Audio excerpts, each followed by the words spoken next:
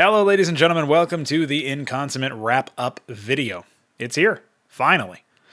Long awaited, and just long is fine as well, I suppose. It's a very long video.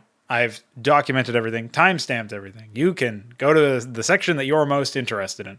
What can you expect in the Inconsummate wrap-up video? We're going to go into the origin story of Inconsummate, basically how the project came to be, and talk about some things that led to its creation, and talk about just a bunch of different things that, for my money, are rather important when trying to figure out exactly how to conceptualize the project and try to understand how we got where we are from that project's development to the current day, and also from when that project began all the way to when the project released. So there's going to be some deep dives into individual maps. You can also just pick your favorite map or pick the map you hate the most and want to see how goofy I was when I was designing it or whatever. You can take a look at that. Or you can just buckle up and enjoy the ride. First, we're going to talk about where things started. So that's this section right here. How did Inconsummate get started? A long time ago, back in 2011, I was in the middle of messing around with an individual known as Church. Now, this person and I worked on many projects together, but ultimately, I never released anything while working with them. In a weird kind of way, I suppose Inconsummate kind of counts, because around that time we were still considering working together for projects, but a falling out shortly thereafter led to me realizing that that probably wasn't going to happen.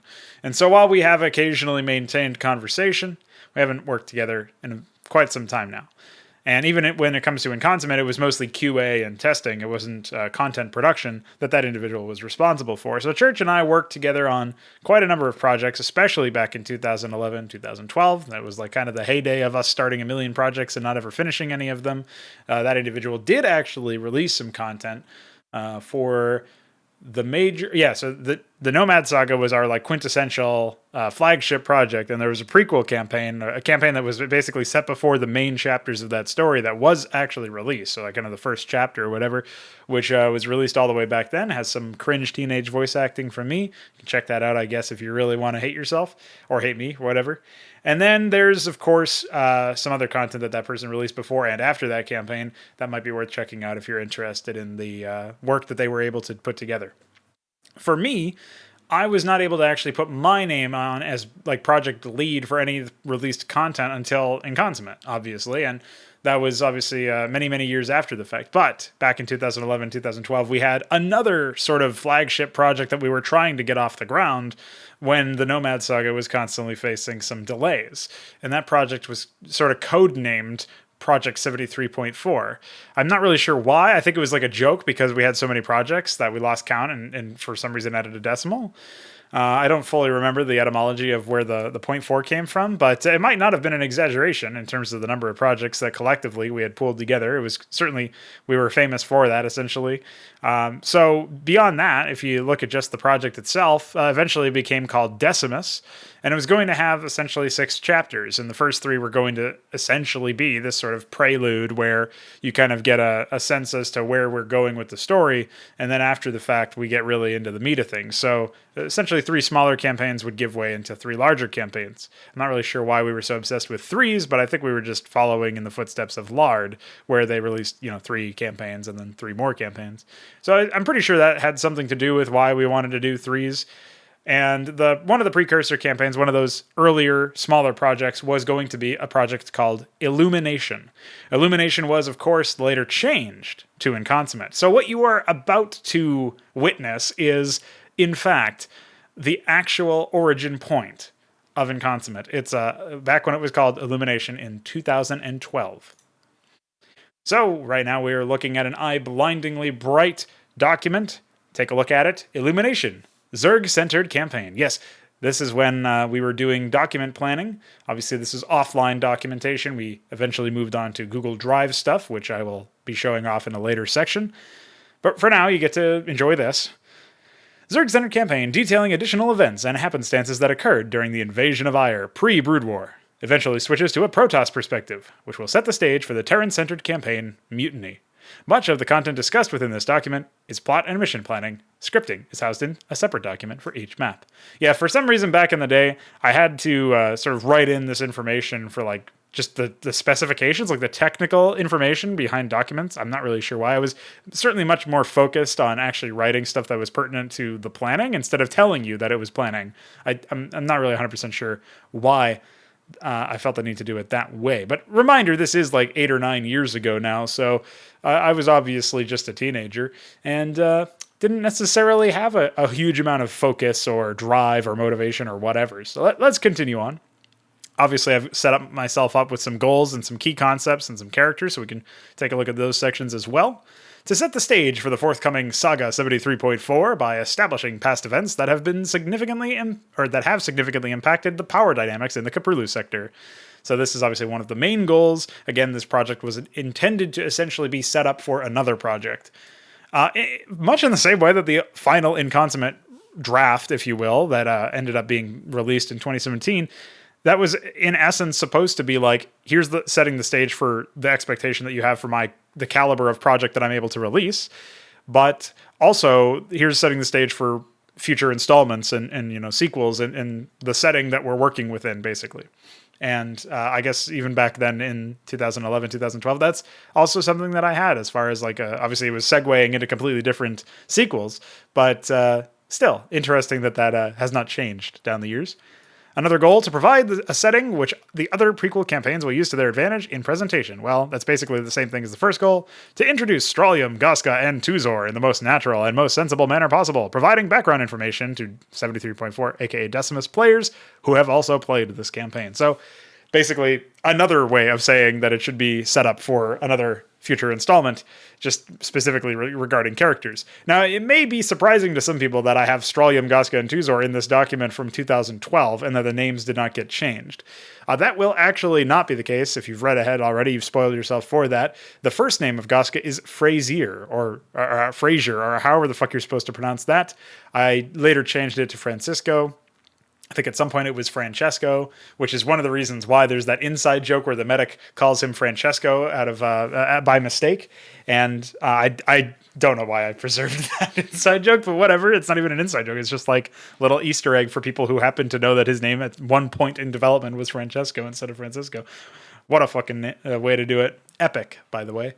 All right, so let's go move on to the key concepts. Now, these are going to be related to story and not gameplay, as you're about to find out. The Cedar Method. It strikes me as odd that the Overmind would hurl his entire race through a wormhole without knowing what lay on the other side, leaving essentially Kerrigan and a few spare hatcheries defending his homeworld. For the sake of making sense of Starcraft's plot, I have done my own bit of retcon. It canonizes the existence of Underbrits, a Zerg lieutenant, if you will, and states that the Overmind sent such creatures to seed the crust of Ire with small hive clusters, providing a beachhead for the Zerg swarm. This would ascertain that the Zerg wouldn't be eradicated upon landing on Ire, and would make sense from a racial standpoint. It just feels like something the Zerg would do. I'm okay with this in theory, but the way that I'm arguing for the concept is where it falls apart, I think. Obviously, I'm not really 100% sure if it's been canonized or like clarified or confirmed in the actual story, whether or not the Overmind did or did not know what lay on the other side of his wormhole in that famous cutscene that was actually used in the trailer for Inconsummate. I think it probably makes a bit more sense to assume that the Overmind had some backing information or arrived in a safe manner or somehow the Protoss just were incompetent enough or embattled enough in their own civil war and civil conflict to allow the Zerg to arrive there undetected, but by exploiting this lapse in judgment, lapse in awareness, or whatever. I guess you can sort of like essentially do the work for the writers for explaining this in a way that's a bit more natural than having to come up with this weird, wacky system. I also don't think that the purpose of it should have been to like dive bomb onto the planet and try to like set up hive clusters, because that completely bypasses any orbital defenses that would probably logically be there that obviously Blizzard just didn't give a shit about because you're just on Ire at some point instead of like sieging the planet from space or something. So obviously could have been done better by Lard, good old Lard, but we'll see how that goes in the future, I guess.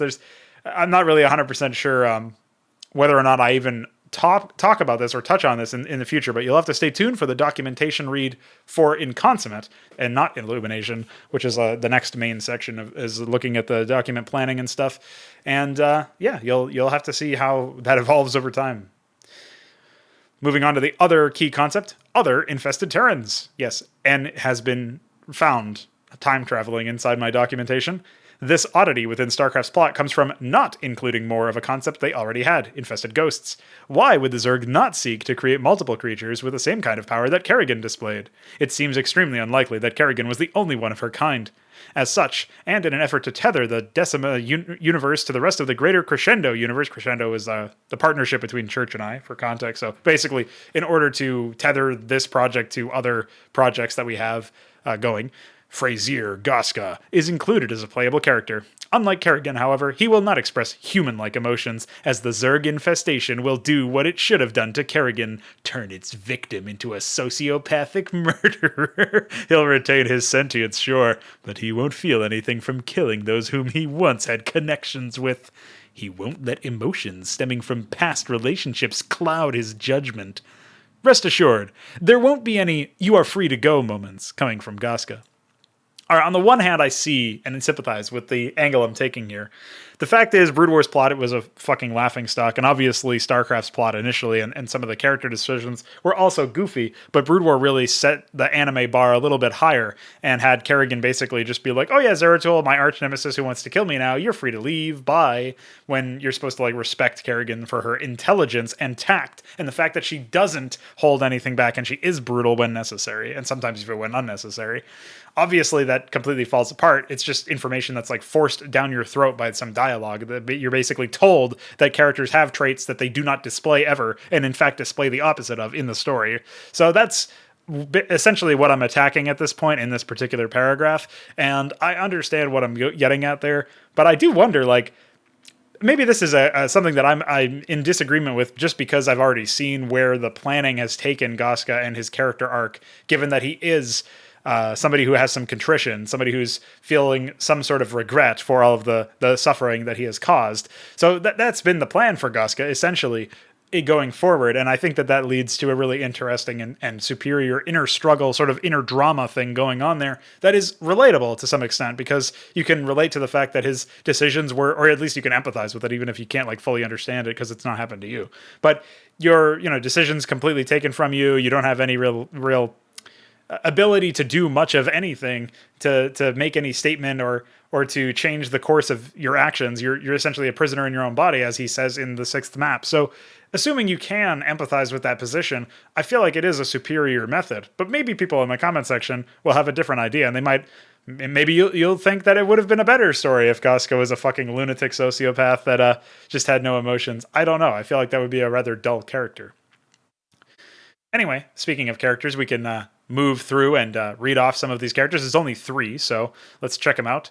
Tuzor, a cerebrate loyal to the Zerg Overmind. Tuzor is an experienced brood leader and a ruthless servant of the Swarm. Okay, man, this is triggering, but I already explained some more about this in the next section, so I'm gonna have to mince my words here. First of all, what cerebrate isn't loyal to the Zerg Overmind? Second of all, ruthless servant of the Swarm. Why? Oh, man. An experienced brood leader. Well, I guess you can just say he's experienced. Once again, just saying stuff without backing it up. He, like all other cerebrates, seeks only to further the Overmind's agenda and will stop at nothing to accomplish his goals. Okay. Tuzor is not without judgment or intelligence, though. He will retreat from dangerous operations if he deems it necessary. I guess we haven't seen that behavior in the game, so maybe that does make sense to display, but that would be like an obvious thing that you should do. You know what I mean? Like, Dagoth does tell you to not pursue the Terrans and the 3rd mission of Vanilla Zerg, but I don't know if there was ever a call for retreat. Like, I can't remember anything like that. I mean, obviously the Overmind dies because they don't retreat, so in theory that would be, that would make sense, but I don't see why you would bring that up of all things. It's like a very mundane action to take as a commander, is retreating when you've lost. I guess maybe it's because like Zerg are typically seen as expendable, so you wouldn't necessarily think about that, but I'm not really sure if I was even operating on that level when I was writing this. I think maybe I was just writing words to have words, for words' sake, basically. Confident in his abilities and focused on his goals, Tuzor will prove to be a worthy opponent for any seasoned Terran commander or Protoss executor. Yeah, this is where you can really see the age in the writing that I had here. I was basically just writing stuff that sounded good, but had no substance to it. Just saying that Tuzor will be a worthy opponent, I mean, that's basically what Kerrigan says, where Kerrigan says Zeratul's a worthy opponent. It's like the very fact that you have to say that from a character, or in this case, in a character's description, is evidence of the fact that you have not communicated your ideas very well, because I wouldn't need you to say it if it was obvious and the character just mandated that I accept that reality by way of their actions. So, yeah. Pretty much a paragraph of nothing. Impressive. Fraser Goska. When Sarah Kerrigan fell to the Zerg swarm, one of the ghosts under her command shared her fate. He was infested. Of course, he's got to be somehow connected to Kerrigan. I don't know what the fuck was going on there. Fraser Goska, a former ghost of Russian descent, of course, has accompanied Tuzor to battle since his integration with the Zerg swarm. While Goska has retained his sentience and tactical judgment, he has become a vodka drinker, lacking any residual empathy or humanity. Indeed, the former Terran is as much a Zerg as his masters. Again, I really don't think that, for one, the Russia description is completely, why? Why does it matter if he's from Russia? That doesn't even make sense. I also don't know where Goska even came from as a name.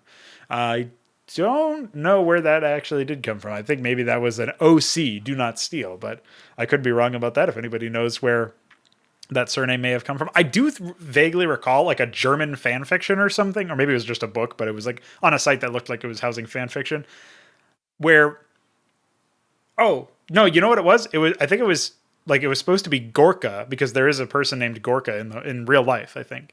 And their name was typoed to Goska at some point, which I'm not even really sure how that happens, because R and S are not very close to the keyboard. And that was picked up on Google when I was searching for the name to see if it was something that I could figure out. That was many, many years ago, though. I don't even know if that's the same thing anymore.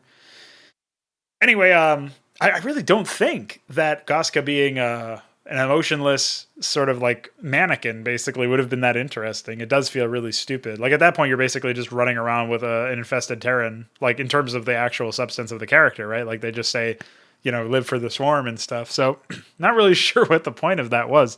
I think maybe I just wanted to have infested Terrans, which I guess if that's what you want, but maybe just say that instead of all this shit. Because another thing that was really common in my old work is that I would have to justify stuff, but rather than have that stuff speak for itself, much like Tuzor's description, I basically just wrote a bunch of text that essentially canonized their worth or canonized the value, and did it by essentially wrote justification instead of actual justification, where the experience of playing or experiencing the content kind of has you justify it yourself as an audience member or a player base or whatever.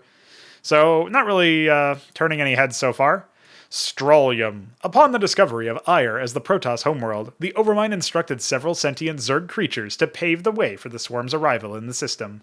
These Zerg, known as Underbrits for their ability to command smaller broods in a similar fashion to Cerebrits, embedded themselves within the crust of Ire and began birthing hatcheries within the planet.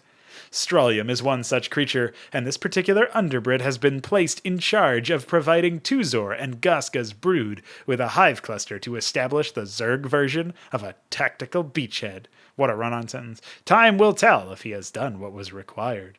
Yeah, that was the other thing, is that it was basically ambiguous to see, whether or not Strolium had succeeded in the goal of setting up a hatchery or a hive cluster ahead of time. I'm not really sure why.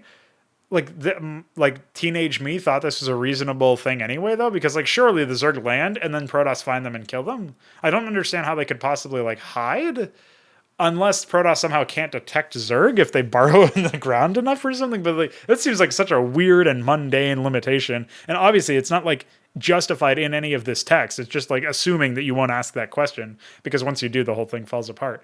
So it's not even like I said they burrowed too deep to be detected, which would have been stupid from a storytelling perspective, even if it was sensible from a science fiction or real life world rules or whatever perspective, where it makes logical sense but not narrative sense, if that makes sense. But still, I didn't even do that much, so I don't know. I don't even know where this comes from. Naming them Underbrits, by the way, was really embarrassing as well. That's you might as well call the Zerg Overlord an Underlord. Fuck it up. Although, I vaguely recall Iquare telling me that he wanted to have a version of the Overlord that was even lesser than the Overlord, that was Mongo Lord or something. That would be funny, at least. If they were Mongo Brits instead of Underbrits, maybe that would be... No, obviously, that would not be fucking good for a real project, but come on, man. Do something other than Underbrits. At least when I called them Magnate, it's that has an English meaning, but at the very least, it's something that almost sounds interesting enough and sensible enough. I guess it fits. I don't know. Maybe for most people, it didn't fit. I actually have not asked that question too many times. What do you guys think of the term Magnate?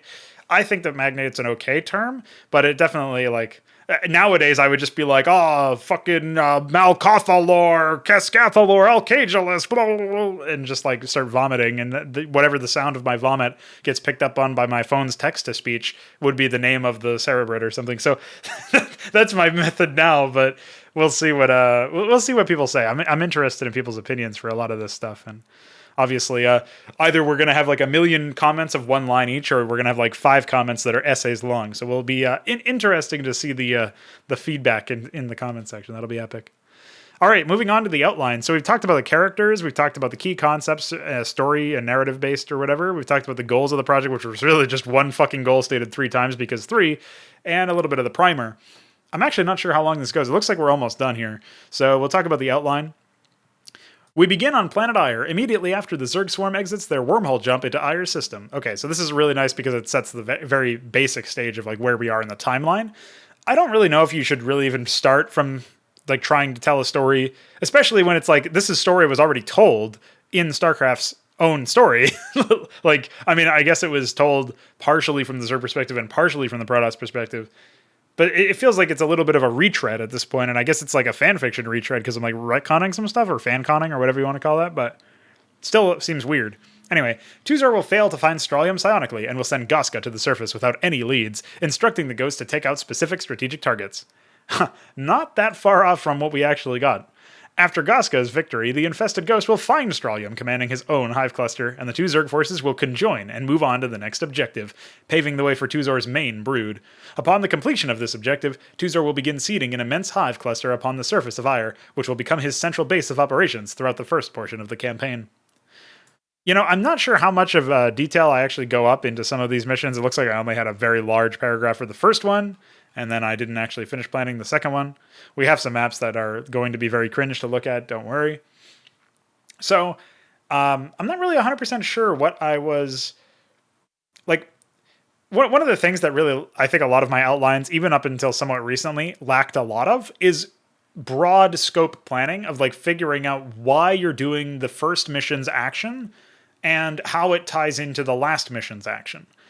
In a plot-focused or plot-heavy story, like what Inconsummate is, where the plot elements matter a bit more than the character's decisions, and it's like the story that you are experiencing is like, oh, here's what other people were doing at the time of this plot that you already know sort of what happens, and here's how they experienced it, and here's some like, you know, character studies about those characters and how they've evolved in the middle of that plot. But it's not really about like them spurring some stuff on, unless it's like heavy on the retcons or whatever, where it's like, oh, actually this character was responsible for the Overmind dying, not Tassadar or whatever, which is obviously really cringe as fuck and wouldn't, like, I would never want to do that in my own story, but some people have done that obviously.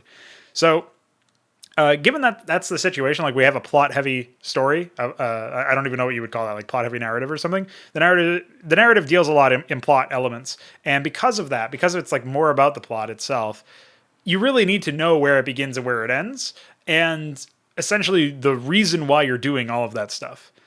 Whereas those need to be defined, preferably in the project's planning very early on, because otherwise, like, you don't have the character's own motivations to fall back on as much.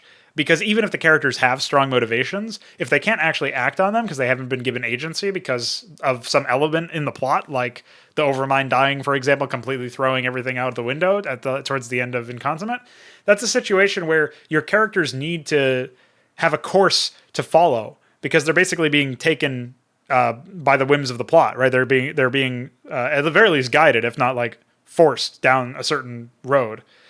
And when that's the situation, I actually think it's fine to go into really, really big detail about the outline. And here I didn't really do that. Like, I started to talk about some events that happened in the first paragraph, obviously.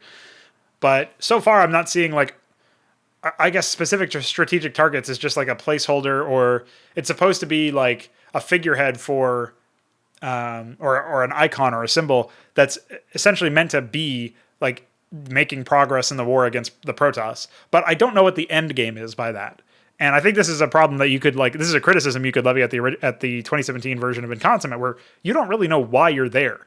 Like, you're not sent there with a specific mission, and even worse, your mission, like, evolves over time, so it's, like, constantly changing. And on top of that, you don't even really know what your ultimate mission is, where this mission is, like, a subset of, like accomplishing the mission objectives is, like, goal number 1, in this long road towards the ultimate goal. And like, you don't know what that ultimate goal is. You don't even really know what goal number 1 is because it keeps changing and stuff.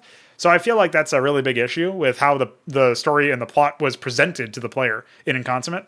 And I don't think that this really set me up very well either. If I was to like try to go all the way back to this, like this does not really look like it's a strong setup for that. So that's like a tip for anybody who's trying to write a video game plot or something like that. And you can also extrapolate that into other mediums as well. Like generally, if it's about a character study of how characters respond to a plot, you got to make sure that you have a clearly defined plot, and then you figure out what your characters are and like how they'll react to certain situations. If it's more about characters spurring on the actual plot events, and it's not like the plot was going to happen no matter what, then you can fall back a little bit more on the character's motivations to figure out why you're doing something and give purpose to the actions that are happening. But generally speaking, you always want to know what somebody is doing in a certain situation. And like right now, after reading this, I can't really tell you what Goska's doing in, for example, what I assume will be the first mission, judging by this planning, where it says that Goska's taking out specific strategic targets over here. I don't know what that means. I couldn't tell you why he's doing that beyond he's trying to kill the Protoss and do the bidding of the Zerg. And that's like such a vague goal that it doesn't really have the same impact as saying he's here to kill one person. Or like, okay, here's another like sort of example to tie it all together. In Inconsummate's first mission, Goska's actual objective is to kill James Raynor. That's why he's there. He's actually trying to arrange a meeting with Raynor. So he says it several times in like his opening fucking monologue. He's trying to do that so he can kill Raynor and then hopefully that will convince, like the death of one guy there will hopefully convince all of the raiders to fuck off and leave the planet. And like he's convinced himself that like he's basically been able to sell Tuzar in the angle. Obviously none of this is presented, by the way. It's sort of like hinted at, where like in the second briefing, Tuzar says, oh, his subterfuge was less than successful when he's talking to Astralium. So like that's a case where like if you knew that, then maybe that colorizes Goska's goal a little bit differently, and like it makes it feel like there's a little bit more purpose. But even then, like when you take control of Astralium, it's like, why am I controlling Astralium now? Like why is Astralium here? And I guess then it's just to survive. But again, you don't really know the end game, and it's very clear that like Goska probably won't be successful at assassinating Raynor at that point, even if you know that he's there to assassinate Raynor. So yeah, it's just a mess. I mean, ultimately, it's not a very cleanly presented. But like I was saying about this particular outline, like I don't really see a world where you'd have to do a lot of like reading into the text here to figure out whether or not it was going to set yourself up for any degree of success in the same way. So. All right, moving on to the second paragraph now. Following the Zerg foothold, the Protoss and Terran forces defending Aiur will attempt to cordon off passageways, thus preventing the swarm from expanding their influence. This opening line is really bad because it basically is like, oh, we're going to control the land in a science fiction RTS where you can use space. In space. You know, like, what the fuck? Why? Why is this a real thing? Like, oh yeah, let's just do some blockades because they can't use the third dimension. It's 3, dude. To subvert their attempts, Tuzor will order Goska to oversee the defense of an advanced hive cluster while Astralium burrows underground with drones and raises an army within the crust of the planet. I guess this is like me temporarily writing Astralium out of the story, but it's... Why? Goska defends the Terran raids and delivers a crushing counterattack to their base, causing them to flee the province. This almost reads like the third mission. I swear to God that I was not really looking at this for inspiration. I rewrote a lot, just from scratch, a lot of stuff. So it's actually really funny that this is the case. As they evacuate, Astralium's force will emerge from Air's cave networks and begin eviscerating the Protoss, destroying their base completely. Tuzor sends a swarm of Scourge and Mutalisks in pursuit of the fleeing Terran commander and his men, before ordering Goska to locate the Protoss executor. He is to be the swarm's next target. Astralium will remain behind to amass a larger army and continue the swarm's expansion over the surface of Air. Again, I don't really know what the end game is. Like, this feels like more wheel spinning. Like, they're making progress in killing off, like, enemy commanders, or at least running them off the planet. But what happens after that? Why are they doing that? Like, it should be a really easy question to answer, but it's not even ever asked in this outline, let alone...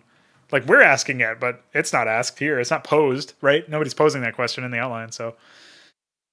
I feel like maybe this was, like, the first draft of, like, some ideas related to individual missions, and, like, you can kind of see where, like, okay, Astralium with drones, that would probably be, like, a smaller scale macro map. I hope it's macro anyway, in the, like, tunnels of Air, and you could have, like, a cool map about that or something, I guess. Like, an atmospheric map, even if it's, like, a shitty map in terms of gameplay. You have like, okay, Tuzor sends those mutas and Scourge. That could be like a closing cutscene to one of Goska's macro maps or something, like whatever. That's also fine, I guess. And then some of this other stuff like Goska defending and then attacking with a counterattack, right? Like that could be a mission. Okay, so I can kind of understand where like individual missions are being planned out here, but I don't know how they fit together ultimately. It just feels like a series of events that are loosely connected because characters are doing things, but it's not because like there's a narrative here at all. So big issue there. All right, mission planning. This section details each mission's main story significance, as well as an in-depth layout of gameplay and objectives of each map. This section does not contain the scripting of each map. Thanks for reminding me that the scripting is supposed to be somewhere else. I don't even think it is anywhere else, by the way. This is all I have here, so no other text files. All right, mission 1, dysphasia. I think dysphasia is like the inability to speak or something. I'm not really sure why I think it was because of the Stralium connection. Like he can't find Stralium, so Stralium can't speak to Tuzor. Okay, that means dysphasia. Yeah, can't the medical condition of not being able to speak. Okay, whatever. All right, Tuzor will attempt to establish a psionic link with Stralium, the underbrit in charge of seeding the surface with a viable hive cluster. I like how it went from like there are multiple underbrits and Stralium is one of them to the underbrit in charge of the surface of Ire entirely. Okay, whatever. We'll just leave that one there. As a result of the unforeseen side effect of warp travel, the Cerebrit will fail to do so and instead order Goska to the surface with a small host of overlords. Okay, I guess. Unforeseen side effect of warp travel. I don't know why. Like, I really don't understand. This is something that still eludes me. Why Stralium not being able to speak was so important. Because it's also here. Like, he can't speak to... Like, the contact cannot be made between Stralium and Tuzor, even in Inconsummate. And it's in this planning as part of the first map. Like, why? Why was that something that was so important to me, I wonder? I guess it was because I wanted to focus on introducing the player to Goska first? But I don't know why. I really don't know why. Well, it's not like anybody in the comment section can tell me, but I'm still going to say why. These transports will carry the necessary units to start and protect a colony. The infested ghost's goal is to establish his own small hive cluster and expand his influence and destroy several Protoss stargates that are constantly reinforcing the main fleet. I also like this is obviously a side note, but Blizzard is so fucked that they have like stargates that are supposed to like warp in units. Yet in many of their own like first party content, they have like, destroy these things to stop the fleet from reinforcing. It's like, why don't they just like arbiter recall perpetually or something? What the fuck is going on here? It just seems so like inconsistent, their use of stargates and like warp technology. Also, at the same time, I don't know why you'd have to destroy specifically stargates. Like if you were able to hit the surface, I mean, I guess it still makes sense because you're Zerg and you can expand 1,000,000 times or whatever. It's like rats that just breed forever. But, not feeling a main connection here, but at least they're talking about like killing a fleet. And like, this is the kind of detail you would probably need to go into to figure out like, okay, this is why you're doing it to kill them, to stop them from reinforcing the main fleet. But it wasn't even really an establishment of the fact that like the main fleet was engaging the Zerg at all. So I don't know what's going on there. The gameplay will be fairly standard build and destroy early on, with an emphasis on exploration, rewarding the player with resource pickups. Oh no, Starcraft 2. These are imperative, as there are several bases nearby, but none of them hold a vast number of resources. Oh no, it's Inconsummate all over again. As such, the player should focus on amassing a mobile army to defend and attack, instead of relying on static defenses, as they will undermine their efforts to increase their resource count. I like how this is my thought process, but you can tell I'm terrible at the game, because like 2 Sunkens and a Lurker were enough to like hold off most attacks in Consummate, and that's way less of an investment than like 1,000,000 Hydras or something that will get picked off a little bit here by, piece by piece. Once they push deep enough into Protoss territory and secure a foothold, the player will be able to obtain more pickups and a few more bases that have similarly low resource counts. Fuck you, old me. It is not until Goska finds Stralium and the Underbrit's small hive cluster midway through the mission that they will be granted a base with a more standard resource count. I don't know if it's if this is the place for it, but it would be nice to get some sort of justification, like, here's why I want to do this decision. Like, especially with some of this old stuff where this is something I've tried to do a bit more often now. It's like when I make a decision that's away from the standard build and destroy mantra or whatever, like the de facto build and destroy experience, I try to make it so that like you can see where I'm coming from and why I'm doing that, and I try to elaborate on my decision making because it does like the question is begged just by that. You know what I mean? So why are you making a change to the status quo like that? You need to like answer that question basically, in my opinion, if you're trying to be responsible about stuff. So it can be as simple as saying, I just wanted to experiment, and then we can like question whether or not the experiment was a success. But that doesn't appear to be the case here. Like I clearly have some idea that this is a good idea. I have some conviction in that. I must, but I don't actually justify it or explain it. So it's not very useful nowadays. Anyway, Stralium will be fending off more Protoss forces, which are supported by a small battalion of Raynor's Raiders. The player will take control of Stralium's base, and Stralium himself, and should focus on defending against a powerful counterattack before pushing outward to accomplish the final objective of the mission.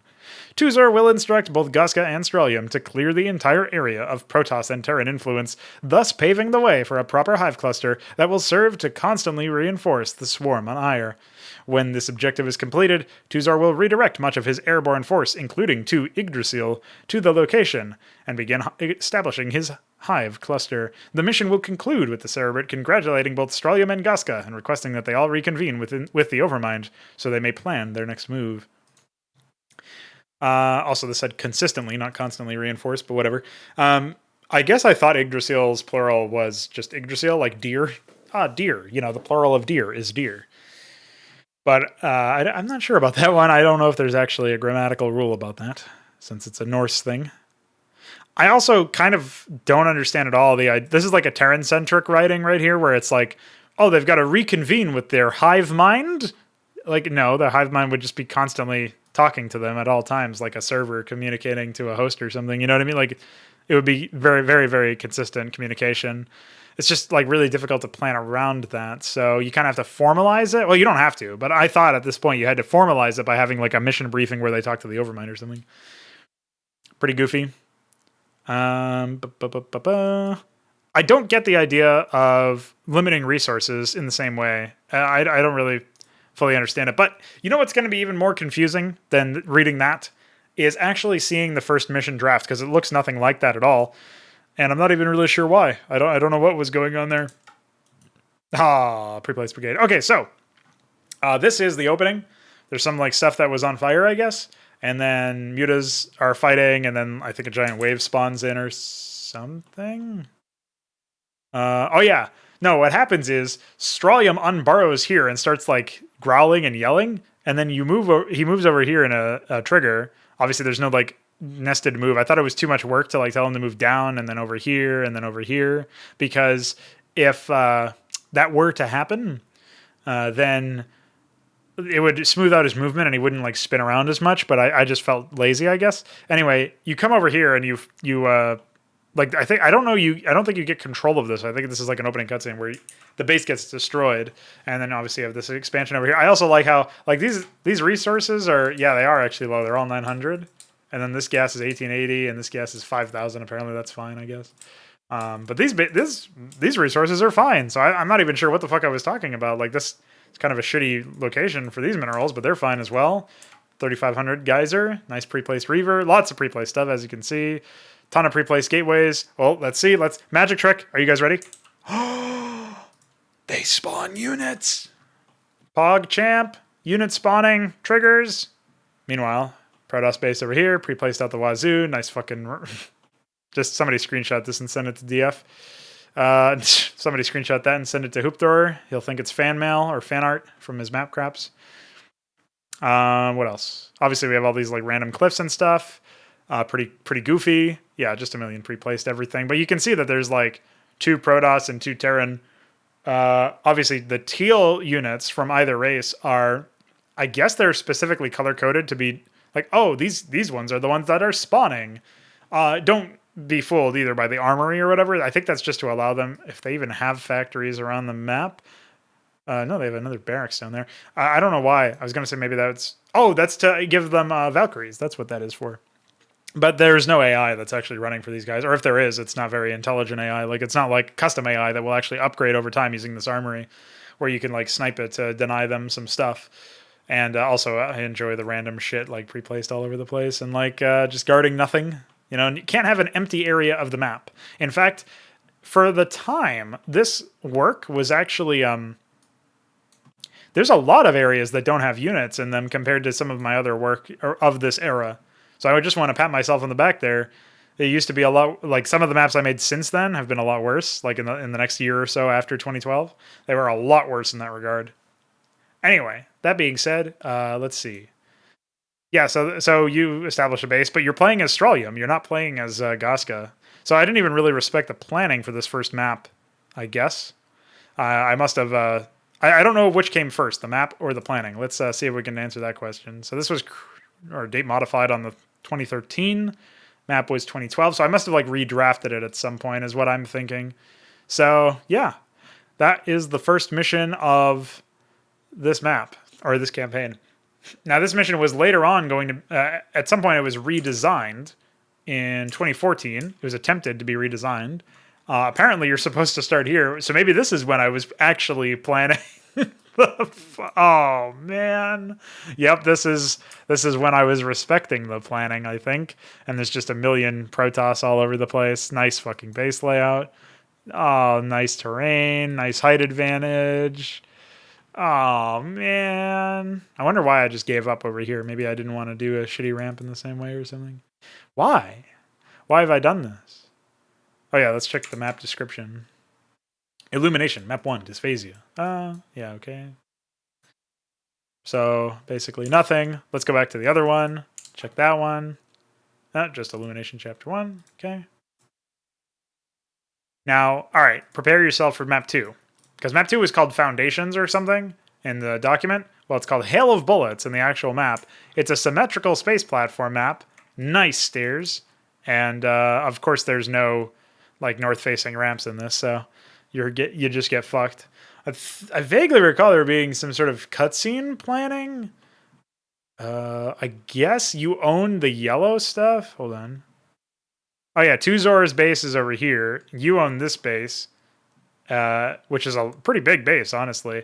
And then I think all of these green bases on the outer lying facets get destroyed by spawned-in units, similar to that the Brood War Zerg mission, Fury of the Swarm, where obviously that got aped for the Warcraft 3 Orc mission, but basically you nice star locations, by the way. You have some situation where like you have these outer lying bases and they just get destroyed by spawning in units or whatever. I don't know how much of that was supposed to be an intro cutscene. This map was never finished.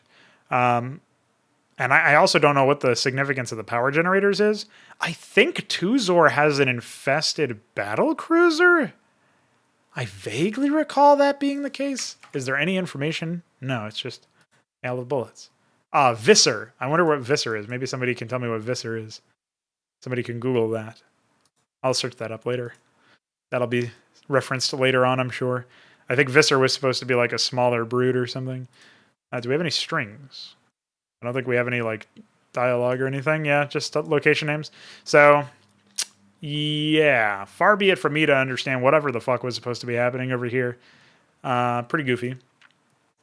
But I'm not really sure what the significance of this is. Central generator guards. Central generators. Western generator.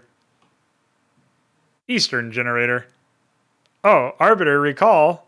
Oh no, it looks like maybe there was... Oh yeah, there was supposed to be like some spawns in over here or something. And I don't know what the fuck was going on there. Did it even have triggers? No. So yeah, definitely not finished. But it is what it is. You know, you win some, you lose some. And most of the time, you lose some in this kind of context. Now, this was the third map. And obviously, it was not even less finished than the previous one. It doesn't even have units. Don't remember if it had any locations. I'm going to say no. But this map was also supposed to be a cutscene. And I was going to expand this map later on. And this would be like a preview to an actual mission at some point. I think this is also partially symmetrical. Or no, it's not. But it's just weird. Nice fucking out location one. Wait. 3. So yeah, that's a look at some of the early Inconsummate stuff. Back when it was called Illumination. And back when it was shit. So I hope you enjoyed this deep dive into the history. And now we're going to go take a look at the project planning of Inconsummate. So stay tuned for that. Well, this isn't quite where Inconsummate began, but it might as well be where we begin this section of the video. We're going to be looking at the project outline for Inconsummate. This is actually something that I spent probably a little bit too much time figuring out as some sort of way to standardize project outlines where I would actually come up with a proposal for a project, and once I myself was sold on the project, I would then, after pitching it to myself, write some more information about it, ideate on it some more, conceptualize some more stuff about it, move on into eventually something like this, where we actually have a bit more meat to the outline. It's not just a couple of ideas here and there. It's got some plot elements, it's got some characters, and it's got mission list with some description. So we'll get through all of that in this particular section before we dive into some of the individual maps. You've already seen some of the older content. Obviously, that predates this stuff, but this was really the first time I took project creation seriously. Not this specific project, but this era. Early 2017, late 2016.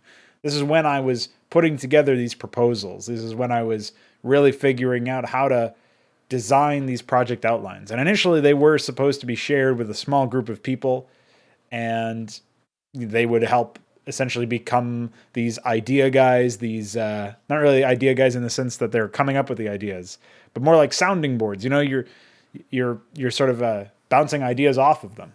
And that was essentially how I came up with a lot of my proposals, or how I fleshed out a lot of my proposals and turned them into outlines. And this is where we came with Inconsummate. So this is one of the reasons why it's a Google Doc, why I was still using Google Drive at this point, because I was synchronizing it for a bunch of different individuals. So let's talk about the project overview. Obviously, Inconsummate is a Zerg campaign set during the invasion of Ire. So right off the bat, we have a bit of a setting. Story revolves around Stralium, an Underbrit, a Zerg field lieutenant of sorts, created expressly for the invasion of Ire. So we get origin point of Stralium, and then obviously continues on. Francisco Gasca, an infested ghost operative of Confederate origin that infiltrates Rainer's raiders during their time on Ire, and Tuzor, a Cerebrit that maintains control over the two characters previously mentioned. So we kind of have a hierarchy here initially, and we're introducing the three characters, three by the way. It also features the canon characters of Cerebrit Gorn and Praetor's Phoenix and Artanis, as well as a scant few Aldaris and Tessadar lines sampled from the original campaigns. So again, you can see where this is obviously different from the final product that we ended up producing and releasing, because Phoenix didn't make a show, Artanis didn't make an appearance. There was like references to Arak, but not by name, and he's not mentioned here. And obviously Aldaris was originally voice acted, not just sampled, whereas Tessar had the one line. So I guess that is correct. But even from an early standpoint, if we go back and consider that this paragraph essentially was written before I even knew what the term magnate was going to be, like before I had come up with that term for use when discussing Stralium, right? I was still referring to him as the Underbrit, which is something that we covered in the previous sections. That's clearly something that dates this particular paragraph. I guess in theory we could go back in the edit history. We went all the way back. I'm assuming this means that there was nothing here when this is like the initial page creation or something. Maybe we'll get something that's a little bit more stable.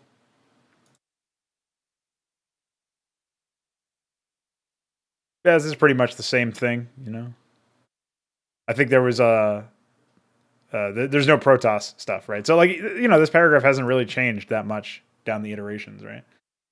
So then if we go a little bit deeper, unlike Deliverance, which this is a project that I was working on recently, but also all the way back in 2016 was the main project that I was working on for that year, I think, aside from some other stuff that was a co-op project, like a cooperatively attempted with other people, not co-op in the sense of two-player co-op. This story will not contradict canon events in an effort to tell a completely different story. Instead, Inconsummate seeks to augment the writing of The Fall, which is the Protoss Vanilla campaign, while standing on its own merits. This was probably the biggest mistake of this particular project, but I'll go into more detail about that when I get to the story planning section. No new units will be introduced during this campaign's running time, as it already has a strict timeline that coexists with established Starcraft lore. This is sort of true, but also sort of not, because I introduced Lurkers and Devourers, and obviously the hero units Only one of which was different from the default hero like vanilla experience of using the hunter killer. So, and I guess like technically we had two Zorba that's like a hero as opposed to a new unit. I guess you could say that the hunter killer and so on were hero units instead of new units, but you build them like regular units, so whatever.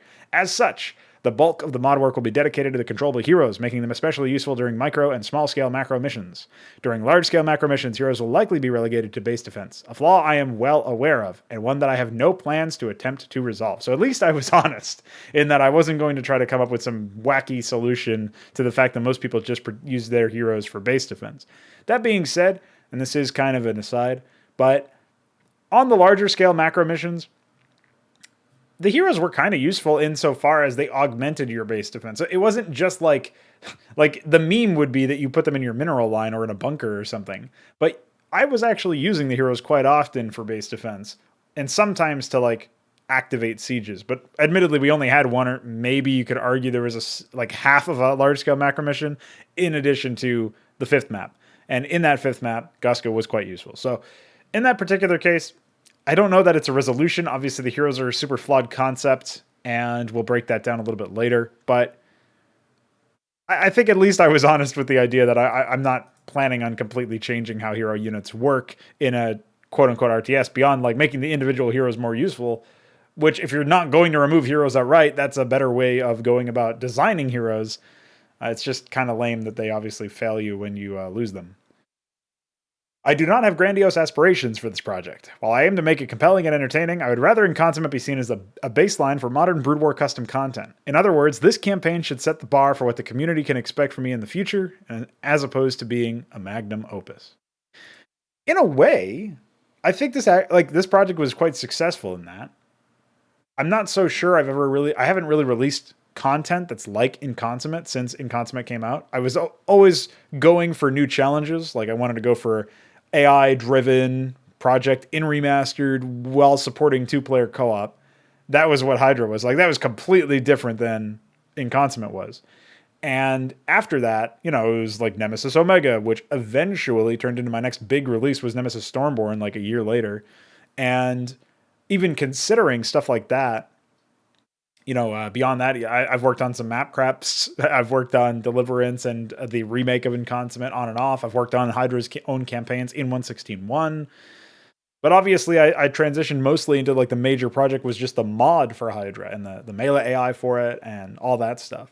A lot of the work that I have done since Inconsummate has had nothing to do with the format that is associated with Inconsummate.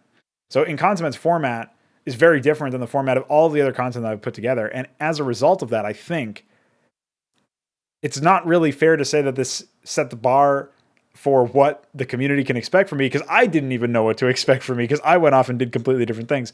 But in terms of reaching that level of quality, I'm actually not sure if any other custom campaign released since Inconsummate, and certainly not before Inconsummate, has reached its bar of quality. Now, the problem is that the bar of quality is incredibly inconsistent. It has okay to middle, like decent enough voice acting in terms of, again, comparing it to everything else, not necessarily objective. Like, I wouldn't say that it's objectively good voice acting. I would actually say there's a lot of problems with a lot of the lines. But in terms of it being fully voice acted, it's probably, got at least upper like echelon voice acting quality. I don't know that it's the best, but I can't immediately think of anything that has better voice acting than it. I'm tempted to say that some of the original Antioch stuff did, but they also had really low lows. Like they had really decent highs, if you will. Like, okay, like certainly tolerable, certainly reasonable, if a little like emotionless. But then they had really low lows. And I don't think, aside from the trailer Overmind, I don't think there were any low lows in Inconsummate's voice cast. And then you compare that to like the storytelling. I mean, it's really clunky in terms of actually trying to communicate a story, and there are some really embarrassing things. It seems to take itself more seriously than it ought to, but that's just, stuff that I can look at in hindsight. I still don't think that there's been a story that's been told as tightly as Inconsummate's has, though, because if you consider the fact that it's only across 6 maps and it manages to achieve the scale that it does, obviously it's through really flawed and sometimes forced manners, but there's stuff at work within the symbology of Inconsummate that I think most people don't get because most people aren't accustomed to considering custom campaigns actually having it. I'm not saying Consummate's too deep or too intelligent, by the way. I'm just saying, like, there's some things that were deliberately mirrored. Like in the third map where your Goska is allied with Zerg against Terrans killing starports, and the sixth map, Goska is allied with Terrans against Zerg killing spires. Part of that was deliberate. Like, part of that was me trying to mirror elements of the story using the gameplay. Now, obviously, I was leveraging the wrong thing in service to the wrong thing. Like, I should have been leveraging story in service to the gameplay, not the other way around. But the fact that it goes that deep, the fact that we have, like, a reasoning for example, the pissed off lines that Goska has, where he references in the bleak midwinter that, like, you know, the whole idea of his eventual salvation and stuff like that, like, the way that he only, basically, it's like a very, in some ways melodramatic, but in other ways symbolic way of having him see that he believes the only way to salvation, or the only way to rescue himself from the situation that he's in right now in service to the Zerg.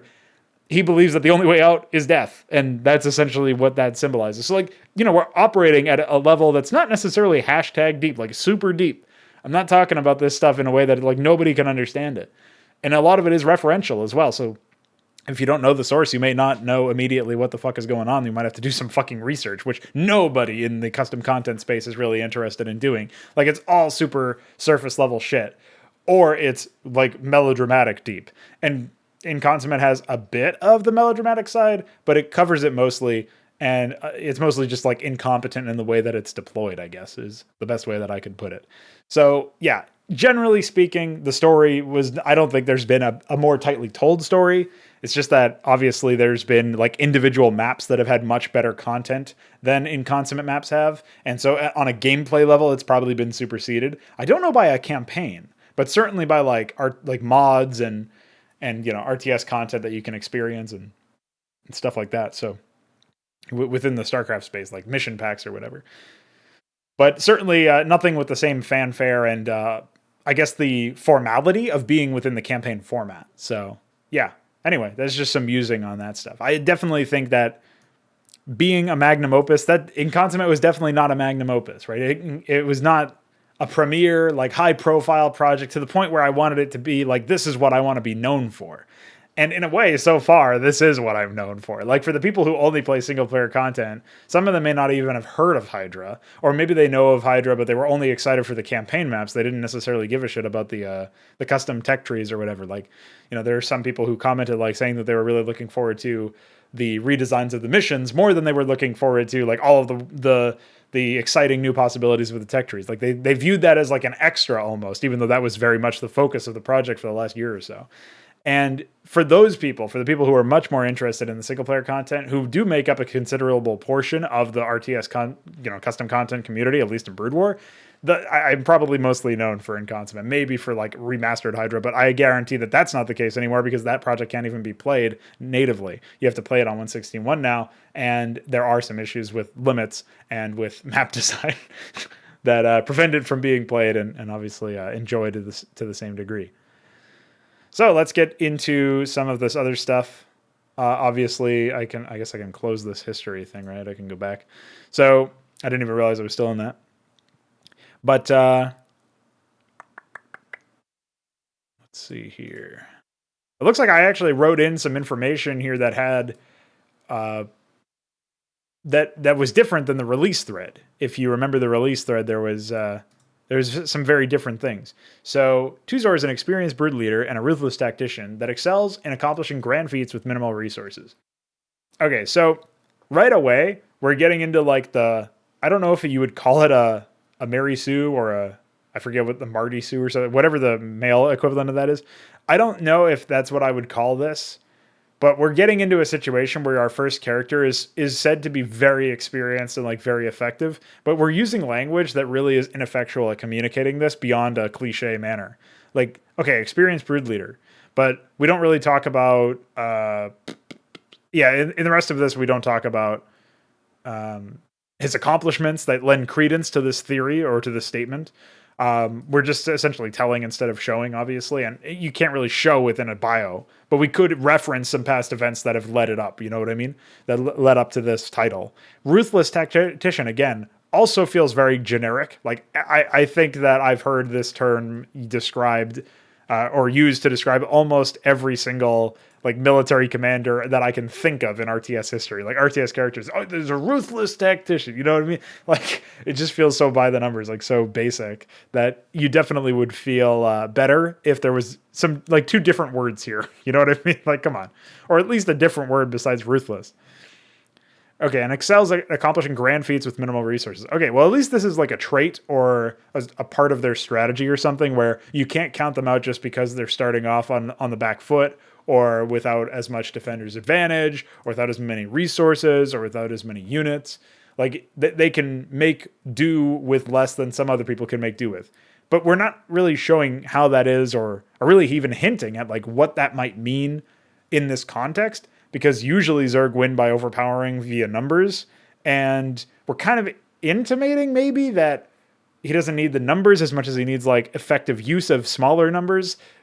But again, like we're not really thinking about this from the RTS context when we're writing it, which is a really big problem because we're talking about things that could make sense in an RTS context, but we're not thinking about it from that perspective when we're writing it. So like back in 2017 when I'm writing this, I'm not thinking about all of these different things about gameplay, like manifestations of this character's personality. I'm just thinking sort of in a way, I imagine that I probably would have rewritten this if I had done so before like releasing the project. It's just that by the time I didn't see a reason to update this private document, obviously. But at the same time, when I'm writing this now, like if I was to write this now for Tuzor, I would want to write something like, you know, Tuzor is a young but competent brood leader, I guess if you want to call it, like Cerebrit, who has led his own brood within these battles, like cite some examples and then talk about the strategies that were employed by Tuzor and how those compare to other strategies. Where I think this was the case in a more recent draft of Inconsummate. I could probably just open this up to explain the distinctions here. Though a youngling among its peers, Tuzor has already led several successful military campaigns against a myriad of foes, striking down the seasoned Terrans of the Dominion, the feral brood of Zaz, and the vanguard of Ire. Its penchant for bioengineering led to the creation of Strolium, which proved instrumental in the initial invasion of the Protoss homeworld. Though bound to the overmind as all Zerg are, Tuzor's youth and ambition often makes it the recipient of its fellow Cerebrit's scorn. So we're not really talking about how those things relate to other stratagems or just like other strategists and how Tuzor is different there. But we are at least establishing examples of Tuzor's, changes or whatever. You know what I mean? So like, and even this, like I would probably add like, here's how it's different. And I think I even do in the context of Gorn's briefing or bio, with Tuzor among them, Gorn's proclivity for conventional tactics has already caused friction with the upstart's more unorthodox method. So we're sort of hinting at like Gorn prefers the tried and true method, whatever that is for Zerg, and then Tuzor's kind of flying in the face of that. So like again, this is like what 3 years does to your process of writing a description. We're talking about stuff that's like examples of things. We're not really giving examples of tactics necessarily, but we're at least giving you some descriptive information that you can use to make your own assumptions before you even go in. And again, this is also like an aside that I talked about in the very first video of the Inconsummate playthrough. But ultimately, I don't think it matters that we even have like character bios in the first place. This is information that might help me when I'm like trying to figure out the characters, and that's why I wrote it now. But I wouldn't put this in public-facing content. And the fact that I did in the release thread seems really weird. But anyway, we're going through it now because even in a world where we're only writing it privately, it's still important and useful to contextualize how I was thinking back in 2017 when I was writing this stuff initially. And obviously, I didn't really have much knowledge about Gorn, but the description so far is presently used as a voice for Tuzor to speak with in the briefing Act of God. Its death in the Harvest is what forces Tuzor to focus on the Protoss threat, which adds gravitas to the timing to the death of the Overmind during To Free the Beast. It currently does not serve any other purposes. So yes, this is, I guess what I failed to mention here as well is that obviously when in the briefing of Praetor's fall, where Gorn is there as like an exposition dump tool, but in a very specific avenue that's only really used or useful in fan fictions or in very specific stories, where it's basically like an anchor point for the story, for the timeline. Where if you are like I guess this could also be useful in sequels or something, where if you know that this is happening, like the character is referencing an event as if it's happening now, but you know that this happened in the previous game that you played, then you can imagine, like, you immediately know where you are in the timeline. That's basically what Gordon was used for in that context.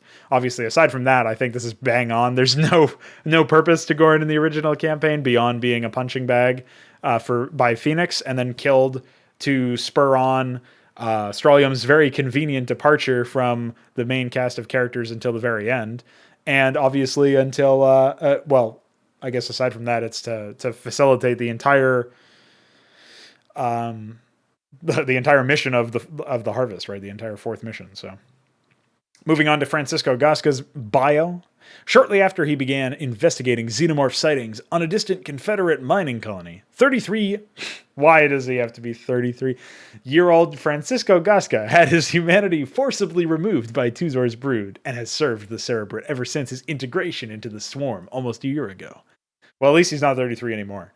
While the ghost has retained his tactical judgment, he has become a sociopath, lacking any residual empathy or humanity, though he hides it well. His service to the swarm as a thrall of the Overmind certainly begs the question, is anything about Francisco still human? Now, let me level with you here. Obviously, this is completely wrong now, because Gasca was at least presented in Inconsummate as a very sympathetic character. What I think would have been a more interesting angle, obviously I decided that was a more interesting angle because I played it up massively. And then even to the point where, like, I actually think I didn't play it up as much as I should have. And I didn't, like, hint at it in all of the different ways that I could have. I think the idea of him presenting like a sociopath would have been really, interesting. If you made it more, like, subtle, that he was actually trying to look out for the Terrans and keep them alive as long as possible, and he was using his powers very subtly to do that. It's just that I don't think you can explore that kind of nuanced action versus, like, you need facial expressions, you need all this other shit. Like, I could do it through voice acting, sure, but I don't think I would be able to have a vehicle for this kind of characterization within an RTS. I think this is the wrong format for that kind of arc or that kind of characterization. Like, I think instead, the more simplified route of him almost being somewhat sociopathic, but, like, commenting perhaps on regrets that he would have had or might have or whatever, and then having that come back to bite him in the ass when the Overmind finally does bite it, and Gasca's there like, holy shit, I've got to deal with all of the actions that I've dealt with, despite the fact that I wasn't really in control. And then, like, obviously the whole intro cutscene to the 6th mission. Like, that would have been more impactful, I think, had I had more clarity on the way to present this information. It's definitely not through having, like, his men ripped from him by lurkers and then Strawlium unburrowing and yelling at him. Like, that doesn't make it, like, there's no attachment there that can be justified through RTS gameplay. You know what I mean? Like, if you're playing an RTS, you're pumping out, like, thousands of Marines in a mission in my ideal world or something, like, you know what I mean? Like, thousands of units anyway. So there's nothing to say of, like, oh, this small band of units that picked me up during this micro section are really, I'm really attached to them. Like, not the format for an RTS. You know what I mean? Like, not the story for an RTS format. Anyway, let's continue. I just thought it was funny that I decided to make him, for one, 33, and for another, a sociopath. That's How to Spot a Sociopath by Vorgaz. All right. Strawlium. Upon the discovery of Ire, the Overmind began a swift and horrific invasion of the Protoss homeworld, assigning all of its Cerebrates to the task. I think this is technically correct. Okay. Laying siege to the lair of the swarm's mortal enemy would be no easy task, however. To ensure their victory, the Overmind's broods would need a group of expendable Zerg to pave the way for the swarm proper. It was for this task that Tuzor created Strawlium, bestowing upon it the psionic capacity necessary to carry out the first strike. Much to the Cerebrate's surprise, however, Strawlium survived the incursion and will prove to be essential to the swarm's warpath on Ire. I like how contradictory this entire paragraph is, insofar as the premise it puts forth is that every Cerebrate of the Overmind is on task to invade Ire. And all the broods are here, obviously, like, ignoring Kerrigan and shit. And that they develop these, like, first strike things, like lieutenants, essentially, the magnates, the underbrits, whatever you want to call them. Obviously, Strawlium was the only one, and I forget how I characterized that in the future. I think I just said, like, it was an experiment and they didn't have time to facilitate everything, and that's why Strontium is the only one. I actually think it would have been more interesting in a way if Strontium was not the only one, but at the same time, you run the risk of having like fucking talking Zerg a la Starcraft 2 Heart of the Swarm with queens everywhere. So I don't really know how you would go about doing something like that. I think you would not, you'd need to axe the source material and make your own fucking race or something like, or you would need to put a lot of thought into how it might fit within the default story. But anyway, that aside, like the idea that they make these magnates and that most of them don't live, right? That's one thing. Okay, and then Strontium survives because maybe he's, bestowed by Tuzor or by the Overmind, as the Overmind later talks about. So like maybe then you can justify it, like, oh, all of the other ones died, and this one was like experimented upon in a different way, or has something special about it, some sort of gimmick associated with him. Okay, that's fine, I guess. I can at least buy it, right? Something special about him that makes him more interesting, more effective in some way. And maybe it's related to Tuzor, and like that can be interesting as far as like how they characterize them. But this entire bio also, it says that he survived the incursion, or it survived the incursion, and will prove useful or to prove essential to the Swarm's warpath on Ire. Why essential? If every Cerebrate is on here, like why would one field lieutenant surviving be like? This is like saying all of my generals are on this assault, or organizing with all of the resources we have. And we sent in these sergeants to run these ops that we knew were going to be pretty risky. But at the end of it all, we just didn't have the guts. Except one. One survived. Okay. Makes sense. Like, why is he essential then? How does that pass muster? I don't get it anyway. So that was the story, project overview, and the mission list, or the character list. We'll go over the mission list in a bit, but there you go. That's the deep dive into the first deep dive anyway into the Google Doc. Well, we're back here with the Inconsummate overview, overline. Obviously, just looked at this for the bulk of the non-mission specific things, but I wanted to take a look at map 1 now. So it is time to do a deep dive on Act of God. I might even pop open some of the AI in a brief little while for the purpose of really showing everything that went into the creation of this map. But ultimately, I really don't know if the AI specifically is that important, because the AI here might just be remarkable in terms of how basic and limited it is in terms of the scope and all that stuff. So first, we're going to get into the things that went into the map's creation before we even got into the map file. So there's that. In the creation of Act of God, one of the things that I really wanted to consider, one of the things that I really wanted to have in the back of my mind was setting the stage for all future maps and trying to give people an understanding of what kind of project this really was, which is one of the reasons why I feel like it's so very laughable that I ended up doing the, going the route that I did, where I had a micro mission and that was like the opening section. And then we just had this really gimmicky, limited tech, small scale macro map. Ultimately, it didn't really feel like it actually did teach you that much. In fact, if you want to go off of like the kind of gameplay that you're going to be experiencing, the second map was more true to form in that respect, even though the second map was actually quite boring and lame and stupid and in puzzle. I mean, that was a lot of the case. It was like very puzzly in other respects, whereas the first map was very much like the macro gameplay was fairly limited, and the micro gameplay was very much just an on-rails cutscene thing, as opposed to it being something where you actually had to micro or do unit management or anything like that. So I don't feel like it was a swing and a hit at that point. I definitely think it was a big miss. But those were some of the things that were sort of going through my mind while I was working on the outline for the first mission. It's one of the things that really goes into the creation of any aspect of any project, because if you conceptualize what Inconsummate's parent campaign title, Zabalba, the setting or universe or series of campaigns that Inconsummate belongs to, it is the first campaign in that series. It's meant to give you an expectation of what the future campaigns might have going on with them, not only in story, but also in gameplay. And it's supposed to set up the characters and give you an understanding of what's going on there. And obviously, Inconsummate does a very poor job of having like quality gameplay, and by extension, quality storytelling. Like there's not really a whole lot there. But when you have a first project and then you have a first episode of that project, like a first mission within that campaign, that it puts a very disproportionate amount of pressure, I guess, on the execution of that mission. Like, it has to be even better than the average map in a way, where you obviously want all the maps to be very good, and you want there to be some element of parity, where there's always going to be, a certain baseline level that we achieve, and then certain maps will go higher than other maps in terms of like scale and maybe demanding a certain kind of skill or whatever. That's always going to be different from map to map, but we want to make everything, make sure everything reaches a certain baseline. We certainly don't want the map's quality to go down, but the first map tests a quality of a map. It tests the quality of its execution in a different way because it's the first thing. It's the first experience that the player has. And by consequence, the first campaign in a series of campaigns, just like the first book in a series of books or the first movie in a series of movies, also bears a very different kind of understanding and sort of like the expectations are different there because it's setting up a lot of things. That was another thing that was definitely in my mind when I was putting together all of these maps. So just some thoughts, I suppose, on writing the first story for the first set of stories that you have or whatever.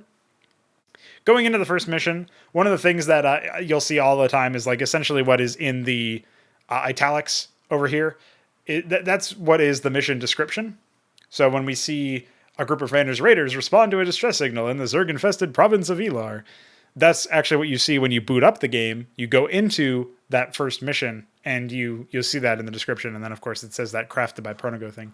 So another sort of thing that was useful, I thought, was just essentially writing down some characteristics of the map. So size and tile set. I mean, you could probably like condense those, obviously, but that's fine. And then design is more like direction. It's like, what kind of map is this? And given the fact that I was writing micro into macro or whatever, and low tech, no layer, I mean, I don't like this direction. I don't like this design now. But the fact that we at least know this going into the map can give us a very good understanding of how to build the map and how to conceptualize the map. Like if we wanted to make a micro mission into a macro mission with no tech, at the very least, we know that going into the map. We don't like reverse engineer those gameplay scenarios and sort of like, we don't evolve into those situations after we've already made the layout. So we can sort of cultivate the layout to best fit those specifications. Sort of like knowing the theme of a map before you start decorating it, or knowing the plot of a book before you write it or something. You know what I mean? Like essentially doing a little bit of planning to know that like this is what's supposed to happen in this chapter, or these are the circumstances by which the player is going to be experiencing the product. So we'll read the description here. In order to discover Raynor's location, Goska sends out a distress signal on the border of Elar and Vicaria. The Terran outpost in Vicaria dispatches a small battalion of infantry to investigate, only for Goska to use them as bait for the swarm. Stralium is awakened by this incursion into its lair and seizes control of what is left of his hive cluster, eventually destroying the Terran base. Tuzor makes contact and Goska returns to the scene of the crime as their next moves are planned. So I guess what is useful about this description is it definitely gives you some understanding of what each character is doing. But my obvious criticism of this initially is the fact that Stralium is asleep in the first place. Like, why is he awakened by this incursion into its lair? We are going to jump into the timeline here, which is a different document, but it basically has the same paragraph in there for the outline. It's I think it's pretty much identical. There's a little bit of more information in the iterations and notes section. However, there was... So we can go back to essentially some of the planning here. Originally, this mission was entirely micro. However, separating the gameplay into distinct phases, micro into macro, also helped create a distinction between Goska's and Stralium's impacts on the narrative. There was a fair bit of dialogue in Goska's section, whereas Stralium is comparatively silent. While it's technically true that is the case, I don't think that it was super impactful, because at the same time, it's not really, like Stralium himself, or itself, does not talk that much, compared to Goska. But it's not so obvious that there's very, very little dialogue. There still was a lot of dialogue in Stralium's section, so I don't really, like, I actually disagree with this assessment entirely. So, like, in that situation, like, it's technically true. There is less dialogue in Stralium's section per gameplay minute or whatever, like, per running time. The ratio is lower, but that doesn't mean that there's less in terms of like how the player comes away feeling about it. I think they would feel like it's just a dialogue heavy map throughout the entire thing. Or if that's like their baseline, if they assume that that's an average amount of dialogue in a map, then they would just assume it's average. They wouldn't think that it's like more or less depending on which section of the map you're in. I also think that paradoxically, probably would have been a stronger opening if it was just micro or just macro. I feel like just committing to one or the other would have been better. I mean, micro missions are almost never good. I'll say never good because I've never experienced a good one. But I still think it would have been better to just like completely dispense with that after you play it and move on and like try to forget about it and play the macro map after the fact as a completely separate section. One of the things that I was always super conscious of is the fact that if you opened up the cutscene with, like, open up the macro section of the map with all of those units dying, it doesn't have the same impact as if you painstakingly save as many Terran units as possible while you're in that micro section and then they die. Like, there's not really an emotional connection, but a utility-based connection in those units. You had a vested interest in keeping them alive because you were using them. And seeing them be killed, admittedly in a cutscene, has some impact. But ultimately, it doesn't really matter to me. Like, I don't look at that and think that that's a really like heavy thing worth saving. And as a result, I think it makes a lot more sense to just have that be dedicated to a cutscene or a briefing where they die and Stralium, like, essentially pounces on Goska and is like, what the fuck is going on here? And sees what's, essentially like figures out like that, oh, this is, okay, there's a relationship between these two characters. Or whatever. So like that would have been a lot stronger of an opener. There was an attempted redraft of the first map where it was actually going to be a bit more dedicated as a very altered macro map, where it was like small scale, but to the point where there were so many, like it was just like a stomping ground for Zerg, and maybe the Protoss themselves weren't even necessarily allied with you because you had just, like, the Terrans had just arrived or whatever. There was going to be a lot of interesting angles to take there, but it still would not have been an actual macro mission. It still would have been very much like a weird gimmick where you're like recovering SCVs and building up a base from a very, very small starting position, but not even really allowed to explore the tech tree or anything like that. This is pre-Hydra and all that stuff. So there was at some point I was planning on doing that back in, like, I think late 2017, maybe early 2018. I had a plan for that. I'll go into that a little bit later in this section.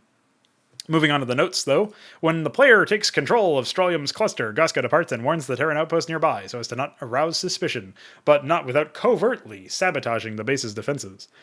We didn't really experience that when we played, obviously. There is that one interaction where Goska mentions that there's like a low, seldom guarded or very, very not heavily guarded flank that you could be taking. It's still pretty protected to the point where it does eventually result in, like, you need a certain amount of let's say a force to actually get through there and make that happen. So it's unlikely to be used in the same way. I'm not even really sure like what the logic is either. It's very much a forced interaction where Goska says that, and then there's like a Marine that's like, what the hell? Goska said this place was safe. And like, why would that place be safe though? Like, there's no logical reason to assume. It's not even like they went all the way around, like in that first map of the UED Terran campaign. There's that really embarrassing thing where Duran's like, hey, take this alternate route that you had to walk through my base in order to find. So it's like, that's super embarrassing on Blizzard's part that they, sort of railroaded you down that path because everything else is just a million spider mines and siege tanks. But ultimately, there's it's not even like that in the first mission of Inconsummate, where there's like a developer intended path to take that that like reinforces the fact that Goska is giving you information or whatever. Honestly, if I really wanted to play up the angle of Goska being like sympathetic to Terrans, like, you might even see him like sabotaging the Zerg more than he sabotages the Terrans in that way, where he's like, they're in this location and they're expanding over here, guys. Like, check that area, and like crazy shit like that. Like that would actually be more true to his character, or what his character was attempting to be there anyway. But obviously this whole, like, a lot of this is subtextual. It's not even necessarily established, which is fine, I guess, but it's something to keep in mind. So yeah, I guess we can just jump into the script. This is essentially how I structure my scripts. I've got, the name of the project, the name of the mission, and then I don't know why it has to be mission script here, but that's in the top there. I don't know why I felt the need to do that. Then there's a little bit of text that's color-coded blue as Either it's like portraits or audio, so it's essentially like stuff that's not directly related to the script themselves. There is a format that, in theory, works better for this. It's like tried and true for like writing films that I have not explored at all. I don't really know that much about. I highly doubt it's got anything to do with mine or any similarities to the format that I ended up going with. But I felt like this was a useful enough method of like disseminating and distinguishing between text, like audio stuff and all that shit. So that's essentially what it is here. This is like the title card and the main theme and whatnot. I had not picked music for this particular area when I wrote this, and it ended up just being a bunch of fucking random Zerg sounds and Zerg music. So it wasn't really that epic, I guess. That's the famous like cringe Zerg. This is a Zerg campaign opening, and then there's the title card over here for the Yggdrasil of Balrog, 1 week after the invasion of Ire. So establishing shot, I guess. I'm not still a little torn on this because this does feel like it's telling the player something, but I suppose you do kind of have to like communicate certain things in an objective, no nonsense business. Maybe you don't have to, but I feel like under most circumstances, especially in a video game, it might be best to have stuff like that firmly establishes where you're at without having a character be forced to say 1 week ago today, we invaded Ire. And like, that would obviously be embarrassing. So you don't want to like, essentially you don't want to muddy the waters and use characters for the sake of exposition unless that exposition is well written and also shows more than just exposition, right? Like unless in the way that they exposit that information, they're also showing the player the kind of character they have and the kind of like traits they might have and the personality that they exhibit. Like you essentially have to accomplish more than just exposition, or it's tantamount to writing 1 week after the invasion of Ire. So in situations like that, I feel like it's probably fine to have this kind of title card or whatever. At the very least, it's not like you're reading a fucking giant paragraph of establishing text like in the Blizzard campaigns and like in a lot of fan-made campaigns. It's literally just campaign title, mission title, and then set like location and time. So it's like establishing the setting and stuff like that. And I do feel like that's fine. There's a bit of a grayed out text here that's in italics. That's basically just a summation, a summary of what I want the briefing to have and the kind of things that I'm looking to display. And that is essentially just a quick like breakdown of everything that's going to be happening in the briefing. The other thing is that this is separated into different scenes. So obviously we had the Terran scene down here, and there's a description for that. And then there's the actual dialogue here written out, and there's some notes for like audio and showing certain portraits and end of briefing. And then there's a line break to denote that we're in game. Obviously, you can kind of guess that based on end of briefing. A thunderstorm brews, by the way. Yeah, I think the original vision I had was going to have like a bunch of really annoying audio tracks play. Like a composition where there would be custom music being played, or maybe the same music, but like mixed in with it would be like some sort of audio track or something for rainy sound effects. Obviously, that didn't end up getting there. So there's some like hidden shit in here that we didn't actually have a huge amount of context to, or it didn't end up getting into the final cut. But yeah, much like this is an intro cutscene, right? So it makes sense for this sort of situation to be here. For the summary of that. And then there's the Goska Found cutscene. I don't even have any like establishing dialogue or a text that gives you an explanation of what's happening. Essentially like choreography. It's relatively simple. There's some things over here, even some comments over here. And Marine will say this line instead. While Marine's dead, this in the next event will not occur. So there are a few complications here where there's like contingencies to change the circumstances depending on what actually has happened in the middle of the gameplay. A lot of attention to detail for dialogue, not a whole lot of attention to detail for the actual gameplay execution. Obviously, it's quite boring in that respect. This is actually something that's been a bit of a paradox that some people have a difficult time grasping. Basically, you can spend a lot of time working on content that is low grade at the end of the day, and essentially content that is conceptually too flawed for your execution to matter that much. A classic example is all of the campaigns by Metathron, Flame Knives and Eon of the Hawk. These campaigns, it inarguably took a long time to produce those campaigns, to get all of the triggers just right, to write all the text even, and let alone actually trigger everything. And of course there are a bunch of bugs, and of course the campaigns are not worth your time anyway, but it clearly took time to author. It clearly took time to create. And as a result of that, some people, I guess they get it twisted in their brain where they think, well, it took time to create and there was a lot of effort put into it, so therefore it should be considered high quality, or that should sort of change how you interpret the work. I actually think in some ways it's more damning if something is takes a long time to create and is very expensive in terms of like effort, but ultimately is still bad, or even worse than it could have been if it had a less of a time budget and was even simpler. You know what I mean? So I don't really see, like, that doesn't really fly as an argument for me. But in this particular case, you can see where I was having a little bit of fun figuring out all of this shit. Just having him exhale when all units are lost. I think that is still in the game. I don't fully remember. But I think it's also like, it might just be the sound effects. I might not have even done an exhale voice acting line or something. Line, by the way. And obviously, if you have no units, the lurkers and Stralium unburrow immediately. There's this dialogue over here. As you can see, like, I basically just separated the individual dialogue events with the bold text in brackets. I guess you could do line breaks or something per thing if you really wanted to. Yeah, it's a relatively simple script once the macro stuff starts, although it is a little bit too heavy with dialogue lines for my liking. I think a big part of that is, like, when you don't have a lot of gameplay in these stupid micro sections, you basically have to supplement the experience, and supplement the experience rather, with worse things. You know what I mean? Like some sort of ancillary content that's meant to distract the player. And that might not have been consciously what I was thinking about when I was doing this, and when I was putting this together.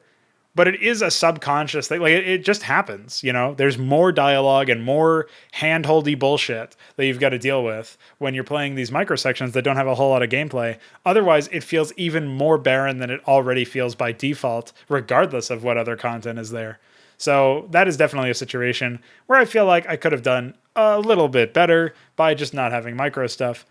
Given that I did have micro stuff, I guess, you know, there was, like I said earlier, an effort put into the dialogue and having a lot of dialogue events and having some sort of progression there. But it's in service to low grade content. It's in service to micro stuff where you don't really have a whole lot of skill expression and certainly don't have that many things, you know, decisions to even make. But such is life, I suppose. So that is the first map in terms of the planning, documentation, and all of that shit. So we can jump into some examples of ancillary content related to that first map. We can jump into some of the versions of that map that exist elsewhere that I have worked on and off since the campaign came out. And I can show you a little bit about how this concept has evolved over time. Because given that it is the first mission, it's definitely something that has seen the most attempts to be remade. Because, of course, you generally start with the first mission. So we'll get into that in just a moment. So while some of you may be aware of a remake that was attempted earlier this year, 2020, I should mention that there was actually a very small-scale update planned for the project after 2017 essentially concluded, or towards the tail end of it. It might have been around Christmas time. And one of the things that I had actually done is put together a prospective 2018 update list where I was just going to go in, redo all of the voice acting, and slightly revise the maps to improve the end-user experience. With some of the new tools that had come out, with some of the optimized techniques that I had learned, and in theory, it probably also would have resulted in some different doodads and whatnot being produced. For example, one of the things that I think I had gone back and done is like place some doodads for tiles that I had not had when I was initially making some of these maps. But one of the things you'll obviously notice here is that the player color is different for the Zerg player. This is also true for the Terran player, who's using a different player color as well. This is some stuff that I started to leverage, given the fact that we had access to very, very heavily extended team color options, essentially. One of the other things that you might notice, and one of the pretty much the defining difference between this version of the map and the release version, is that the Terrans actually hold this area. They also will expand given enough time. This is the first time you've ever seen the AI expand in an Inconsummate related map, or at least the first time you've heard me say that they are expanding. So while the map, generally speaking, got a bit more like visually busy, perhaps, did have a couple of new art assets in it as well, like stuff like this marine, for example, that just flat out didn't exist before. There's also, of course, the El Clasico of the AI expanding, but having even more pre-placed shit. So it didn't actually address any of the problems with the map. And I think it, obviously it had this like weird, bridge change just so that I could squeeze in more doodads, it seems. I didn't really learn that much, actually, given the circumstances. Feels like it definitely should have been a little bit more intelligent with the way that I went about assembling some of this stuff. So, some of the new eye candy is okay. Some of the new doodads look certainly better than the old ones in some aspects. But ultimately, it's more of the same. Not really that much of a grand scale update. In stark contrast to the map I'm going to show you now from 2020. Now, this is actually an iteration on a map that existed in 2019, I believe, or maybe it was even late 2018 when I first started to work on this particular map. And in that version, which I cannot open, unfortunately, because I do not have whatever MPQ was related, I went back into the archive and everything. This island here was actually connected to the mainland, and this is where you would see the Goska and Terran section show up. So this is a different take on the whole ordeal than you might be expecting as a result of that. There's also some information that's related to this map that, especially the original, the 2018 version, that I can share with you through this notepad file here, where we can take a look at some of the dialogue. Obviously, I did not put this on Google Drive at this point. I wasn't using Google Drive anymore. So here we have a situation where we actually have a character named Michaels. I think it's Terrence Michaels or something. He's essentially the commander-in-chief of the raiders in the area that you're operating in the first mission. So we actually see essentially the battle taking place between the some squad from that is under Michaels' command. And as you can see here, scene 1, Michaels orders a search and rescue op, then receives a frantic call from a frontline outpost. And coming HQ, we got heavy Zerg presence at the LZ. Blah, blah, blah, blah. Ships down, we can't hold out here forever. So basically, it's like a very terse way of establishing that the dropship has already fallen. So it's kind of like a cut to the chase version of the previous briefing and intro cutscene that you saw, where you actually had, you were there when it happened, but it certainly took its fucking time. And obviously there's some dialogue here. Try to be, very short and to the point. Michaels himself only has like 2 lines, I think. And at least in the first thing, there was some draft of this where there was supposed to be more dialogue from him in the briefing. I think I ended up cutting it down because it was just too much. But obviously, there's some battle chatter that happens, and at the end of it all, we have Strawlium deep burrowing because he was going to get an ability that allowed him to actually deep burrow from one side of the map to another, essentially a gap closer, if you're familiar with that from a MOBA terminology that would instantaneously teleport him from one section to the next. And he would be able to do this from cliffs and even across water in certain areas. And it was certainly going to be a game changer. So you can think back to like the Praetor's Fall map, where there was a ton of small islands interconnected between each other. And this ability is going to be very exciting for a map like that, where you could actually, in a way, island hop, but obviously would require a lot of energy. So you could easily get him into tough situations where he would have to die. And, he could be in a pickle. But it was an interesting take, I think, and something that would have allowed some interesting speedrun strats. Obviously, at this point, I still was not 100% sure how I was going to handle heroes, so that's why I was still planning on having deep burrowing at all. But having the audio cue sort of established there before would essentially be a small hint towards eventually having Strawlium use that ability either in a cutscene later on or by the player using it themselves, and they'd be like, oh, that's what was happening in the briefing, and sort of like recontextualize that scene.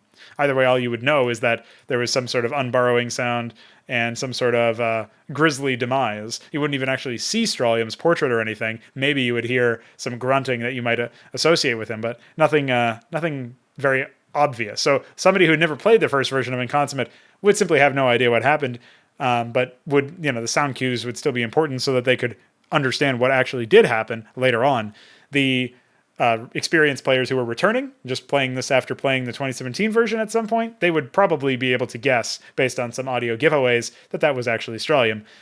It's one of those interesting things because you don't often get a chance to see essentially a second chance at a first impression. You don't often get a time or place, an opportunity to go back and look at existing content and be like, oh, this is actually one way where the somebody who played the first version of this can come back and better appreciate some aspect of the second version. I'm not even necessarily arguing that this is something that should happen, but it is something that would have happened given the circumstances here, and probably still will happen when I eventually make the first map like I was talking about earlier. So certainly something to keep in mind, I suppose, but obviously this is a much more straight and to the point, action-packed, with actual impact and stakes involved situation for the opener for Inconsummate, and the idea of, transmission cuts out, Michael's screaming in the background, like what's going on, maybe some screaming sounds of pain and demise for the Terrans, and growling and grunting from Strolium, and all that happening while Inconsummate gets overlaid over. Pretty cool, I think. Certainly could do the job. Obviously, Scene 2, Tuzor and Goran discuss the fate of Strolium and the take stock of the invasion.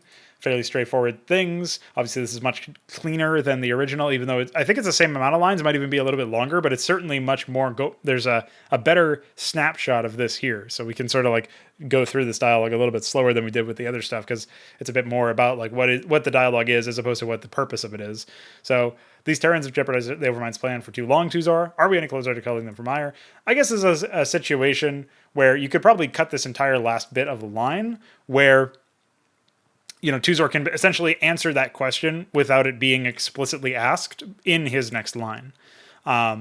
Even that being said, though, he doesn't when he says they were an unforeseen threat. Even still, their meddling will prove to be a little consequence for my brood, which is obviously like just a line lifted from the previous version of this. And I think I tightened this up a little bit better in a more modern version. Again, this is the 2018 edition of the script, even though we're looking at the 2020 edition of the map, just because, again, I can't seem to recover the 2018 version of the map itself. But obviously, there's still a little bit of density to this area where, essentially this is the same line as the third line from the original briefing. And, yep, same as the fourth. And it seems like it's the same as the fifth. And we referenced the magnate. I think that's the same thing as before. I think I did change it a little bit, just small tweaks here and there. But clearly at this point, I still thought that there was enough to salvage from that, whereas I do think that the updated version, which we'll get into a little bit later, is certainly better in that regard.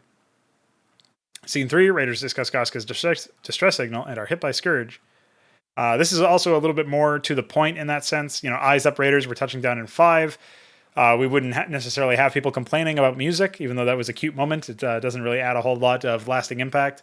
So I'm not really sure how I was going to do it, handle all that stuff. But you can see that the dialogue here is a lot more respectful of the player as well, where the Marine just says, "Can't believe we're after an ex-confed. Well, our men are out there chucking bullets at the Zerg." So establishing that the Raiders are doing some different things depending on where you are. Also establishing that they're after an ex-confed, and like that's a whatever their objective is, sort of like hinting at it, right? But in a way that feels a little bit more natural than just asking about the mission report or whatever. So obviously, like the medic referencing Michaels again, giving name perhaps to the person. I mean, he did name himself earlier, so that they're referencing the character from the first scene. Nice little callback there. Very minor detail, obviously. We'll worry about survivors after we found the asset. Blah, blah, blah. This ghost has gone completely dark since his Mayday. It doesn't seem right. And then the medic sort of giving the fallback position or what they're actually doing after that. Oh, yeah, and then there is a little bit of a line about the music. So I guess I still planned on doing it. But it's kind of like a comedic, but not in a way where it's like actual outright comedy. It's more like a tongue-in-cheek timing of him asking to turn off the damn music when the Scourge smashes into the dropship. A little bit more character to it. I don't know if you would call it subtlety, but it's just, it's actually a little bit more unsubtle, since he's like, essentially, it's almost like there's a punchline there in a dark humor sort of way. But Then I ended up reusing this line from the original dropship. I think because I was intending to not contact the person who did that line and just reuse the line instead of having to looking for another voice actor for that potentially. But obviously that could change later on anyway. It's not an integral line. So yeah, it's pretty much here. I think. Oh yeah, so this is where the things really deviate. In the intro, we actually have the Marine and the medic saying the same sort of lines that they said before. But then before they can even necessarily collect themselves, Zerg actually show up and attack them. The Marine says, "Wax them." And as they're being engaged upon, the Zerg get stunned by one of Goska's grenades. And before you can even have any sort of reaction, obviously the Zerg end up getting finished off. Goska decloaks, and he asks, "What's going on?" Right? Just peachy. Identify yourself. He says, "At ease, soldier. I'm Specialist Francisco Goska." But you already knew that, didn't you? And before we can get into really long diatribes of what the fuck is going on, it's get ready for another wave and reusing the Firebat line, of course, classic. And player gains control. So even though this is a microsection still, it's very much like way closer, like immediate control, right? And then there's some cases where there might be different circumstances and different dialogue depending on what units you actually ended up losing in the situation in that opening cutscene. And then there's like Firebat, and then if the Firebat is dead, then we see Medic, and Medic says this line instead of the Firebat line. So there's, again, a lot of attention to detail with regards to that stuff in ways that I don't think is necessary. But even if you were just going to look at it from that perspective, it still provides you with the opportunity to, I guess, experience something a little bit quicker. And again, admittedly, this was going to be a much more like heavy skill-based experience where, you come out here and there's going to be like a Zerg base over here, another Zerg base over here. There's going to be some sort of dialogue or some sort of hint that you could actually wipe out this base here to as a sort of like bonus objective that you wouldn't have to do it given your understrength nature, but there would be a small cluster here if you are skilled with using Goska, or you could manage to use him. You wanted to like test your skills with that, you could do that, and it would end up resulting in a different game state for when you inevitably take control of Strolium later on and his forces, his cluster. That would essentially give you more room for that particular area, because this is supposed to be Strolium's base anyway, so obviously it ends up having a little bit more going on there. I'm not sure how deep this ended up going. Player trips the trap. Yeah, so this is like the state change cutscene. Lurkers call out before killing the remaining raiders. Prank. Obviously that's pretty epic. Then Strolium and Goska have a bit of a talk. A little bit of a retouch on some of the dialogue over here. And essentially trying to like reinforce some themes that weren't properly conveyed initially, like changing out Strolium saying our enemies or my enemies for the master's enemies. Like again, reasserting that Strolium is very much in the backseat here and is serving Tuzor, so that it's a bit more of a heavy departure when he invariably fucks around and says, Tuzor, how about you actually, at the end of the campaign.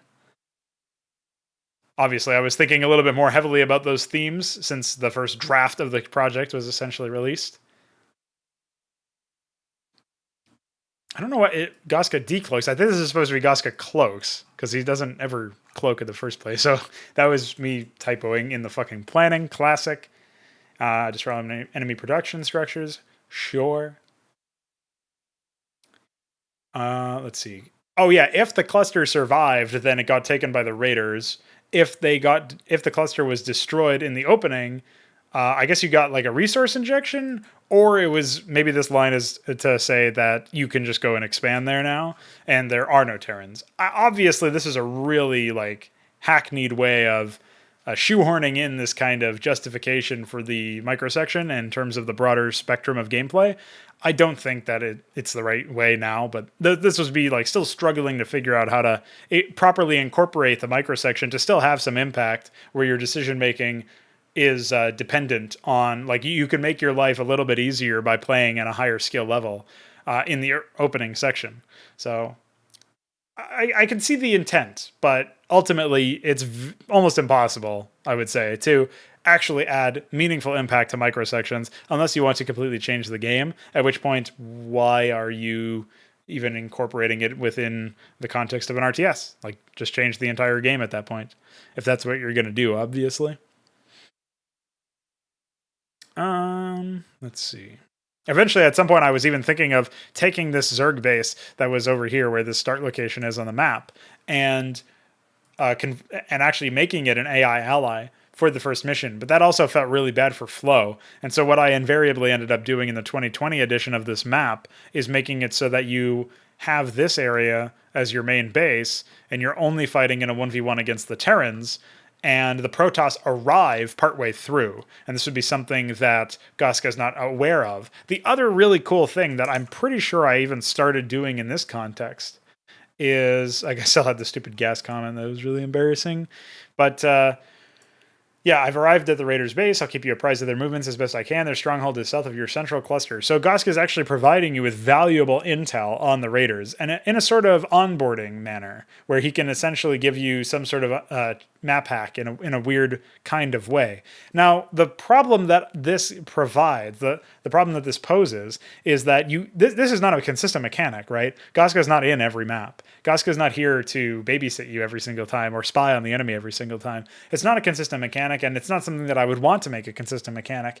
And since it morphs gameplay so heavily, the only argument that I can really make for it is that essentially it's a situation where the AI is given a handicap in the early stages of the game by virtue of its plan being not only very consistent in terms of how I script out the AI, but consistently provided to the player just for free, basically. Like, the player knows it without needing to scout. So I'm automating the scouting procedure by default.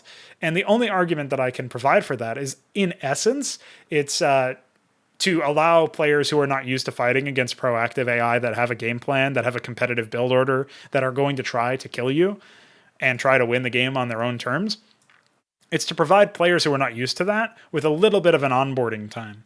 I still think it would have been more than possible to just, essentially give the player no advance warning per se, and rather maybe have Goska's dialogue tailored a little bit more to compositional things, like warning the player about the kinds of compositions that they would be facing, and maybe like talking. I've heard chatter of the Terrans expanding outwards or something like that, but that you don't know if that means that they're expanding to a new base location or if they're sending up a proxy or something else. So keeping it more vague would still allow it to be a part of the map's script, but it would also prevent essentially the player from learning a bad habit or anything of that nature. I'm not fully certain what the final look for this will be, but it's one of those things where I do feel like I tried very heavily to have Goska essentially give you some information, right? So a situation where, let's see. Oh yeah, there was a base in the top left over here where there was like a bit of an outpost that the Terrans were guarding. Let's see, there's probably some more Goska stuff. There was already a Protoss base pre-placed in the 2018 version of the map, which is why there's references to those. The Raiders are preparing to strike. Terran forces inbound to your base. So the stuff like this is like, maybe you could have a couple of lines like this, right? But pretty early on, Goska would have to depart for less, or stop feeding you information unless the Terrans become suspicious, is my thinking. So you'd get like a little bit of a sneak peek on what their game plan is, but ultimately it wouldn't be something that happens the entire map, which initially was the case, at least for a significant portion of the early game. Like, maybe it would have lasted for like 10 or 15 minutes. Whereas in the new version, or in the final version, or whatever you want to call it, it's not going to be there for very long. You'll get maybe like a dialogue event preempting the first attack, maybe a dialogue event for when they do something in particular regarding their base layout or their build order or a compositional thing. But ultimately, it would not result in so much information that it gives you a decided advantage forever. And nor should you start to get used to that, right?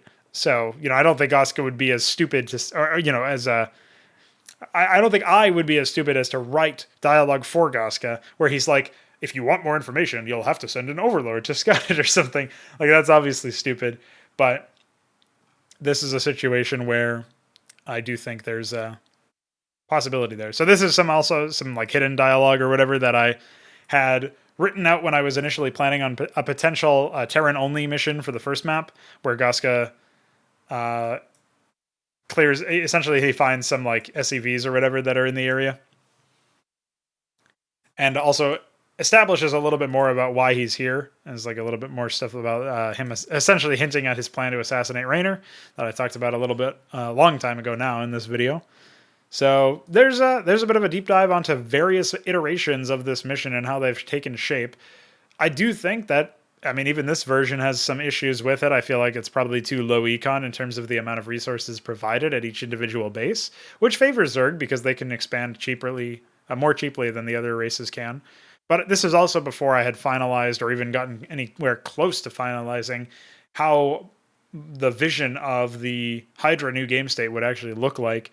And considering Inconsummate will be built around the Hydra new game state, that's a situation where I'm pretty excited to see this as like essentially a demo of narrative, like at least a map with a narrative connection to it that is using the Hydra game state for its backdrop, I suppose, for its foundation. I don't think I'll be including heroes. If you're wondering what this scout is over here, that's actually a structure that just didn't have a graphic assigned to it at the time. But it's essentially a Hydra, like some sort of a structure that was supposed to upgrade and maybe even not retrain, but like deploy Strontium. I don't remember all the details, but I think in some missions you wouldn't start out with your hero, and you would need to you build this structure, and then that structure would upgrade your hero while also it would also train your hero. So you had to not only build the structure, but pay for the hero initially. I think maybe it would only be a time cost, but it would be a time cost on top of the structure. Although at the same time, I could also have made it so that maybe the hero just spawns when the structure is finished, and that could be factored into the time cost, so that way it's not some weird situation where you forget to like train the hero or something, because obviously like that's kind of goofy. So I think in a situation like that, it's an interesting angle to take on it, but I don't know if it's really that worthwhile ultimately, because it still is like an investment that is entirely based around one unit that you can't retrain. My plan was that they like Strontium would burrow and Goska would cloak, except for all players, so you would never be able to see them once they took fatal damage, and they would essentially withdraw. They would flee and lick their wounds and sort of regenerate over time, so that they'd be ready for the next mission. I think there was also even going to be some bank data that determined whether or not your hero was still alive at the end of a mission, and if they were, you got the hero for free at the beginning of the next map. And the problem, obviously, is that this massively impacts the kind of speedrun strats you'd be able to run, the kind of early action you'd be able to take, regardless of whether or not you were trying to be a speedrunner. And in general, it would really flip the script in terms of what was possible. There were even going to be heroes for the enemy players as well. It's just, like, I think I had a plan for Michaels to be a Goliath hero, and when his Goliath died, there would be some sort of, like, ejection seat or something. Like he pulls the eject button, and I guess he fucking escape pods his way back to his home base or something. But obviously it's very difficult to figure out a way for that to make any sense. Like, this sort of like the Hydra heroes initially were planned, where like obviously it's super easy for some types, like if they can borrow or cloak, you just make them do that. Raynor was going to just disperse into a cloud of smoke, where like a smoke grenade, because he would have a smoke grenade like ability by default. So Raynor as a Marine would just vanish into a cloud of smoke, and that would be his way of escaping. But like, he's not a fucking ninja, so I don't even understand why. Like, I thought that would be an acceptable solution. Definitely was tongue in cheek. Certainly doesn't feel like you could reasonably take that into perspective or into account in a more serious environment. And the same deal for like an ejection pack or something, So I don't fully know what that would look like or be like in another world where I went full, whole hog on that concept. But that is a look at the 2018 script and 2020 layout of the first mission of Inconsummate. And soon enough, you'll be playing some version of this map, whether it's an edited version of this or a brand new one made from scratch. But yeah, stay tuned for more information on that, I suppose. And we'll go on to the second map now, Praetor's Fall. More like Praetor's Fall Asleep. All right, ladies and gentlemen, we're back with this section of the giant, endless, Inconsummate wrap-up video. This time we're going to be looking at the second map, Praetor's Fall. I had some pretty negative opinions of this map after playing it, and indeed going into it, I knew it would be one of the more mediocre maps, so hopefully I can shed some light on why that seems to be the case, and we can go somewhere with this particular section. So looking at Praetor's Fall, looking at the outline first, then we'll look at the timeline bit and then the script, and then we'll look at the actual map and some revisions that have been made to that map down the years. Surprisingly enough, I actually have I think 2 separate map files that I should be able to look at in addition to the original map file, and hopefully that can be useful. I did confirm I could even open them, unlike the one mission that I was referencing in the first map, the section for the first map. So, all right, so the Firstborn succumb to hubris as the swarm marches on. Tuzor strikes against the Protoss leadership. I actually don't know if the Firstborn succumbing to hubris is established at any point in this mission, either in the briefing or otherwise.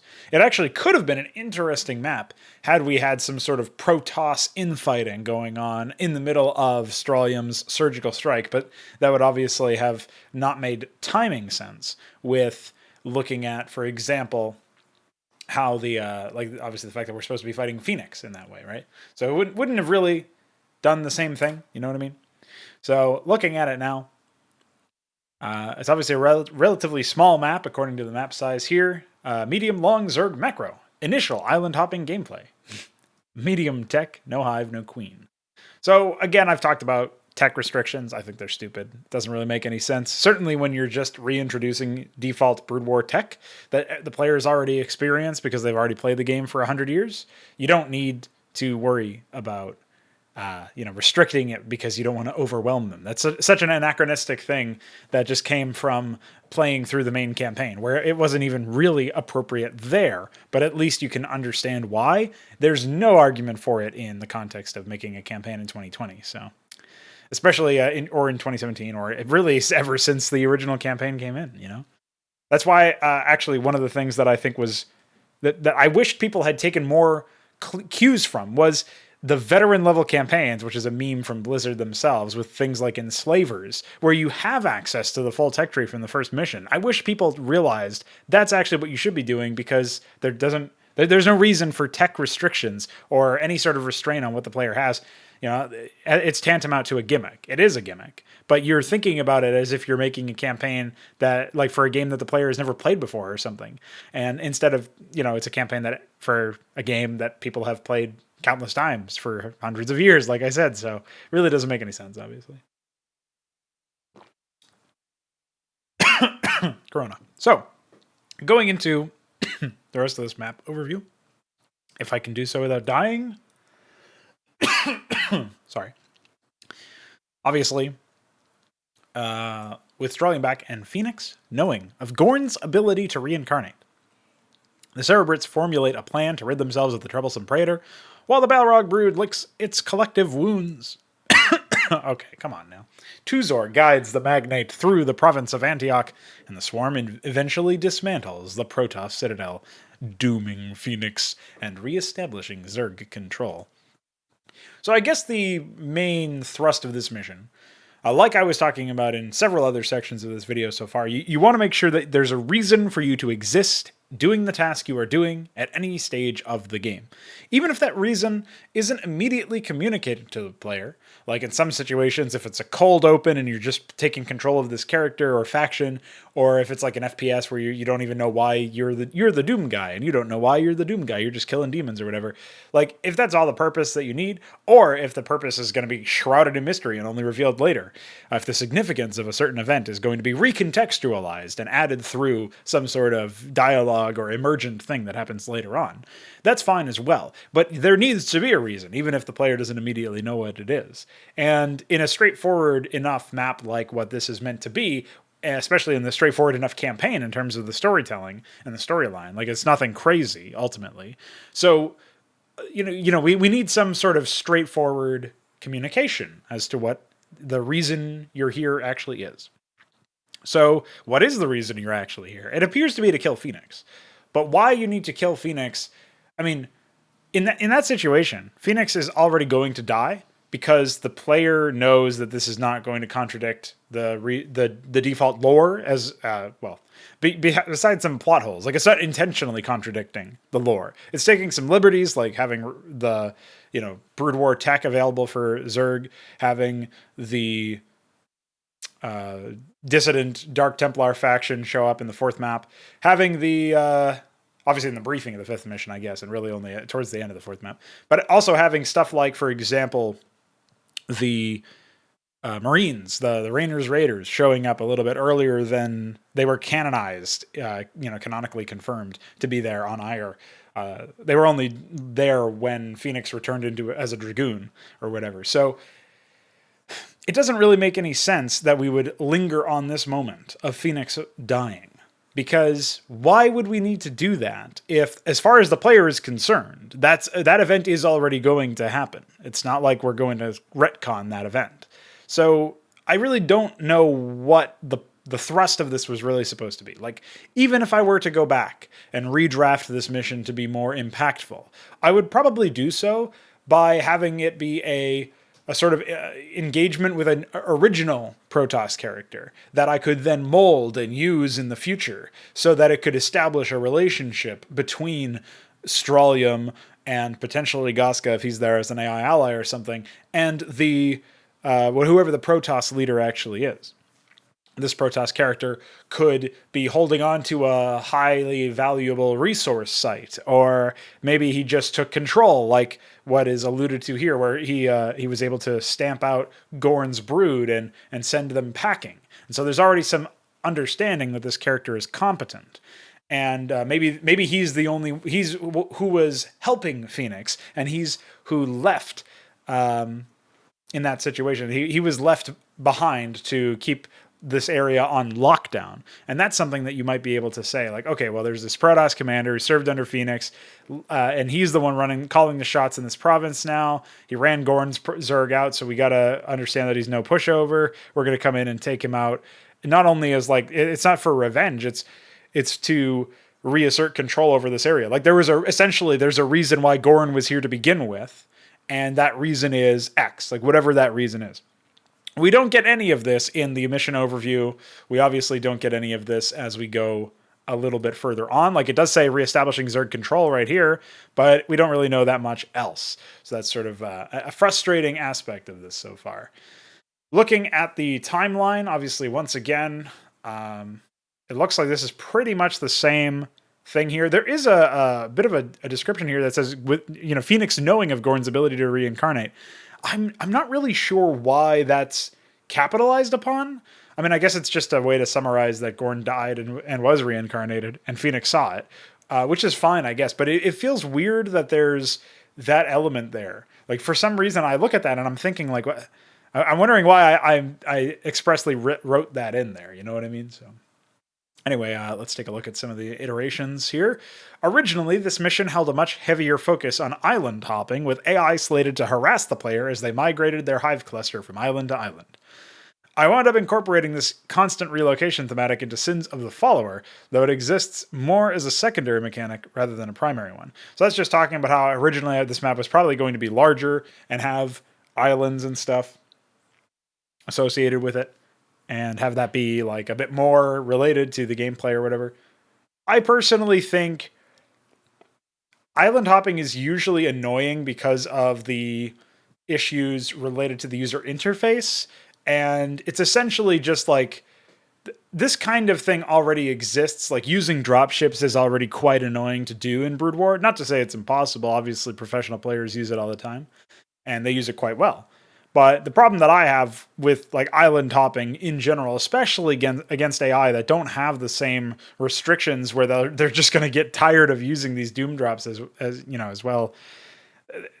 They don't have the restrictions that make it so that they, it's the reason why it's so epic to see it happen in a pro game is because it requires so much like micro and so much how would you call it, it requires a mastery of the game and a certain amount of a mastery of multitasking as well. And also the impact it has. It's not just potential economic damage. It's also allowing you to divert the opponent's attention to that. So while that's happening, if you're really good at this, you can not only keep your macro cycles up, but you can also move into an advantageous position elsewhere on the map, maybe attack at the same time or something.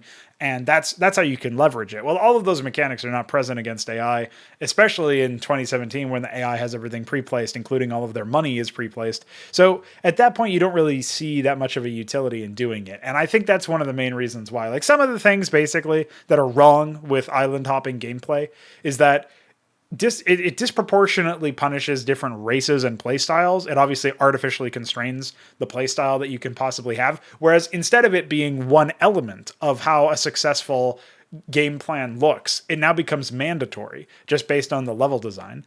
It also essentially makes it so that you have different races that are, better at it. Not only better at doing it, but also better at defending against it. Like missile turrets are a lot cheaper and easier to place than photon cannons, which require pylons, or spore colonies, which require creep. So the other races are going to require a bit more in terms of like heavy hitting mobile armies that they can use to scout and react to transports and pick them off before they can do anything. So if you imagine the inverse situation, again, I try to imagine a lot of the things that I'm attempting to do in terms of gameplay. I try to imagine being the AI and have whatever I imagine one of the solutions or play styles that could find success from the player's perspective. I try to imagine that as my enemy, not necessarily an AI enemy, just like if I was the AI, how would I react to what I'm thinking might work from the player's perspective? And in such a situation, if I imagine like an enemy trying to island drop onto me, like island hop from place to place and use a lot of drops on me, like I know that requires a very different kind of scouting, map control, and constant information, like paying attention to the mini map and all that stuff, in a way where maybe that's not exactly in my skill set, and certainly I could improve in that respect, but also in a way that is very different and very distinct from the standard issue of obviously minimap awareness is very important and multitasking is very important, but it doesn't come with the same high degree of dire physical or basically high stakes consequences, right? Like the consequences are not necessarily as huge. So while the window of opportunity might be similar, the reaction is completely different. So if a death drop shows up in your mineral line, that could just shut down your entire base, depending on how nearby your other army is, right? It's also very demoralizing as well, because it feels like there's nothing you could do, even though obviously the answer is just stop it before it happens. Whereas if there's an army attack at your front door, and you're like, okay, I got some static defense there, and I got some units nearby, and I got a macro cycle coming up from my gateways or whatever, like I can handle that. So trying to imagine a successful opponent, an opponent finding success on me from the position of the AI really helps me out figuring out some things like this, and also allows me to completely remove the idea of island hopping, generally speaking, as like a mainstay mechanic. I think it's fine for transports and stuff like that to find success where necessary or where possible. Well, I guess where possible is a better way of thinking about it, because if it's necessary, it's not very good in my opinion, because again, like that's removing nuance from the game. It's making it so there's only really one developer approved solution to this problem. Even if there's like a bunch of sub strategies to that, like tactics to that strategy, if there's really only one kind of play style or one kind of strategy that can find success, it's not very great. Which is probably one of the reasons why I decided to exit from the mission even this early on, when I was still not fully understanding why I was dissatisfied with it. I didn't necessarily fully articulate a bunch of that shit. But it certainly was something that I thought about. Moving on to the notes. Strontium leads an assault on the citadel of the Executor, and its forces slay Phoenix, giving the player a unique perspective on the cinematic that showcased this in the fall. Yeah, except it didn't really do that, did it? Like, obviously, Tuzor just says that the firstborn within the Citadel is destined to fall or whatever, which is like a very on the nose way of saying that this was always going to happen and yada, yada, yada, which is obviously pretty stupid in my opinion. I don't think that it was 100% necessary for me to do it this way, but I also think that it was just goofy, you know? I think the whole thing was rather goofy.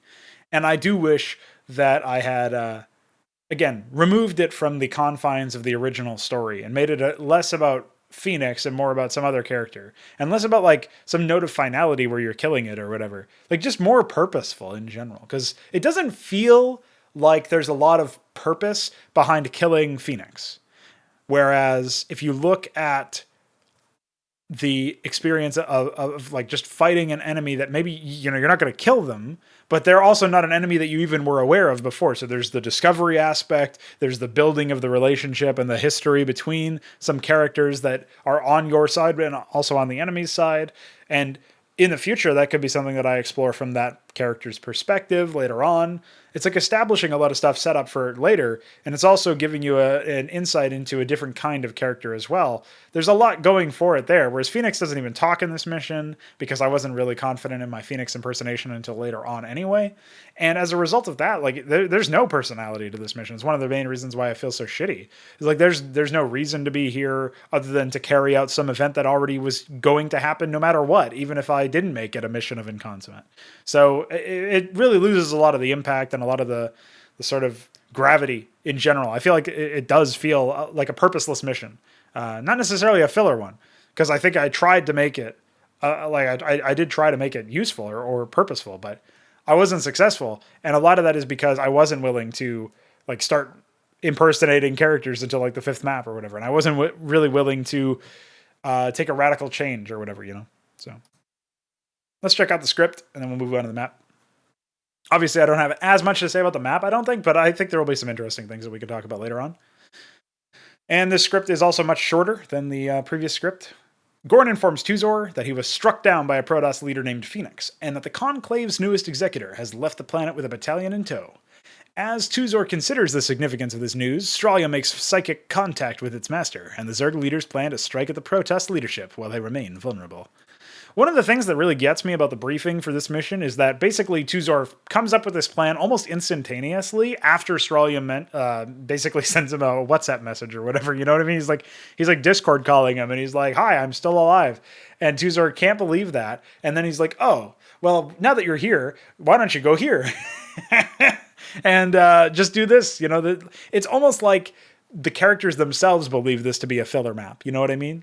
Like, it's not presenting it very well, because it's not like we made contact at the end of the previous mission and then there's some like arbitrary or sorry, not arbitrary, like a uncertain, indeterminate amount of time that happened between the end of the first mission and the briefing of the next mission, right? It just says moments later. So like you can imagine it's like, oh, okay, well, they've already had some time to talk, and then maybe Stralium is ordered to like return to the Yggdrasil or whatever, and then like that's the last thing you hear in the first mission. And then in the briefing of the second mission, it's like the next day or hours later or something like that, where it's just like a vague amount of time has passed, and you know that they were already going to be planning their next move. And so then you come in and they've already got some plan laid out and they're laying it out right there. And then it feels a lot more like, oh, there's something snappy happening here. There's something actually happening where my characters aren't just like coming up with something to do for me, for this character that I just met in the previous mission. They're not just like pulling shit out of their ass to try to get this character to go do something useful.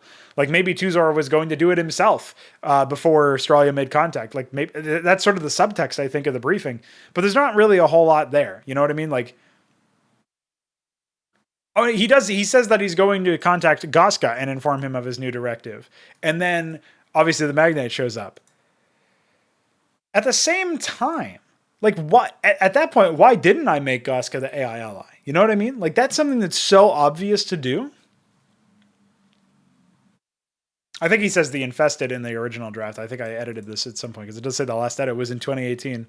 But I do feel like, at that point, Tuzor should have already been contacting Goska and being like, "You're going to do that." And then, you know, Goska's like, "Oh, you won't believe who I found. Look what the cat dragged in." And Stralium is there and he's like eating a dog or something. So I feel like that could have been way better if, like, it would have felt like there was already a plan at play, and then instead of pivoting to Strawlium bizarrely, it's like, all right, well, Strawlium, you tag along. Obviously, I guess I wanted to save that for the third map or something, but I don't know, man. A few Scourge make their way over the nearby Protoss outposts and are quickly felled by the Firstborn. Strawlium's Overlords get into position.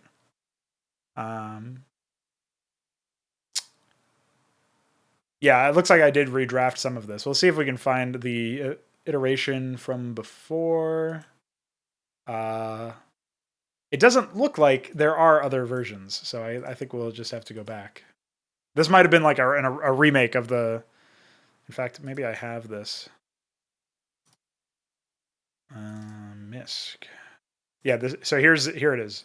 Here's the original script. See if we can go back further, because this has also been updated. So this looks like it was one of the last updates to the script. Let's see. Yeah, so this is the more recent version, or like the 2017 version, right? So this is the one that we had in game as well. I think that either way, having to like basically putting too fine a point about Gorn's last Scourge or whatever is like, I don't know why I needed an excuse or an explanation as to why that was happening. I also think that scouting with Scourge is a stupid fucking idea anyway. Like, this could be a cool way to introduce queens with Parasite or something, or have some sort of something, right? And to my credit, the tools did not exist to tell queens or any other unit to cast specific spells on specific targets at specific locations.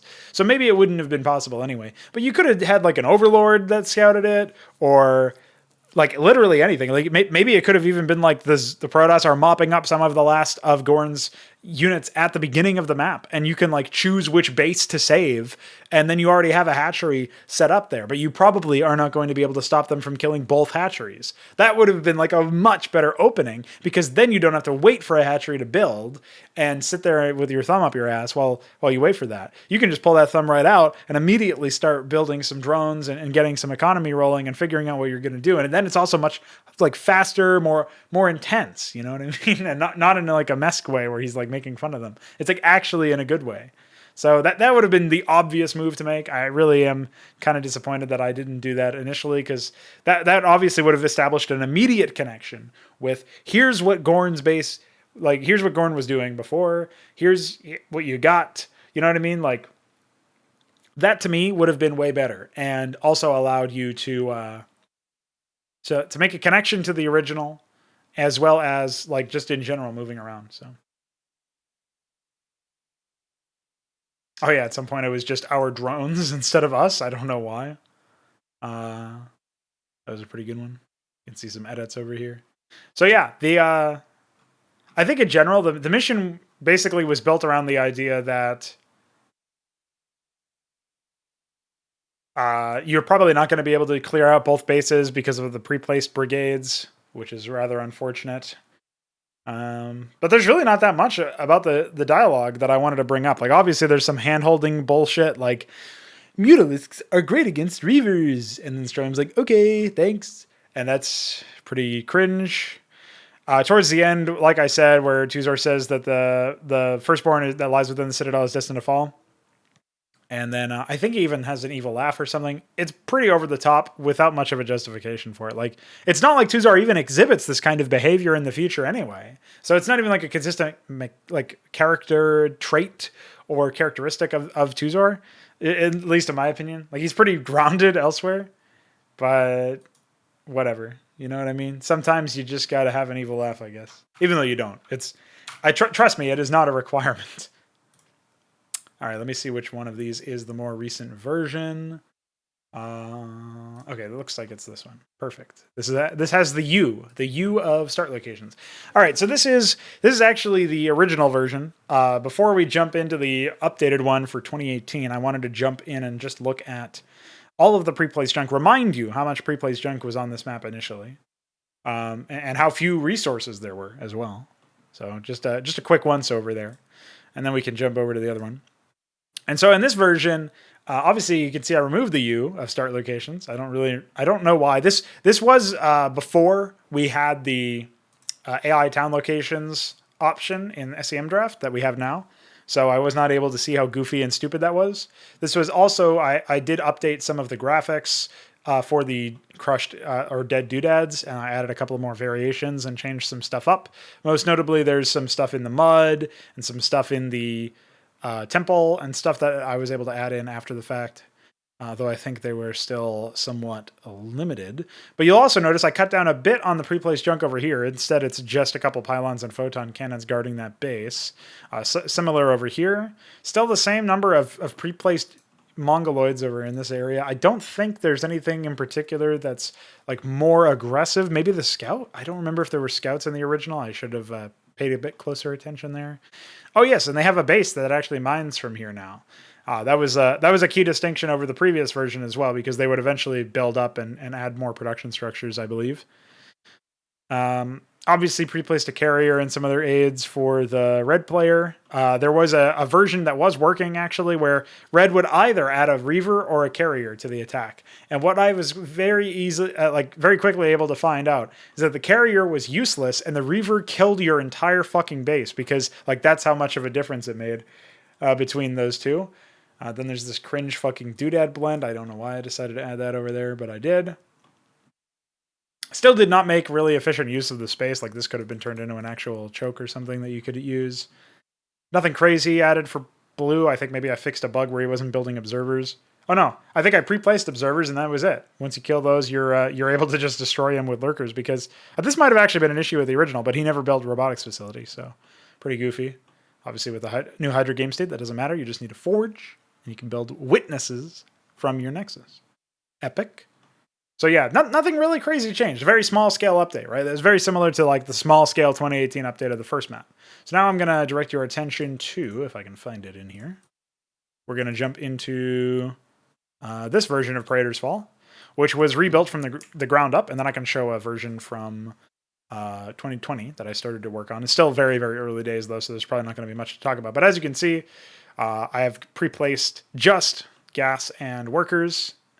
I did start to pre-place a lot more, but I think most of this is actually going to be used for base layouts. So it wasn't exactly I was going to basically tell the AI to use this over time or whatever. I don't remember what was going to happen otherwise. I do know that you had Goska as an AI ally, and this was going to be the natural for Goska. Oh no, Goska would take whatever base you didn't take. So you would still start out over here. And then you'd either take left or right, essentially, top right-hand corner or upper middle of the map. And based on which base you took first, that would dictate which base Goska would take. So I think that was my plan going into this. Obviously, it still has a lot in common with the original layout. The middle area is reworked. This is now an island instead of it having that weird cliff going on, and this was going to be a mining base for yellow. And he was basically just going to try to establish some of those pre-placed brigades from the previous versions of this map. He was actually going to try to set those up to blockade you and Goska in, and essentially you were going to be put on the defensive early on while yellow built up his initial route, because red and blue were going to do some early action against you. That's the vague plan that I remember from this version of the map. Bigger map, still used all of these shitty blends and stuff. This is before we did tile set editing, of the kind that I have access to now anyway. So yeah, still very early days in that respect, but certainly a much more promising map from the get-go, and certainly had more resources and stuff like that. So still a better take. And if we jump back over here to just this version, this is the wrong exe. Hold on, wrong plugin. I can just use Hydra, can I? I think maybe I can use this. I think the reason why these are all jungle is because I hadn't yet built a cliff type for that. Yeah, this was still a mess because I was still in the process of adding all of the different cliff types and swamp types and stuff. So that's pretty epic. But actually, it might have even been built around the previous version that I showed. It looks very similar. So yeah, I think I expanded it to the south to add a little bit more variability there. And I reshaped a lot of this stuff. I think I may have even decided that I was going to fix the start locations, as in they were going to be in fixed positions. You weren't going to be able to pick them. Because I don't really think that that's a valuable aspect of this map, is that you get to pick your start location. It's cool, but I'm not sure if it's like valuable enough to significantly reshape everything else. Like for me, that should just be a mechanic. You should just be allowed in the briefing room to specify which base you want to start in, and then in the game, modifies what you actually have access to or something. That would be more interesting to me. Obviously, I had some very interesting gameplay ideas over here, but for Zerg, this actually makes perfect sense because you can just build extra hatcheries or whatever. So I think that's actually fine. For Protoss, it's a little bit harder for them to do anything with this, so they probably wouldn't want to take this base, but they still want to deny you the ability to. So yeah, I think there's some interesting ideas at play here, but obviously the layout didn't get super far in the way of things. This whole area was going to be like a swamp waterfall down here, which was very ambitious terrain-wise. I probably overshot this. This is the 2020 version, by the way. So I probably overshot the intensity of which I was going to have all of these custom terrain blends, just because it would have mandated a lot more in terms of like the time that it would take to create everything. I think that's pretty much it for Praetor's Fall, though.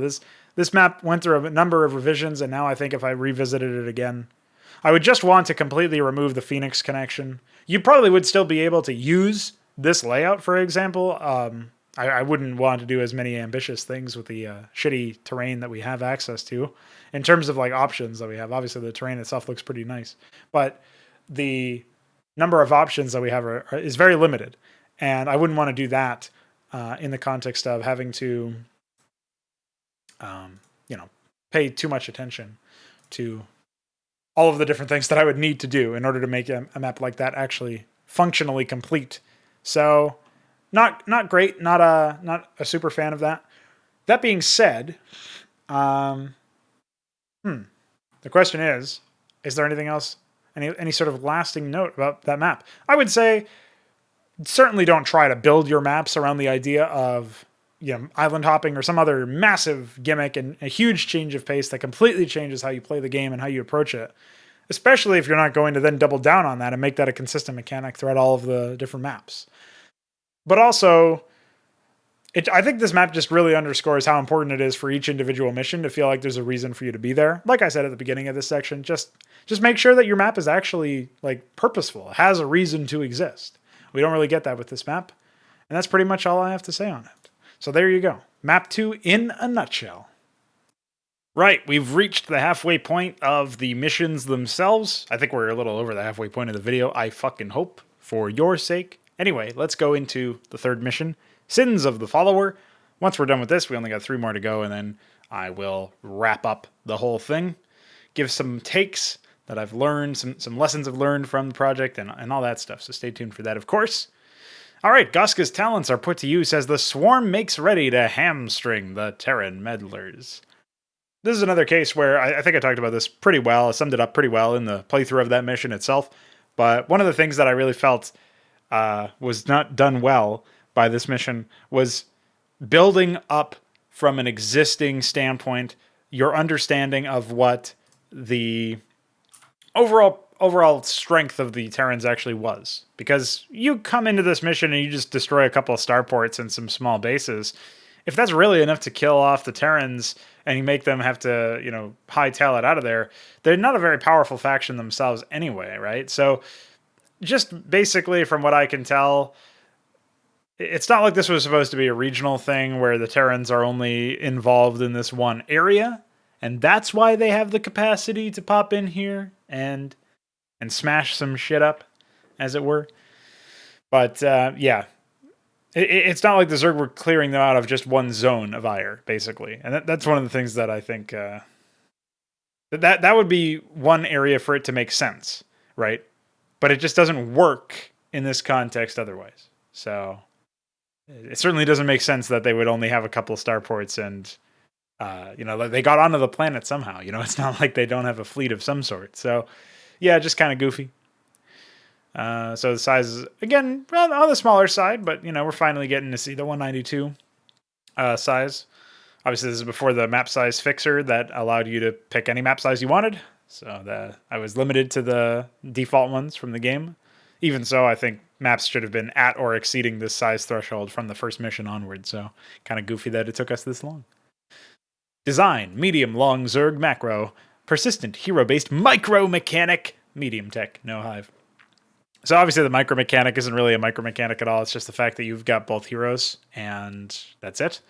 The map design is obviously trying to funnel you down two separate paths instead of allowing some interplay. Obviously, you could overload transport if you wanted to, and Niduses are encouraged, but still goofy.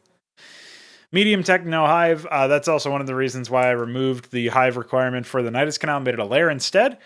This is also where I can comfortably say that I just didn't understand how impactful it actually was to get Niduses in actual RTS 1v1 games, and why they should actually be on hive tech, and why it would be broken for Zerg if they didn't have to invest into hive tech in order to get access to the Nidus. So obviously that's a little bit different in Hydra. Maybe it'll only end up requiring an Overlord Iris instead of an Irileth Quay in Hydra. But in vanilla Brood War, like in standard unmodded Brood War, it's very important that Zerg have to ascend to the tier 3 in order to link their bases, because that is such a powerful thing that, Terrans really need to be able to micromanage attacks on multiple armies or on multiple locations in order to answer. And it's just obviously something I didn't even think about because I didn't watch enough professional Brood War, and I also didn't really pay that much attention to playing it myself. So, as we know from playing through Inconsummate and realizing that it was just a puzzle map, a series of puzzle maps.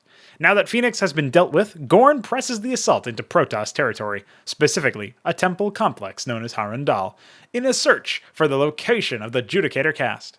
Tuzor orders Goska and Stralium to work together in Raider territory to hamstring the Terran forces, thus buying Gorn the time it needs to complete its goals. As the two agents of the swarm wrap things up, however, the distant Cerebrit goes dark, and Tuzor must scramble to find out why.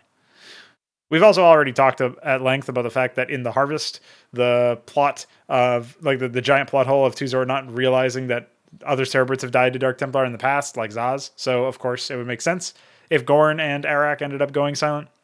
Like, that would be something to consider. That being said, I actually don't know if maybe this is just like some of the initial writings of this particular mission, and it was never updated after the fact. I think that's probably the case, because the idea that this mission is in any way connected to Gorn's mission in terms of you doing this will help Gorn out, and like this is somehow working in concert with what Gorn is doing, that was not established in the actual mission by dialogue or by actuality in terms of gameplay effect. It's not like the Terrans were sending forces off to attack Gorn or something. They certainly weren't doing anything to Gorn. I mean, Gorn had barely ever interacted with them. We can assume that maybe there was some interactions, but they were nenever given to us. Like, they were never shown to us. So the idea that this is somehow connected to that mission that Gorn is undertaking is really weird. I don't even remember, the thought process behind it, so I couldn't really tell you. But pretty goofy in that respect. Let's see here. Yeah, I think that was pretty much the main thing. I don't know why I felt the need to name the temple complex, but I also don't think it's necessarily a bad thing. It's not like it's a pivotal point in the story or a pivotal location, because I'll talk about this in the Harvest breakdown as well. But the purpose of the Temple of Harundal is apparently to give you access to the Judicator locations, so that you can kill the Judicators. But I mean, for one, why would the Judicators even be in one spot anyway? Like, why would they have to be? Why is that the assumption? Maybe that isn't the assumption. Maybe they just need to find locations. But why would a random temple have that information? And two, if that's the case, and then they get to the temple, and Gorn dies, and a Dark Templar says, haha, why would I then decide that the resolution there is just for the Dark Templar to leak the information to Goska, and that's how they'd get it? They don't get it from the temple. They get it from the Dark Templar. So it's just really weird. It's a mess. Like, this whole section felt like I just didn't look at it with a critical enough eye, or considering all the different like extra perspectives. Basically, I was just like, yeah, they'll go to this temple and get the get the information from the temple. I don't know why it's in a temple. I don't know why the Cerebrits think it might be in the temple. Like, there's so many things that you're not even really establishing why these characters are making the decisions that they're making. So we jump over to the timeline real quick. We can read the iterations and notes and stuff. Doesn't look like there's much different, if anything, different over here in this mission event section, the recap. Originally, Stralium was nowhere to be found during this mission. I think it better suits the campaign to have a map that splits the focus of the player neatly, which requires a macro section. And with Stralium being as powerful as it is, the creature helps prevent the player from feeling overwhelmed by the situation. Yeah, so I don't actually remember why. Again, I talk about this as well. I don't know why. Like I mentioned earlier, I don't know why it was so important for me to have it so that Stralium was found in the middle of the first map, and that he had gone dark and he hadn't made contact with Tuzor or whatever. Like, that was something that was even present in the original version back in 2012. So I don't know why that lasted. I don't know why that felt so impactful. But I also don't know why it was an idea that Stralium would then go dark and not be found or not respond to orders or whatever, which is what ends up happening later on. So I don't know what I was even really thinking as far as like how that helps the story along. I think it was just inconvenient for me to have Stralium and Goska share a lot of real estate and have a lot of the same areas and be in the same missions for a long time. Or like I thought that anyway. That must have been what I was thinking. That's the only assumption that I can make. So I don't fully understand why that was something that I kept doing, but that did happen. So yeah, I was originally apparently going to do that for this. I like how every single mission here is, besides the last one, is originally, by the way. That's pretty funny. I also don't really understand, like, I understand that on a technicality, there are no opportunities for you to immediately build a base or start with a base on Goska's side, but splitting it up so that, like, conceptualizing it as if there's a micro half and a macro half in terms of the map is really weird to me, because you're actually encouraged by resource placements to get a base of operations over there. And then obviously that also undercuts the significance of Niduses and stuff. So I recognized that I didn't give enough resources elsewhere on the map, on Stralium's half of the map, for the player to find a lot of success. So I decided it was going to be necessary for the for there to be some resources, either more resources on the map or more resource areas in Goska's section. And I went with the latter because I also believe, and this is true, of course, but at the time I believed that it would add more gameplay and more opportunities for gameplay to show up emergently in those areas of the map, where otherwise you would just progress linearly and never go back because there would never be a reason to. And it's like a patchwork fix for the fact that the map's layout is horrible and does not work for an RTS. But as I talk about in the notes here, where I say this map is half micro, half macro, with both gameplay types occurring simultaneously, I don't really understand. Like, okay, I'll read the rest of this and then I'll talk about it more. So Goska will be microed on the left half of the map, whereas Stralium will command a base on the right half. Constant upwards motion is a significant focus. Why am I legislating this through gameplay? You know what I mean? Like, this very much, like you can tell, it's not the same thing as when Blizzard has a comment in their AI in Warcraft 3 that says this base is not meant to be attacked, so it has uber defense. When a Blizzard developer writes that, it's not really the same thing as when I write this, but a lot of it is very similar in terms of like the developer's intention and what they perceive to be the ideal gameplay pattern for this map. That is essentially law. That is just written law, and you can't deviate from it. And it doesn't matter if the player wanted to express their skill in a different playstyle. Like if their playstyle that they prefer is not conducive to it, but can still find success in other cases. That doesn't matter for this mission. I'm just mandating that you alter your playstyle in a ridiculous fashion with limited tools anyway, because you still don't have Hive Tag and all that stuff against Terrans that can field tanks and stuff. So look, I think the biggest issue here is ultimately the bigger issue is that there's pre-play shit everywhere. But in terms of coming at it from a foundational basis, what really sets this map apart from the others in a negative way, I think, is that it's much like the final mission of the campaign, where even in that mission, you can like sort of radiate outward and go in whatever direction you want, really. I mean, you're very heavily discouraged from going over the bridge to the right of your starting base in the sixth mission, but you could still decide to kill white early or kill white last. You know, there's different things that you can try to do. And it was built with the idea that the player would probably make some determination based on that. They'd make a value judgment as to which would be more useful for them. Whereas in this mission, you're not really allowed to, like, you can technically, you know, micro more in the early game, you know, take out more blue things in the early game than you take out teal things, right? So you can go further up on the left than you do on the right, or vice versa. But aside, like that's not really a meaningful distinction considering all of the pre-play shit, and also considering you can't actually engage with, like, you can't combine your forces in a reasonable way like you can in all other maps. So it's very much a gimmick. But it's also because I'm deliberately making it that way so that you are forced to play with those circumstances, right? And that's where I think the biggest flaw of, I mean, in some ways all the maps have that, like Praetor's Fall having that weird thing at the beginning where you're doing that island hopping shit. Like, I'm just forcing you to figure that out and deal with that. But at least you make that decision early on. I guess the first map probably didn't have that in the macro section, but it was also like the macro section was basically nothing. So it wasn't really the same thing. The Harvest doesn't really have that either, I guess.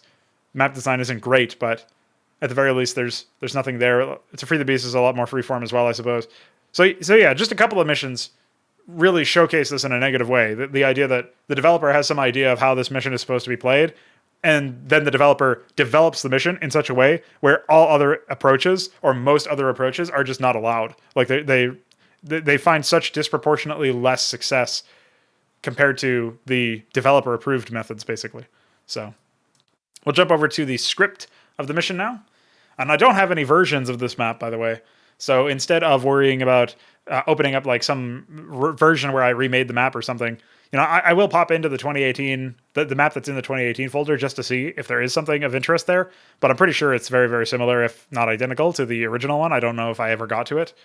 Aside from that, I mean, there's really not a whole lot to consider. I will be looking at the AI just to show you how basic it is, and we'll be saving that sort of in our memory for when I look at the Map 5 AI, because that has a lot more going on in it, even though a lot of the complexity is rooted in stupidity as opposed to genius.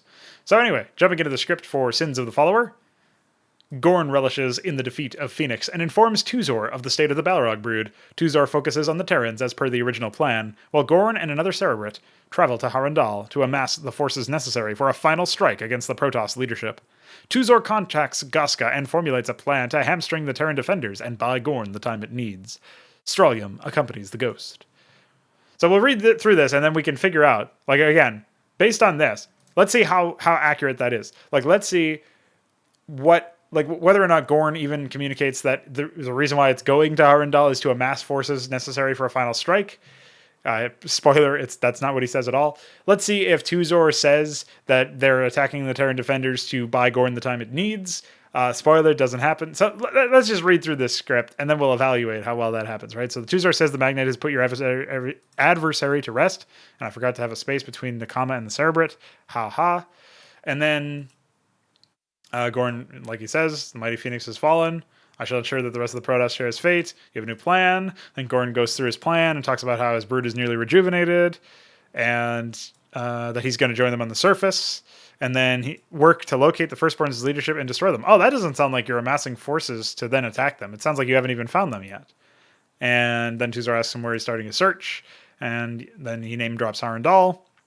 Gorn talks about there's an archive that may hold the location. Doesn't talk about how he figured this out or who informed him or what. So it definitely comes out of nowhere. Already my brood moves to rid the temple of its defenders. And then Tuzor tells him to keep him apprised. And then in the meantime, he must plan his next move. His, in italics, the Terrans continue to pose a significant threat, and it is high time that we dealt with them. That has nothing to do with Gorn's mission. It's almost like I didn't match this at all. Which is really weird, because it feels like this and the previous, like the description in the, like over here, it feels like the lines related to Gorn were almost like written after the fact, but I didn't rewrite the script or something. I don't know. It's really weird that I decided to go with that angle. Or maybe they were like first draft things. These were first draft things, and then I wrote the script and then never revisited it to see if it matched up. Anyway, Gorn, remember, by the way, this is something I also pointed out, but Tuzor says they're posing a significant threat, and Gorn's like, such primitive warriors had no business here anyway. Get them out of here. Get them out of here. Like, imagine just contradicting yourself. And then we're going to take this war to the Terran's doorstep and sever their supply lines. Gaska then provides information that, in theory, like maybe he's only saying this, I would assume, because Tuzor doesn't know about this yet. So then he provides vital information. By the way, this is originally called Aradas.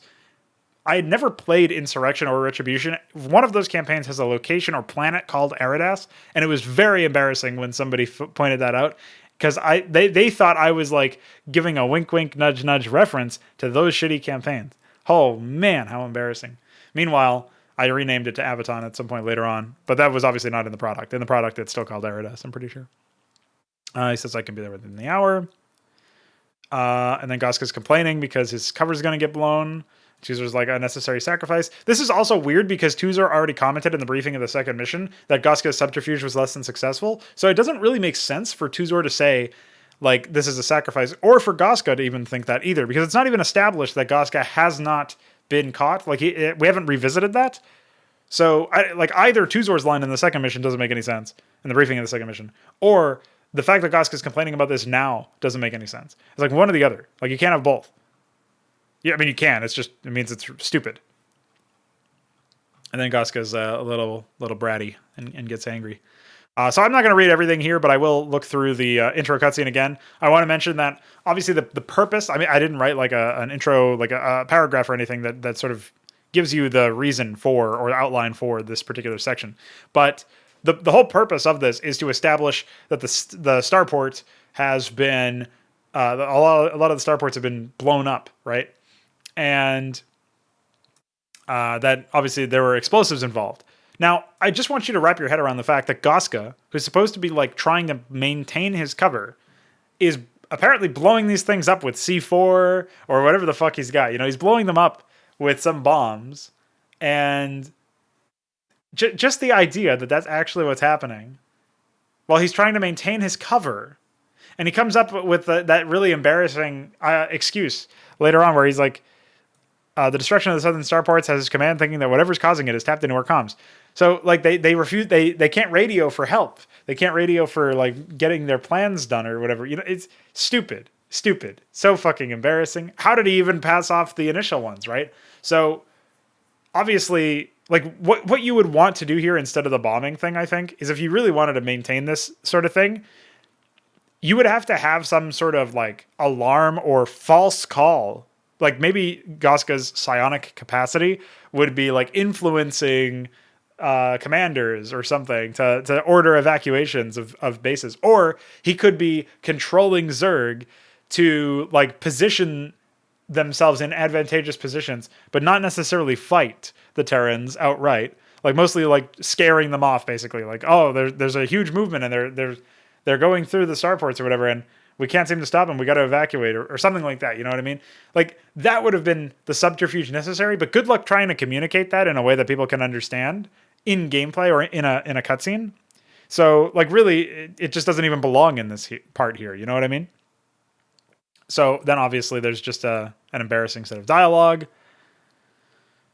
I don't remember if, let's see. Oh, I actually have this crossed out because I went back and redrafted this and I realized that was just an embarrassing fucking line. So I got that. I deleted that. But yeah, originally the line of "you should have followed orders" wasn't even in the script. I added that as a suggestion from Chox, from T. Foche, who's like, was talking about how that would help like hint at the idea that Goska is upset about having to kill the Terrans, and he's like, why didn't you just follow orders? You know what I mean? Like that's sort of his attitude or whatever. Which again, I think is fine. You know, the people who aren't paying as much attention to that sort of thing would probably just assume it's like a more generic line where he's like taunting them or something. But people who are like clued into the fact that he's trying to get them out of there without killing them, that would be something that would be rather self-evident, I think, which is fine. I think the rest of this, in general, fairly straightforward. I think the ending of it being a Gorn screaming or whatever, it was a little melodramatic, perhaps, or just like weird. I don't think most people even got the idea that it was supposed to be Gorn in the first place, but I guess it's okay.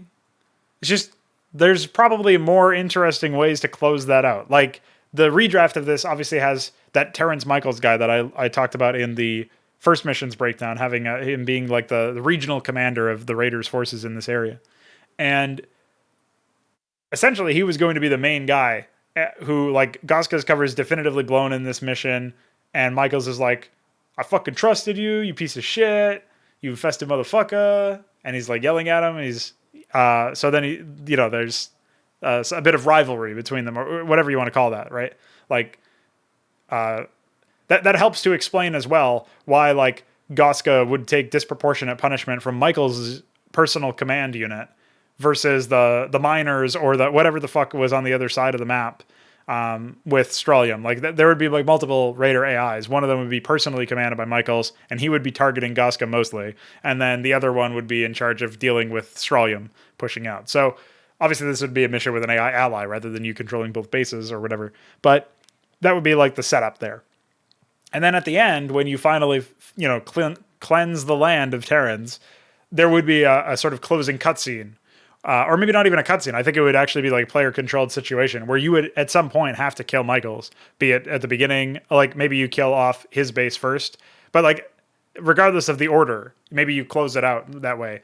But that would be part of the resolution of the mission is Michaels is dead and Goska is forced to kill him. You know what I mean? So that would be a situation where it feels pretty bad for Goska to be the one to pull the trigger in that respect. So that's why I think you would probably be controlling Goska in that sense. And I don't know how I would set it up so that, like, you wouldn't be controlling him as a unit in game because heroes are terrible for an RTS. Very, very difficult to make work. But I do think that it would be, I mean, that's why I would be tempted to make it a cutscene so that you could actually see Goska doing it. But I also think that saps at the impact of it being a game where the player is making the decisions. And that would just involve the player watching the leader of the army that they killed be killed for them by a cutscene, which is just lame. So I wouldn't want to do that either. So it's definitely a tough thing to do, a tough thing to figure out or whatever, but it's something to consider, I suppose. So I'll break out the map and the AI, and we can take a look at that, and then we will sail off to the 4th mission. So stay tuned for that. Yeah, so as it turns out, the map is pretty much identical. I didn't notice any immediate differences. I think maybe I optimized the terrain or something in a couple of places, but the layout is identical, and the pre-placed nonsense is pretty much identical as well. So as you can see here, there's a huge amount of stuff here. It's a very large number of AI scripts running in this map. So we can take a look at some of these. So we can see, I don't have them stored in plain text, unfortunately. So we know it's like Brood War, Protoss, apparently 8A. So that would be PB 8A would be the first one. And this is it. This is one of the scripts that runs for blue. So we know that we can take this over here. This is S1 Starport B Barracks B Factory. I don't remember what S1 stands for.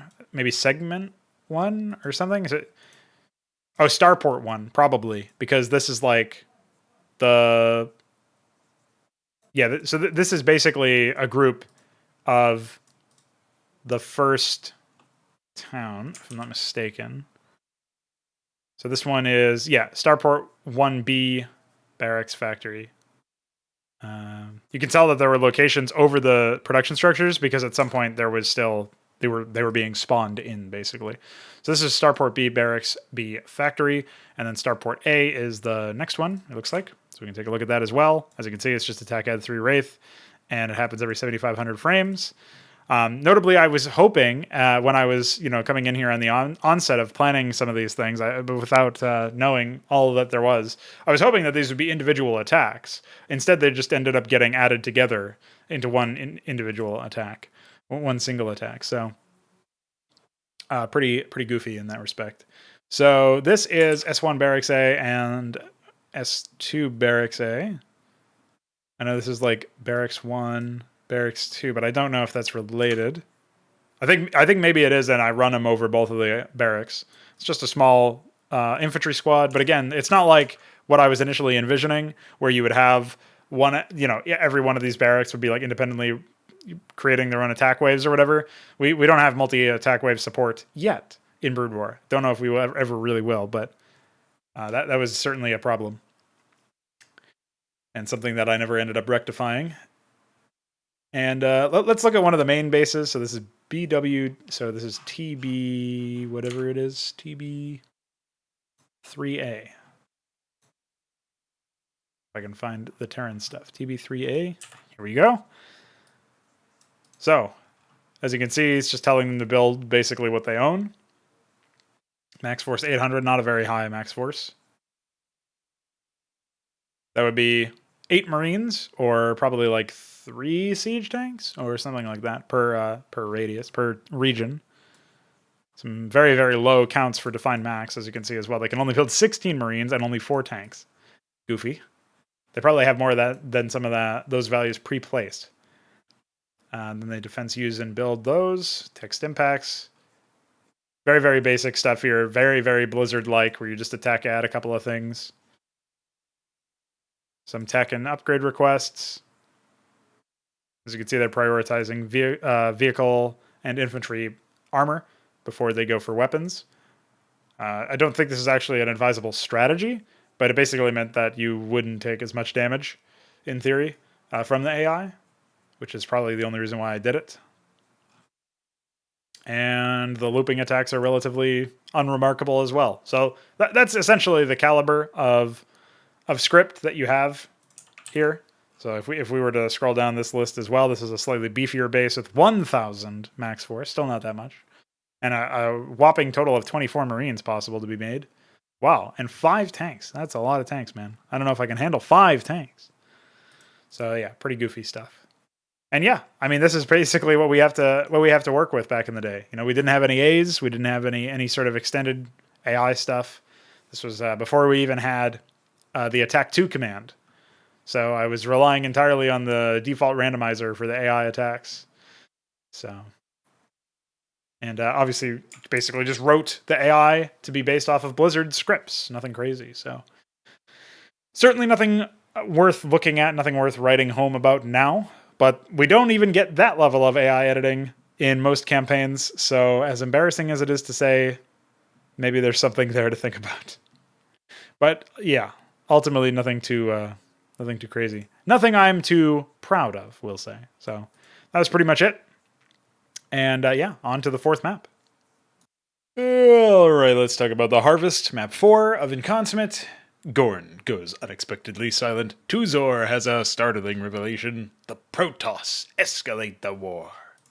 Now this was originally Strontium becomes unstable. So I'm not really sure why I decided to change that up. I also don't really know what it means that the Protoss escalate the war, because they don't. They're barely in this mission. They're only there as a victory lap. Anyway, size 128 by 192, same as the previous map. Tileset jungle, design medium to long Zerg macro, high tech, no defiler, no greater spire. I think this mission technically also didn't. I don't remember if this mission didn't have Ultralisks. I think maybe I made the decision later on to give the player Ultralisks, perhaps in the 2018 version, but no, the last edit was 2017, so I don't actually know. We need to go find this information out for ourselves, ladies and gentlemen, before I even read any further, because that is actually relatively important information. So we jump into here using this. We can check the unit properties. I never look in this screen anymore because I never disable anything, because why would you? Oh, it is enabled, apparently. What about the building? Oh no, player 1 disabled. Player 7 disabled. Are you player 1 in this? Yeah. So I enabled... Oh, I disabled Ultralisk Cavern, but you can train them when you get Gorn's Ultralisk Cavern after that. That's... Man, that's some unfortunate design right there. Holy moly. Well, all right, let's continue on here. So we've got no Ultralisk Cavern, but you can train Ultralisks if you get an Ultralisk Cavern by rescuing it. Wow, that's so lame. So lame. With Gorn silent and Strontium weakened, Tuzor turns to Goska, ordering the infested ghost to lead the remnants of the Magnate swarm to investigate the distant Cerebrite's disappearance. Goska encounters renegade Zerg, the remnants of Gorn's brood, and must push through them in order to complete his objective. Eventually, the ghost finds the collapsed corpse of the Cerebrite, and Tuzor orders the destruction of the remaining Protoss defenders as penance for their crimes. After the firstborn are dealt with, Goska recovers the location of the Judicators from the temple, and Tuzor resolves to avenge its compatriot with the destruction of the Protoss Council, but not before a certain Dark Templar confronts the infested. So obviously this was written before I decided to make it so that Goska didn't find the location of the fucking, what do you call it, the Judicators. I don't know, man. IMO, it feels pretty cringe to focus on like revenge or penance for their crimes or anything like that when you're talking about the Zerg killing Protoss. Like, kill the Protoss because they're Protoss. You know what I mean? Like, that's more along the lines of what you would expect from Zerg. Especially considering the situation here is like they've demonstrated the capacity to permanently kill Cerebrits. So under such circumstances, you wouldn't want to allow them to exist because of that. But this mission is a fucking doozy because of a lot of different things. Unfortunately, this might actually be... I remember saying that the second map felt like the most blasé, the most drab, the least impactful. But the Harvest might actually be the worst one from a conceptual standpoint in terms of like it's very clearly trying to communicate a narrative that does not work in an RTS whatsoever. And you can tell that there's a lot of problems with it just by looking at the fact that in the map design, you actually just get control of an entire base and these massive like amounts of pre-placed junk just by moving an overlord over to the Cerebrit to find him. And like in the movie moment, you can go to watch like Jay Burrito's playthrough of this mission, for example. And in the movie moment where everything works out as intended, you stumble upon his corpse after like running out of a lot of resources and really running dry. But this, like, you're literally controlling overlords and stuff. You can just like fly over here. So it's only something that poses a problem if you don't have that prior map knowledge and then don't scout this area out with air units, which I guess you are discouraged from doing considering the sheer number of pre-placed bullshit all over the place. And you're probably not... Like, I could have even gone further and had, like, Spore Colony on the island and some fucking Scourge all over the place, I guess. And maybe I even should have done that. Like, I shouldn't have done any of this. But if I was going to try to mandate that the player only, goes here through the ground path, then maybe I should have done it that way. Even though that's really goofy. So this is a situation where clearly the map is trying to be more of a movie than it's trying to be a map. And that's a situation that does not work very well at all from an RTS perspective. And there's also the similar issues with, if you look at like the Protoss area after the fact, and you have like this whole ending cutscene where you have to bring Goska over here, which just adds padding to the fucking mission time, which is really stupid. Like I remember I was watching Connor's playthrough of this mission when he did a playthrough of it, and there was like a cutscene where like Goska says something about like I'll make my way to the temple at once or something. And before the objective even pops up, Connor's like, bring Goska to the beacon. And then it pops up as an objective and he's like, what the fuck? He's like, rightfully so. He's like, complaining about that because that's just annoying. Like, Goska is a hero that if you lose him, you lose the entire mission. Of course, you're going to keep him towards like the bottom half of the map so that he's out of harm's way.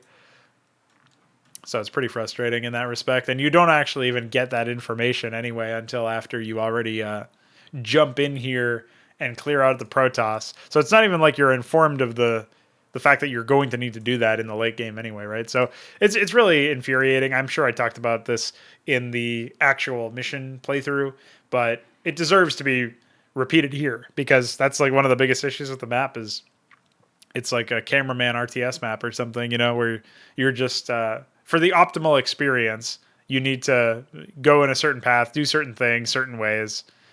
And I guess to my credit, I didn't exactly like make it so that you have to do it that way.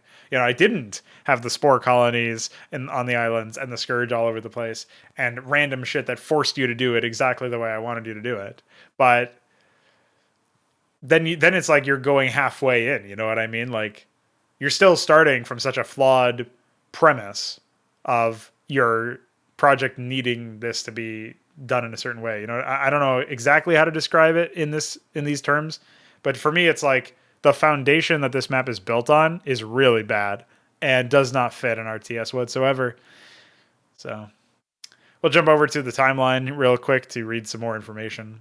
Obviously, we're looking at iterations and notes off to the right. Yeah, there you can see Strawling becomes unstable was the original tagline. Originally, Goska was the one to become unstable. However, with Strawling being more inherently linked with the Swarm, as well as the Magnate appearing more frequently in the campaign, I chose to relegate the creature to a backseat role, while exploring more of Goska's and Tuzor's relationship with one another. Strawling appearing more frequently in the campaign is just wrong, though. Especially after this mission. Like, they both appear in the first map, and then Strawling appears in the second map, solo, for some reason. Goska appears alongside Strawling in the third map. And so at this point, like, you would only need one solo mission with Goska in order to make it even. And even then, it's like, okay, you do that, but then you also have another one with the fifth map and another one with the sixth map, except the Strawling shows up in that, like, last 10 seconds of that map as well. So this is just complete and utter incorrect information. Get it out of there. Gorn is slain by Zeratul, canonically in Map 9 of the Fall, prompting Strawling's instability and a brief bout of ZVZ gameplay that helps mix things up. This map takes place in the same region where Gorn was slain, and Tuzor discovers the location of the Protoss leadership. Well, that last part is not even right, and obviously the map itself does not look like Shadowhunters at all. So, not that it necessarily has to, but just something that I thought I should point out. Again, this is a case where another symptom of me trying to keep things somewhat consistent with the with the actual story of StarCraft is that you basically run into all of these problems where you're tempted to change something about the story, like a location, because the original map was shit. But you're also trying to have things be set in the same location or in the same timeline or anything like that. And it just ends up being shit. Like, you just muddy the waters. You confuse the intent of having different experiences and like having an anchor in the original story, but it being different in this way, it just feels inconsistent. And you don't really leave enough room for your own story to shine either, because you have to like constantly be anchoring it to the original narrative and the original plot. And it would just be much better if I disregarded that information.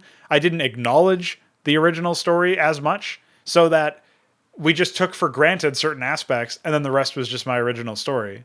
Instead of needing to follow canon characters like Gorn dying to Zeratul, and like, you know, Alderus and Phoenix and all this other shit, where like, when I was initially putting together the plot for Inconsummate, I didn't think that it relied as heavily on the original campaigns as it actually did. But it does. It relies heavily on the original campaigns for Phoenix, since that's the entire premise of the second map. And then it relies incredibly heavily on the original story for Gorn's death, which is at the end of the third map, and the premise of the fourth mission. And then it relies heavily on the premise of the original map for the entirety of the fifth mission and the premise of the sixth mission, because the entirety of the fifth mission takes place in an area where there was all of this conflict, the civil Protoss versus Protoss conflict going on in the Protoss campaign. And obviously it ends with the Overmind dying, which then sets up the entire premise of the next mission. So it ends up being, in most maps, there's some element there. Like, the first mission is what flies in the face the most, because it has raiders on the ground on Ire sooner than originally was confirmed in the timeline, because we haven't even yet gotten to the third map of the Protoss campaign by the time the first map is taking place. Whereas, if you just fast forward to the end of the third map of this campaign, we're actually at the 9th map of the Protoss campaign, of the vanilla Protoss campaign. And then somehow we squeeze in all of the harvest and most of To Free the Base before the 10th map ends. You know what I mean? Like, the timeline is really fucked and really confused and muddled, and you don't really get a good sense of what the actual intention is for the plot. And also, it doesn't help that there's that massive plot hole of Tuzor not knowing what a dead Cerebrate looks like, because obviously Zaz had already died by Zeratul's hands up until this point anyway. So either you have to commit to another perspective within the same story without changing anything, at which point it is admittedly just fan fiction, but at the very least it's consistent fan fiction, and it's not like, jockeying around with all this shit. Or you have to say, fuck the original stuff, Like, fuck exploring it. It's not that interesting.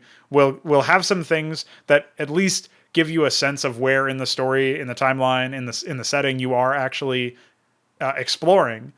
But we're not going to make it about the invasion of Ire. We're not going to make it about,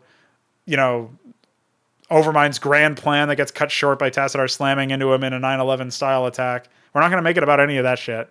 We're just going to make it about actually telling our own story, using the setting that we have to shortcut some aspects, and because we don't have the ability to just throw in a brand new race or 3 brand new races, like we don't have the art assets for it, and we probably don't have like everything else that we would want to do for that. So I definitely think the latter option there is much stronger. You give enough of an anchor to give people who are familiar with the lore at least some understanding of when this is taking place, but you throw out any preconceptions of the story itself, maintaining consistency with the original lore.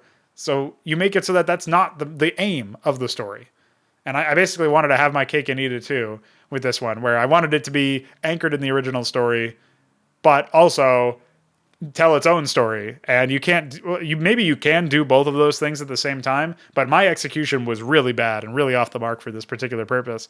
And I think this mission is a great example because the whole premise of it is Tuzor doesn't know that Zaz has already died by a Dark Templar's hands and sends you out on a fucking, wild goose chase, basically, like a fucking Easter egg hunt to try to find Gorn.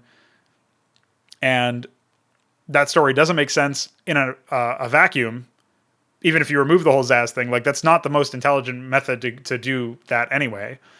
And it ignores like the whole stakes of the invasion, where there's supposedly like an orbital fleet of Zerg that are waiting to descend. Like he could just call in backup and explore that from that angle instead of like sending Goska there. And it also requires that Strawlium becomes unstable, which is really convenient and stupid and ends up being a detriment to the rest of the project, I think.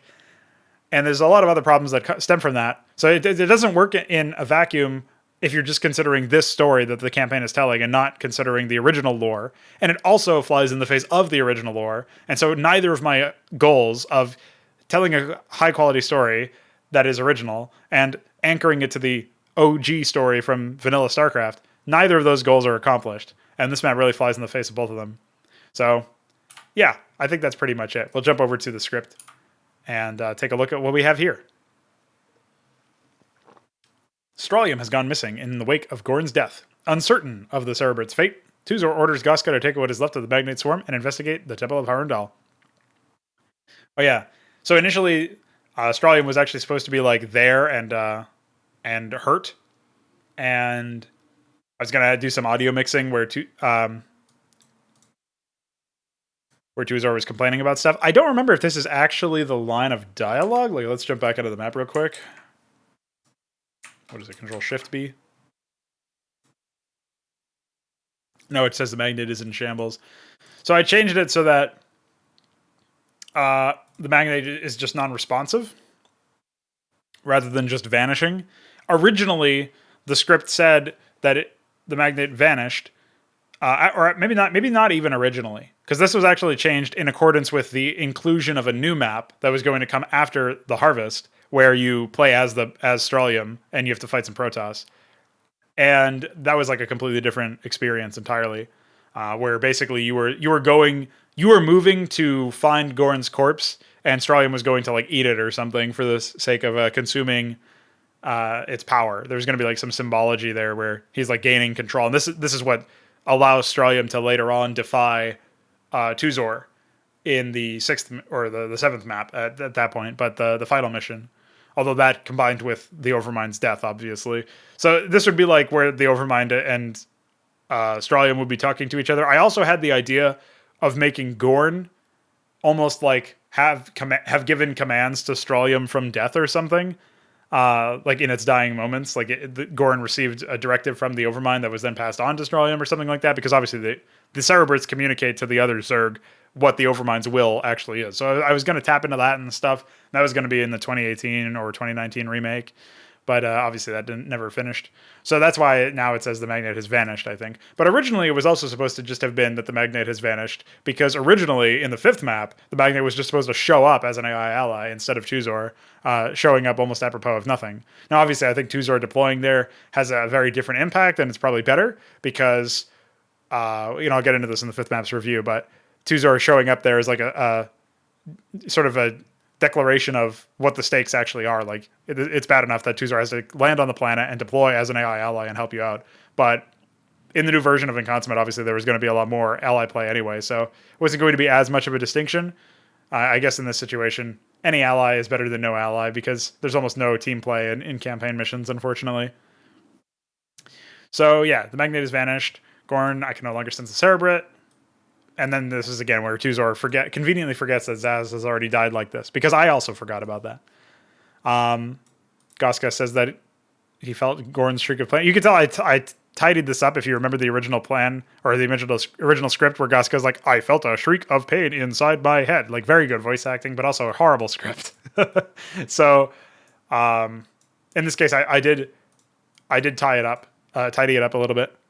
And then this line of dialogue is really just there it's for exposition. Like, this whole thing could be cut and you would have Tuzor just reaffirm the importance of finding Gorn. You could also revise this such that Tuzor could fear the worst regarding Gorn. Like, maybe Gorn did die and had a similar fate to Zaz, but we need to confirm it. And if nothing else, we need to reclaim their brood and reestablish control and integrate them into our brood or something. So then that could be like actually part of the gameplay or whatever. I don't know how you would do that, and that would still feel gimmicky. But that would be a better premise for a mission anyway, that doesn't fly in the face of literally everything else up until this point regarding Cerebrits and stuff. And then this whole dialogue where Goska and Tuzor are fighting over whether or not Goska is capable of leading an army of Zerg, that also feels very exposition-y and very lame. I think instead Goska should probably just be like, maybe just simply push back and say, I do not wish to do this, or something, something to that effect, rather than being incredulous. Just be like resentful or something, and then have Tuzor respond with just, again, like reaffirming how important this actually is by having him be of short temper. And this would be like one of the rare times that we see Tuzor not being cold and calculated, but instead being caught off guard and genuinely worried. And this sort of this short snap of infighting, if you can even call it that, this sort of friction is a nice way to would be a nice way to encapsulate that in a small amount of time, without needing to worry about leaning too heavily into the drama, which is some of the later dialogue in here actually does. Like if we scroll down far enough, when Goska says, "Let's just hope my patience lasts that long," and then Tuzor snaps at him. This does not fit a Zerg chain of command. This is very much like the Starcraft 2 stuff, where like everything has their own free will or whatever, and they can. It's like that cringe relationship between Kerrigan and Zagara or whatever her name is. I think that's her name. Where there's that fucking whoever the queen is, that's like the main queen, who's like complaining about, or no, at some point she's like, "I didn't kill you yet, Kerrigan, because I still have more to learn from you," or something like. Oh man, why would you say? Like, I'm sure that sounded really cool in your head, but then you wrote it, and this Zerg alien that does a little curtsy, little bow to Kerrigan every now and then is who's delivering that line. Okay, yeah, good one. So yeah, this gives me flashbacks to that. I really should have done a better job there, and just made it tighter. Like, also, this dialogue is happening in the middle of gameplay. You got to make that much quicker and not take up nearly as much space. This is something I also learned in the Stormborn script writing in the aftermath. I definitely felt like the script took up way too much space, but it's a little bit more understandable in that sense because I didn't have any time to edit that. I didn't make any time to edit that. I wrote and voice acted all of that in like the time span of a day. So, or maybe 48 hours. Maybe it was across 2 days, but it was not very long at all. So there wasn't really that much time to edit it.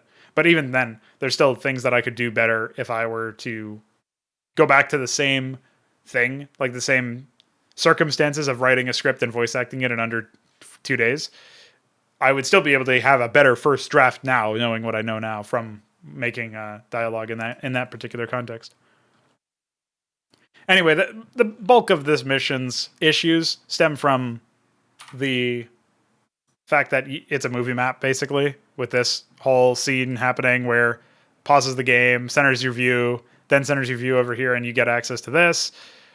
any number of bad things could happen here, where maybe two Goska's in the middle of fighting a purple base or something, or a white base even, and you get center viewed left, right, and center, and then lose Goska. Like that could actually happen. That's something that I didn't even consider until just now, trying to think of like what might be the cause of some issues. I'm not really sure why. Oh, it's control. Yeah, so that could definitely be a problem. Here's Ahmed's outhouse, used for some AI scripting. And there's all sorts of potential issues that could come from that.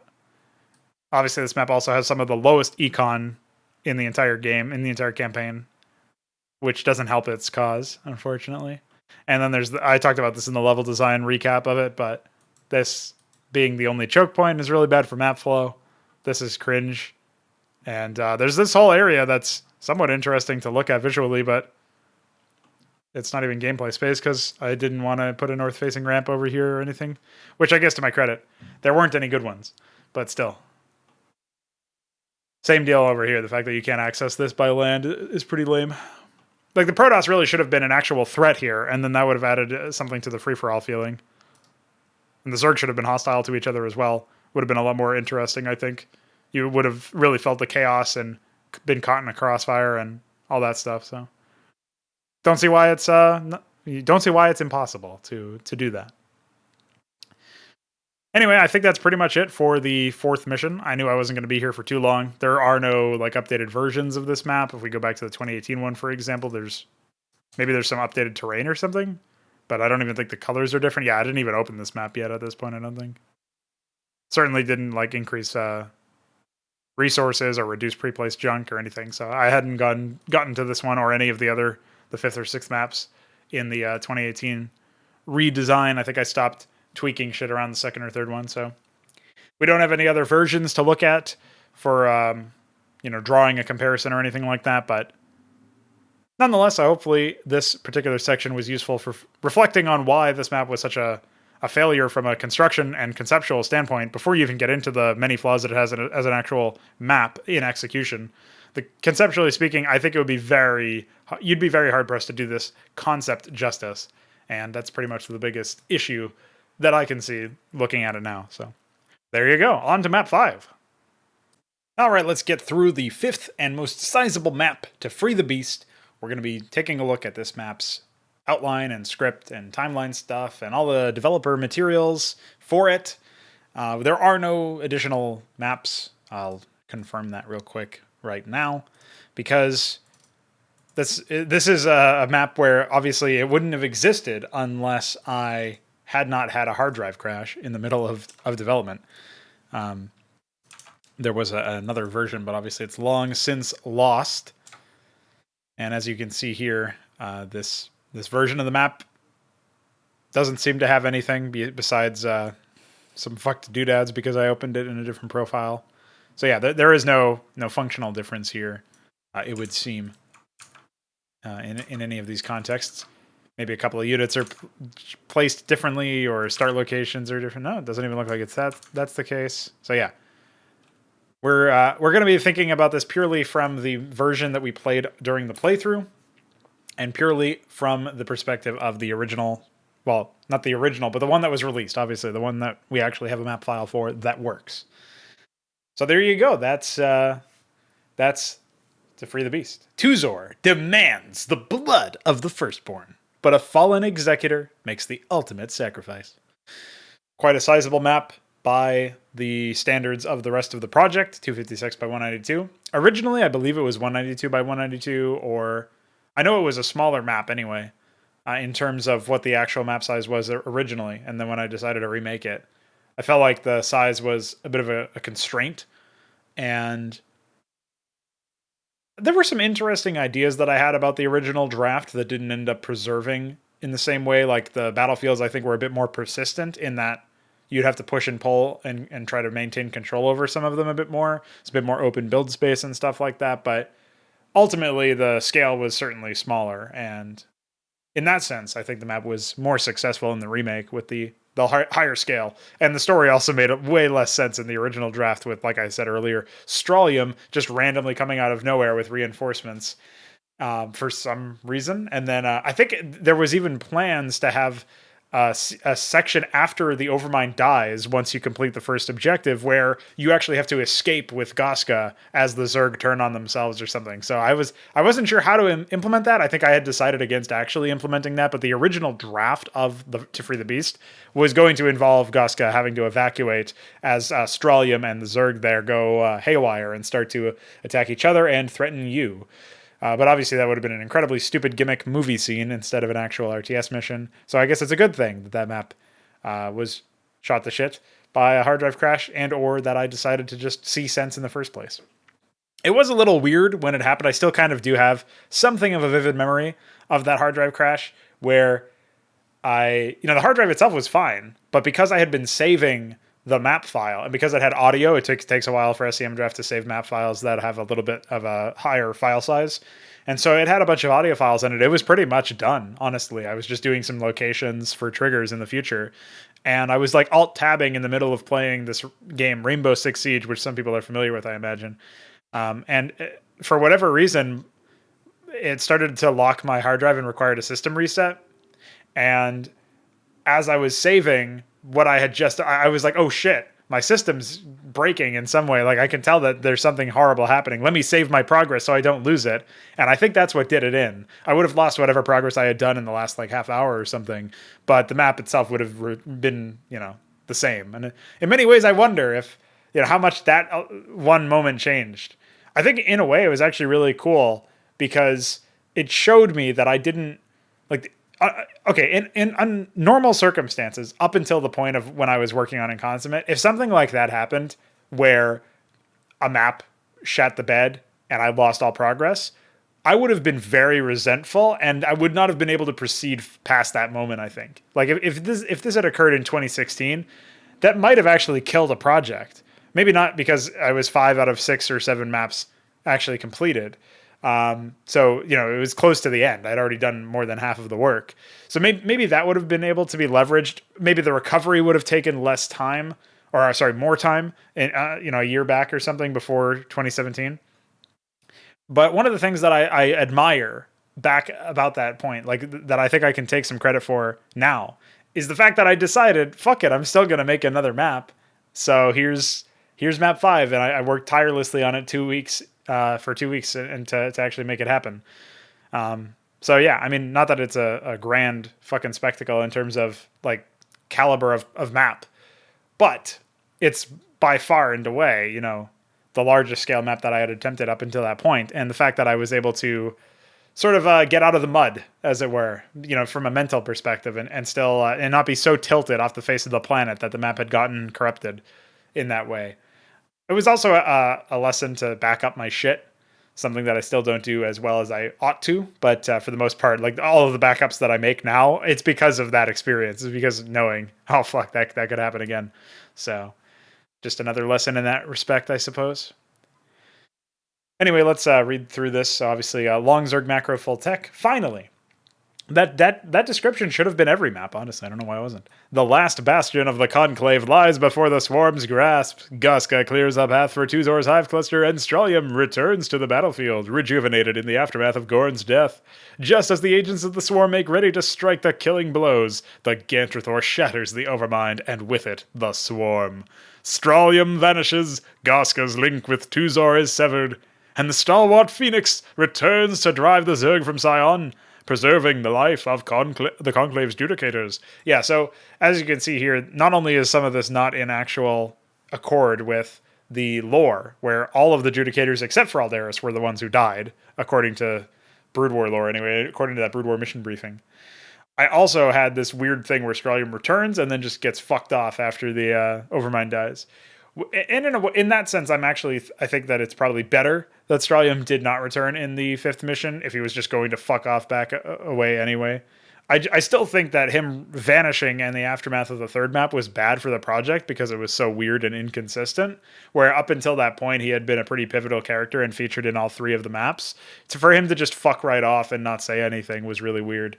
And I also feel like the ending of To Free the Beast, where you have that closing cutscene and you're looking at the some of that stuff, it feels very strange and almost like a retread of the 3rd map to have Tuzor go dark instead of Strawlium going dark, you know what I mean? And like have this sort of event as you've completed the objective and you've reached that apex of you finally like finished slogging through this Legend of Arcane map, you finally clear out the Protoss and you finally kill them all, and you're like, finally, thank God. And then the Overmind dies and some plot element sort of like subverts the impact of what actually happened.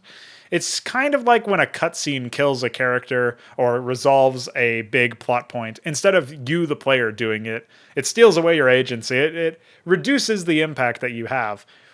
And this is something where I kind of played around with that expectation, actually, where that's why it says mission, objective failed. The Overmind has been slain. You know what I mean? Like, or killed, or whatever it says. Like, if people have lost heroes up until that point, they would be familiar with that format where mission failed, Strontium has been slain, and it plays that sound effect. So it's the same sort of style. In a way, that was almost like a fourth wall break just to wink at you a little bit, like, check this out, right? And it is an epic moment, but it comes at the cost of undermining the player's experience and the what they actually did in that mission, as if it couldn't be undermined anymore by all of the AI just having that shit for free, having it all pre-placed, all the pre-placed money, all the pre-placed units, and then playing a completely different game entirely with different rules that you do not have the luxury of, and your dependence on your AI ally instead of being able to actually carry the product yourself, carry the experience yourself.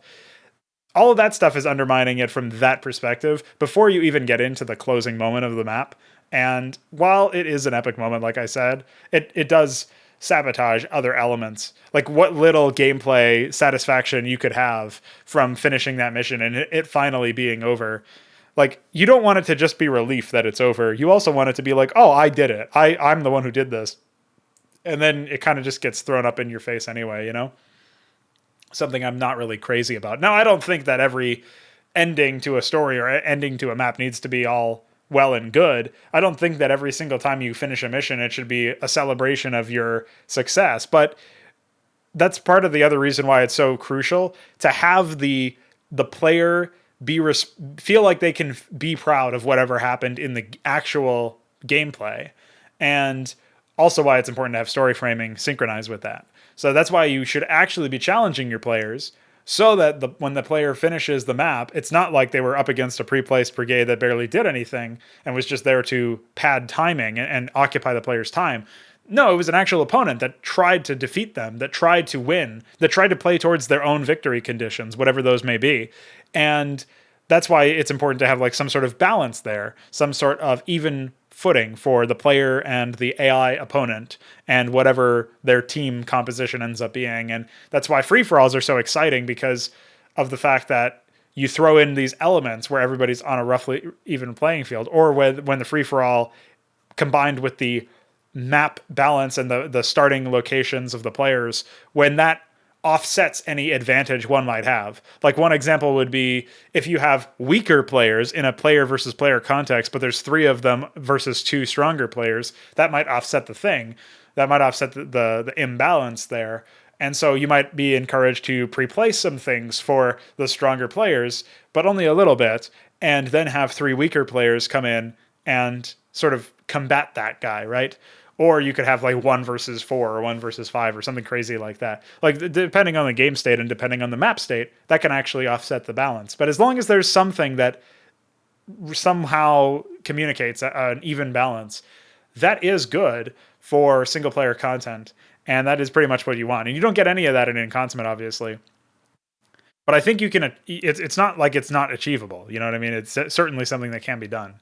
Unfortunately, we just don't have that many examples. This is something I was talking to Kian about recently. Dark Metzen, Game Cigarilla, whatever the fuck his username is now. I was talking with him about the fact that we basically just don't have examples of fundamentally sound RTS productions, either custom content or official content, first-party content for any old game or mod or whatever. We don't have a case where you have a map, even just a single map, that requires you to play fundamentally sound in terms of an RTS, in terms of mechanics, that doesn't have insane gimmicks, that doesn't have a bunch of pre-placed shit for the AI or some other like really weird advantage, like maybe they have the whole map revealed for them or something. Like mechanically, we don't have AI that operate on similar fundamentals as the player. I'm not talking about the fact that like the AI cheats with microing or like they have infinite and they never get tired and they're always doing actions and stuff. That's something that you can't really alienate from an AI. Like you shouldn't even want to either. I mean, obviously programming the AI to be like godlike 10,000 APM or something would also make it so that it's just not feasible for a human player to even contend with them. So of course it's just not even interesting at that point. But aside from something like that, you wouldn't want to put in some weird APM cap because you're basically just like trying to work against the fact that it's an AI, and that's not very interesting at all. So looking at it from the perspective of just having it be the map state itself, imagining the AI as another human player is very useful for that. And we don't even have anything where it seems the developers imagined the AI as human players. Very rarely does that show up in custom content for Brood War. Very rarely does that show up in any RTS context. And I've never seen it executed well, executed properly. There's some people who claim that their AI doesn't cheat, and maybe that's the case, but then they're usually bad, which is the problem. Like, it's almost a catch-22. I should mention that I haven't played the Age of Empires games, the 2D ones, so I could be wrong about those. Like, those could be the counterexample, but having not played them yet, it feels like we have zero counterexample. We have zero example of what I'm talking about when it comes to, like, actual content to play, besides whatever I've played. And the problem with me being the author of some of the content that you could call fundamentally or foundationally good RTS content is that if I'm talking about an issue that I perceive in custom content, and then I say, well, at least you can see my content doesn't have these issues, that poisons the well for a lot of people. A lot of people are going to assume that I'm just talking up my own game instead of actually trying to solve a problem and fill a content void and try to fix this issue of never being on an even playing field with an opponent in a single player context. Hopefully I end up producing enough content that it doesn't matter that it's all by me, that, you know, eventually some other people will be inspired to make their own content that's like this. And then I can point to that content and say, check this out. You know, it's not content by me, and it's still good and it's still fundamentally solid. And here's what it does right, and here's what, you know, might be better about it. We don't have examples of that right now, unfortunately. So yeah, besides like map craps or some of my old content like the Nemesis Stormborn map or whatever, but even then limited in terms of how actually successful they were in terms of their attempt to execute on certain things. So anyway, this map is certainly nothing like what I was just talking about at all either. And let's move on to the timeline section. Once again, looking at some iterations and notes. Originally, Strawlium was slated to make an appearance towards the end of the map. However, I now feel that this adds little in the form of meaningful gameplay, when the same exact mechanics will be used in the next mission, and the player will likely be exhausted from a massive 45-plus minute macro map. So this is what I was discussing earlier, where Strawlium was supposed to show up towards the end and like threaten Goska by, you know, well, basically the Zerg in general were going to threaten Goska. I didn't actually go into more detail about this planning, but I probably have it in some log somewhere. The Overmind being slain at the end of this mission will serve as a significant chunk of the climax of the story, setting the stage for Reap So to wrap things up in a neat little bow. Yeah, that was I was a little overconfident there. I don't think that was exactly what happened whatsoever, but you know, pretty weird. Again, like I said in the previous maps section, I do really feel like I tried to have my cake and eat it too. When it came to the construction of the story, I wanted to tap into the original stories, like the original Starcraft vanilla story, while also telling my own story. And I just couldn't decide which to do at any given position. So blazing on through here, we're going to jump into the script. Thalazim convenes with his brethren and discuss Goska's involvement with the Swarm. After some debate regarding the Overmind's motives, Thalazim gives the order to redirect Alderus' transmission to Goska, revealing the location of Kor Shakal.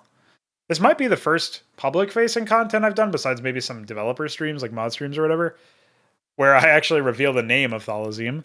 But Thalazim is the Dark Templar that speaks to you at the end of the 4th map and in the briefing of the 5th mission. I can also show some of the audio files, I suppose, here. At least like the audition files. I still have the session files somewhere. So there's some conversations here. I already talked at length about the dialogue and what could have been done better here. If you're interested in that, you can jump back to the playthrough of the 5th mission. But ultimately, I think this is just like an action scene to sort of build upon the previous map, the previous Dark Templar stuff. You should also remember that when I was putting together this campaign, after the first 3 missions, there actually were zero, like there was no situation where I was releasing all of the rest all at the same time. So you didn't have the ability to play through all of the maps back to back. And I was almost like stuck in my own world for that, because I should have been designing it as if you had the ability to play them back to back. But the opening cutscene or opening briefing scene here is almost like, previously on Inconsummate. You know what I mean? It's almost like allowing you to catch up in a way where they're, I don't know if I would have written the same kind of dialogue or had a purpose for the same kind of scene if I had been constructing this as if the player would be fresh from the 4th map, jumping into the 5th map and thinking about that stuff. You know what I mean? So unfortunately, that's just how things went, I guess. But definitely a situation where I think the development cycle of Inconsummate flew in my own face, sort of blew up in my own face here, and probably reduced the impact that this scene had. Maybe that's just me reading into it. Maybe most other people didn't feel this way when they were experiencing this content. But I do feel like the sort of impetus for me to create the content in the first place was essentially to remind people that Thalazim existed, that the Dark Templar were doing stuff, because up until that point, they only had the 2 dialogue lines that he had in the 4th map, and that might have been weeks or months ago before they came back to play this. So obviously not something that you want to be accounting for in your script. Otherwise, people who play it back to back are going to be like, why is this why is this a retread? What's going on here? So it's just pacing, information control. Having uncovered the location of the council hall, Guska returns aboard the Yggdrasil to deliver the information to his master. Tuzor is resolute in the Swarm's mission. That the Protoss are able to slay Cereberts puts even the Overmind at risk. Tuzor reaffirms that the Protoss must be destroyed, and Guska is sent to clear out a path for the Cereberts forces. That's another thing about the development of this map in terms of the story, is that we probably should have had some communication with the Overmind, or with one of the Overmind Cereberts, like Dagoth or something, where we would have had some sort of conversation with these guys to realize, the Protoss are staging an assault on the Overmind. And that would have, in theory, been much more of a sensible approach, I guess, to putting together a premise for a map, than attacking okay, we're finally into a situation where, unlike all of those previous maps, there seems to be a purpose to why we're here. And that purpose is to kill the Protoss leadership. So at least there's that. But at the same time, given that the Overmind is dying, I think if you had to pick between killing the Protoss leadership or losing the Zerg leadership, the Zerg would probably pick... if you had to pick between defending the Zerg leadership and killing the Protoss leadership, they would probably pick defending the Zerg leadership. That's probably what they would do. And so if they have this force here, maybe it's not in position, but you still got to go there. And so it seems really weird that kind of was swept under the rug. That's an example of where I didn't even comment on it, didn't even bring it up, and just hoped that nobody else would either. And yet, of course, that's something that I think about now looking at this, is why didn't the Overmind call for help or recall all forces or whatever? I mean, I'm still not really sure why that happened in the first place in Blizzard's story, but I have to ask the same question of myself. This is also a case where I did not properly communicate that Guska received the information from the Dark Templar. It's implied here, but then Guska talks about just having the information and then intercepting a transmission.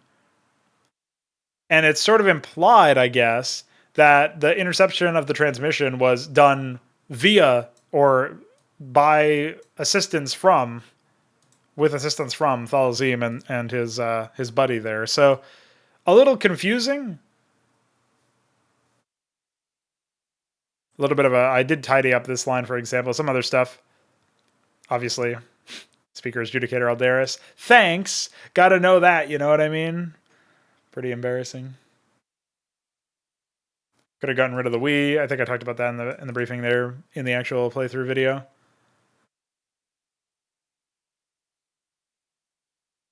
I really think that Tuzor should have just been there from the start, and that should have been another thing that you could have done here. Although my new version of this map, in my thought process, I've got a new version planned or had a new version planned anyway, that was going to be bigger than the current maximum map size in Brood War, and was going to feature another allied AI that would get to such an insane scale that they would be able to have 1,000 Zergling attacks, like a single attack with 1,000 Zerglings in it, as an example. Like, that would be the crazy shit they would do. Obviously, with the Hydra game state, it becomes even less limited in that respect. They can do, crazy amounts of Nathricors and just like overwhelm based on that. And I think it could be really cool. Like, honestly, it's one of those cases where I wish there was a bit more. I wish it. Well, maybe not wish. I would like to see what content we have in like a month or a couple months or a couple of years with the Hydra game state, with the new engine, with all that shit. Because I've been working with like making an environment so that I can make content in it for so long, and I'm not really able to make content in it right now. I'm still not done with the environment, if that makes any sense. So I would really like to see more content that doesn't have really goofy limits, or like only 8 players, or only 256 by 256 map sizes, or whatever. This is some of the first dialogue that I wrote where we have an AI ally talking about what they're going to be doing. Obviously, this did not show up in the final cut of the 2017 build, but that's to be expected. There was that one dialogue line where Tuzor talks about attacking the Protoss with greater force. And yeah, that's pretty much it.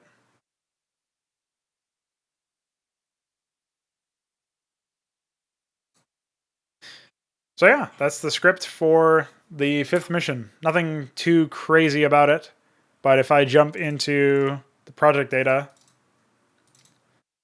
like I was saying earlier,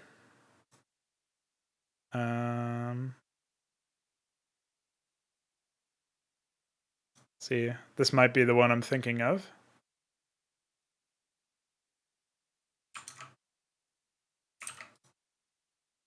Please locate that file.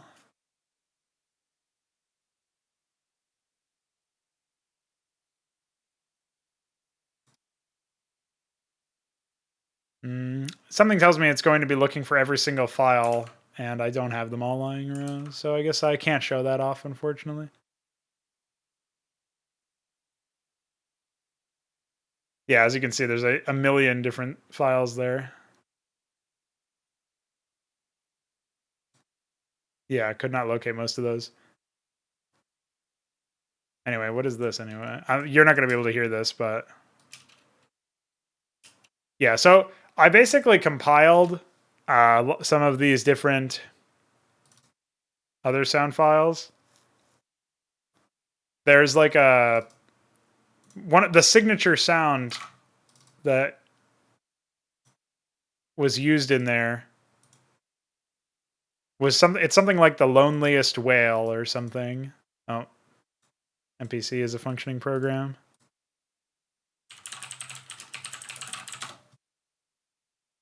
The 52 hertz whale. Yeah, so this is essentially the background for the chirping sound. I'll play that just that file for you guys so you can hear what I'm talking about.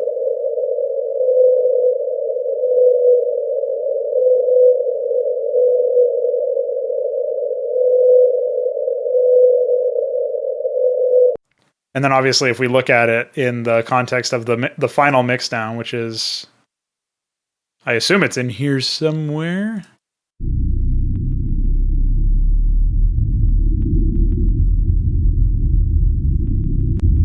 This is missing all of the Zerg sound effects.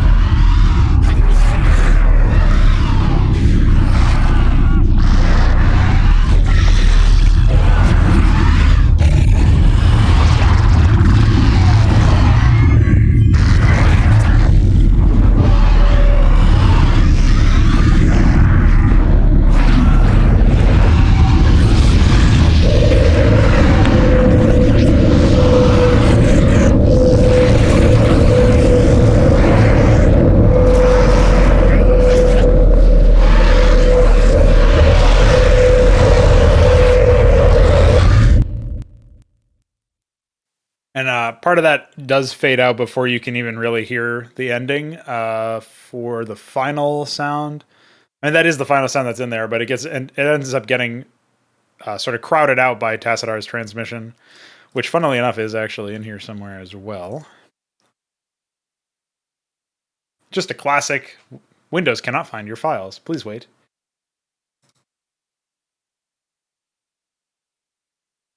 I basically took the original version of this sound file and fucking filtered it to hell. Remember what was done here today. May Adun watch over you.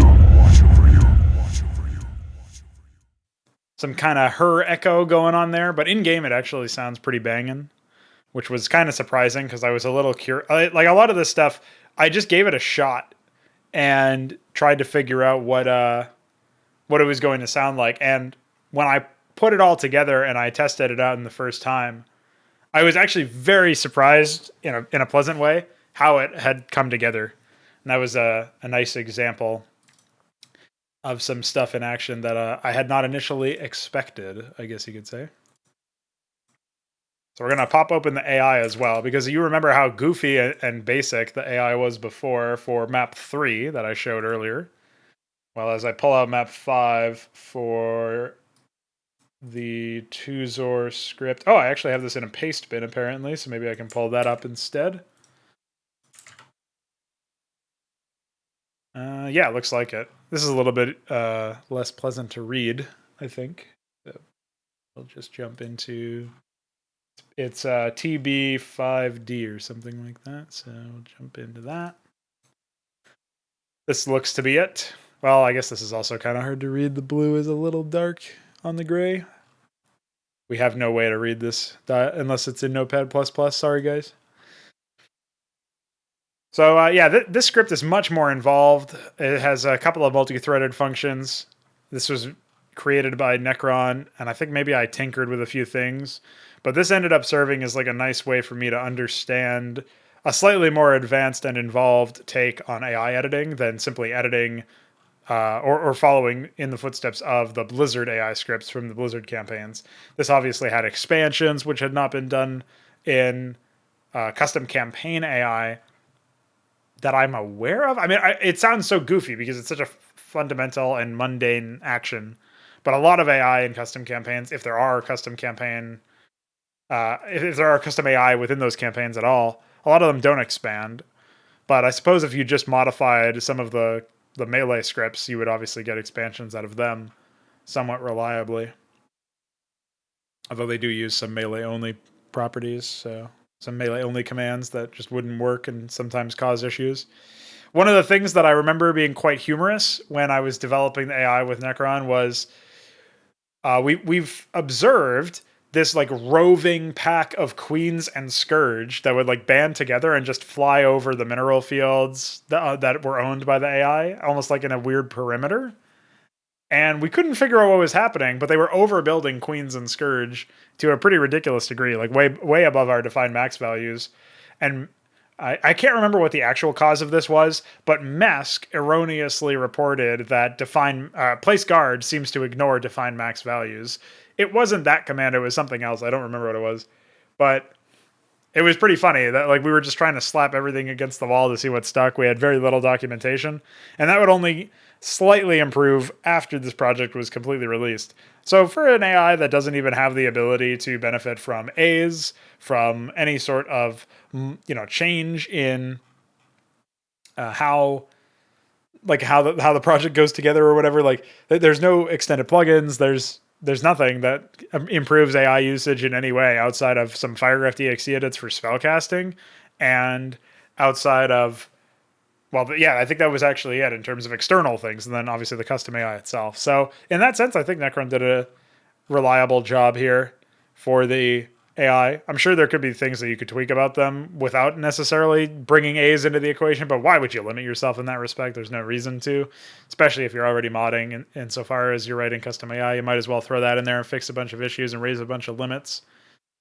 Basically, the unfortunate reality of AI editing is that without third-party plugins and the use of additional commands that have come out, there is no reason to even write AI. There's no functionality that you can even leverage. There's very little actual AI functionality in the game without stuff like that. So that was a brief look at some of the AI that is available there. And sort of like I had mentioned earlier, there are some pastebin links for those, as well as map 6, apparently. I'm not sure why only those maps ended up getting up, or those AI only ended up getting uploaded there, but yeah, I think that'll do it for map 5's sort of look-see. So that's pretty cool, I guess, that it went a little bit quicker than expected. Like I was saying earlier, it was de facto the biggest map that I have put together hitherto, So at the time, it was a pretty big deal. And I'm looking forward to going over the plans for the remake of Inconsummate that had been tried a few times, sort of talking about the reasons why I wanted to, in the first place, go back and revisit the project instead of moving on. I also will probably talk about some sequels and stuff like that. So you can stay tuned for that after the 6th maps video, which is, or the 6th maps recording section, and that's coming up in a moment. Let's talk about map 6, probably the most psychotic map in Inconsummate's map list. It's Reap So. And as you can see, there is actually no description over here. There's just a little tagline. As the swarm turns on its own, Guska determines the true price of his freedom.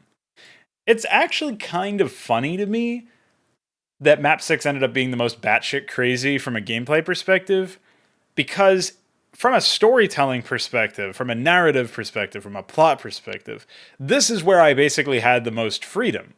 The Overmind had died at the end of the 5th mission. We were able to take a look at a bit of what that might mean. There's some speculation as to what might happen there. And then, obviously, we jump into Guska's perspective for this final map. And it's like, oh, okay, I wonder where this could have gone, right? Like, what happens now? And a lot of it is using, I won't say original elements, but elements that were not originally front and center during the plot of the original campaign from Starcraft Vanilla. And by that I mean raiders on Ire trying to escape the Zerg remnants, obviously being something that was not ever really expressed. And then the infighting of the Zerg and surviving Cerebrits with obviously Strelium showing up there. Like, Guska and Strelium are original characters.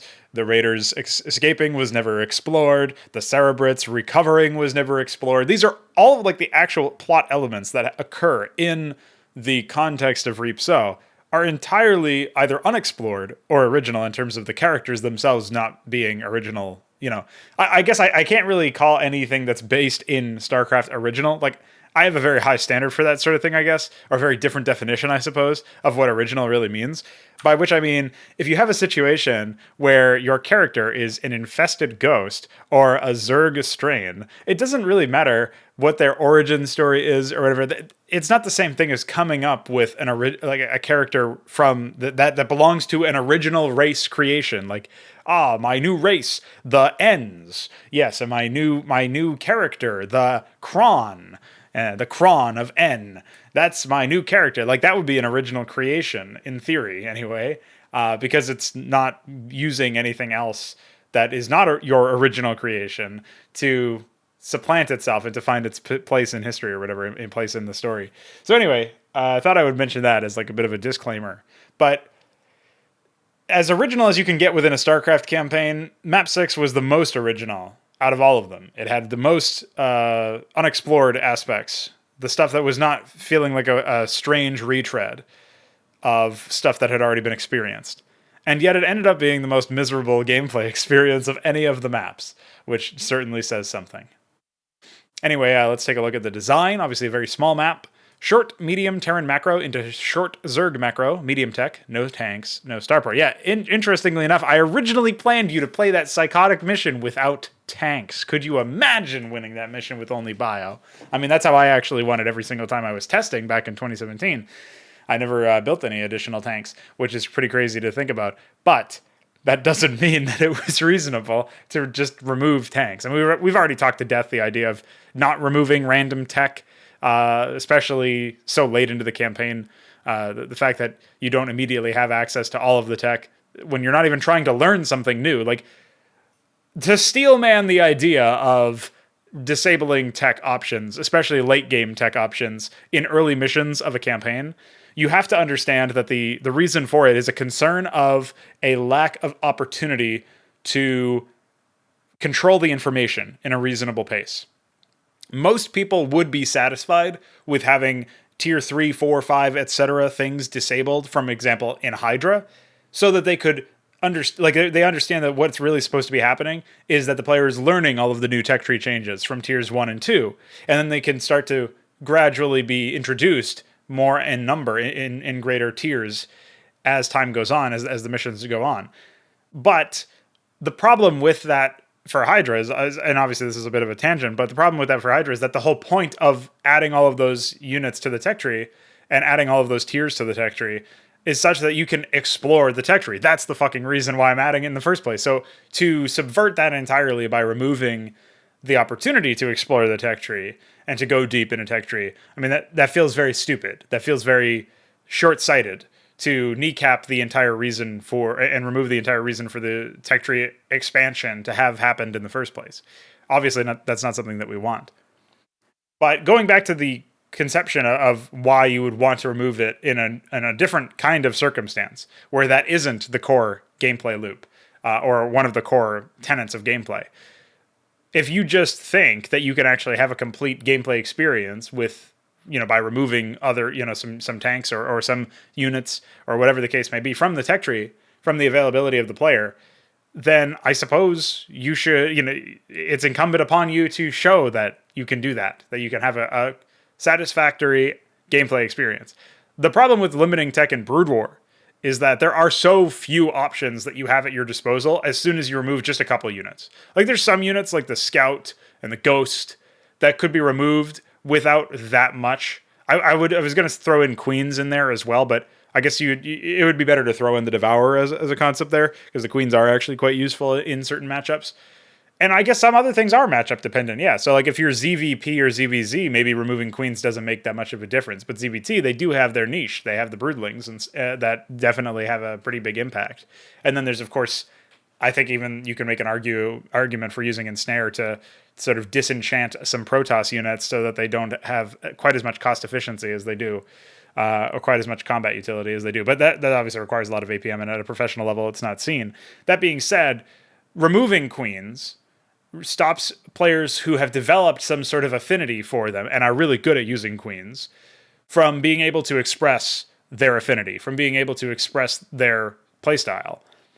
That's not the same thing as saying that all strategies should be equally valuable or viable. That's for sure. Maybe there's going to be certain circumstances where a composition or playstyle of an opponent counters the usage of Queens somehow. Like maybe there's a Protoss build that goes heavy into robotics. So you'd have to be using Hydra or some other mod for this, because obviously robotics are an underexplored theme in the original game. It's really only Reavers and probes, shuttles, observers that actually are robotic in nature. I guess interceptors are probably also robotic, and by extension scarabs as well. So there's a very small number of units, and the only two of those units could even be considered for broodlings, because by default you have Broodlings only targeting ground.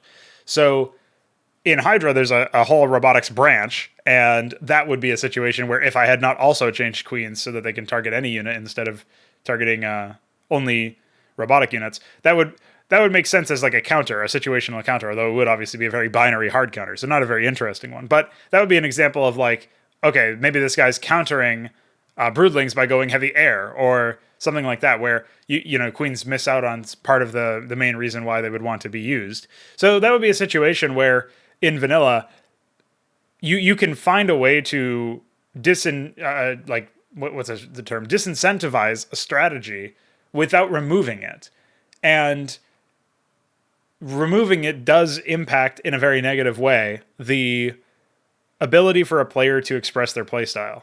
Like if you play Terran and you really like playing mech, even against Zerg, you just can't do that in this context because you can't get science vessels, so that you can't irradiate defilers or lurkers, and you can't get I mean, even the tanks that you can only get up to +2 weapons and armor. It's just incredibly restricted, and not for any good reason, right? Just because narratively, I didn't want you to be able to field the means to escape yourself. I wanted you to have to go to a starport that was just off in the fucking corner. And also, in a gameplay sense, I didn't want you to be able to fly over to the, the other side. You could still do that apparently by trying to build a machine shop somewhere. Even after disabling the liftoff order, it didn't quite work. So I wasn't even successful in that respect. Pretty embarrassing. But that being said, there's a lot that's wrong with limiting tech, and the conversation needs to be happening more at the root of it. Because even when I was just giving you the lowdown, I was like, well, here's some ways where it would make less of an impact, like removing queens or ghosts or scouts or devourers. But most people aren't doing it that way. Most people are not disabling units that don't have a lot of utility or impact in the first place. Most people are just entirely disabling entire sections of tech, like all air units, or maybe just all tier 2 and tier 3 units, or something like that. Like, obviously, there's like the immortal conversation that's forever etched into my brain, where Vorgaz was asking if it was okay to only allow SCVs, Marines, and Firebats for a mission, for an opening mission. They a lot of the times the argumentation doesn't even come from a place of information. It comes from a place of ignorance, where they don't realize why they're even trying to remove units in the first place, right? And when you don't even understand the ramifications of a design decision, it kind of stops being anybody else's responsibility to respond to the idea, I guess. So unfortunately, most people who are going to be doing stuff like limiting tech, they aren't doing it from the perspective of like trying to. They're not doing it because they're trying to solve a problem.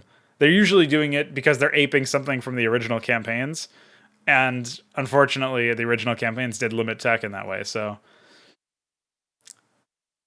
it's very rare for you to be able to find a justification. I will say that Inconsummate 2017 did justify lacking full tech, at least in this mission, because of a narrative reason. But even that is rare. It's very rare to have an actual narrative reason for why you would want to limit tech. And even then, it's not desirable. It's actually horrible. And it makes it even more painful because there's some justification as opposed to none. If there's no justification, you can assume that it's just ignorance fueling the decision making. But if there's some justification, then you know that the person was considering an alternative, or at least realized that this would not be reasonable unless there was some justification for it, right? So they have the access to the critical thinking part of the brain, and they still came away with the idea that you should just fuck it up and disable tech. That makes it more frustrating for me as a designer, because then I know that this person isn't just completely ignorant and like didn't know any better and would learn over time potentially. This person is actively working against their own interests and making worse content and justifying those decisions that lead to that worse content existing with junk, basically. So we'll jump into Reap. So as you can see, the description here is for some reason copied from the previous mission, although it's slightly edited. I don't know why I never actually wrote. I feel like maybe I did actually write an updated version of this somewhere. Maybe I can find it in here. Let's see. Okay, yeah. In this one it says, Guska persuades a group of surviving raiders to form an alliance of convenience in order to survive the onslaught of the feral swarms. Stralium seeks out Tuzor and strikes a deal. So long as the Cerebrate works to improve the psionic capacity of Stralium, its life will be spared. Guska is taken prisoner and evacuated from the planet by the surviving raiders, and the credits begin to roll as Tuzor agrees with Stralium's deal. So obviously the credits rolling happened in between the sections, so this is probably written before I fully understood what was going to happen there. A lot of the times you'll notice, like, I'll write some things in here and then I'll make some changes later on in the middle of development, because a lot of the stuff that you see over here, the descriptions, the iterations and notes and stuff, some of this stuff is like iterations and notes are usually written after the fact. Well, I guess notes is probably written during it, but the summary essentially of the mission is usually written before I've actually even opened up a map editor instance and started working on the map. So a lot of the times from a planning perspective, that's what you see there. I'm not sure if this is any different. Yeah, it looks like there's not much of a difference here.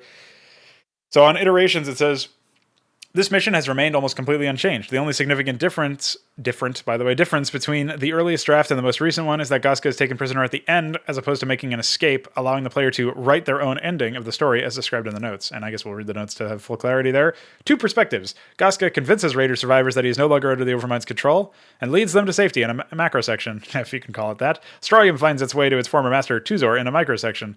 This map wraps up the surviving characters' arcs while leaving room for the player to write their own ending. So what that means is, essentially, I wanted the ending to be vague enough that you at least know the general direction of where the characters are headed and essentially where they're at positionally in their own arcs by the end of the story.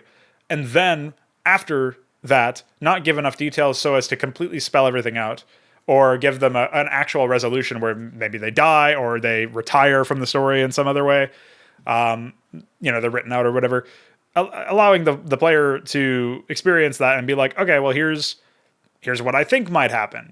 I think leaving room for nuance and interpretation is really positive in that context, because it does actually allow players to get more invested in the story if they can start to imagine what might happen. And then when the sequel hits or some sort of continuation happens, that will improve. They'll already have some sort of vested interest in it, not just from their appreciation of the story beforehand, but they'll be interested in seeing where it goes after the fact.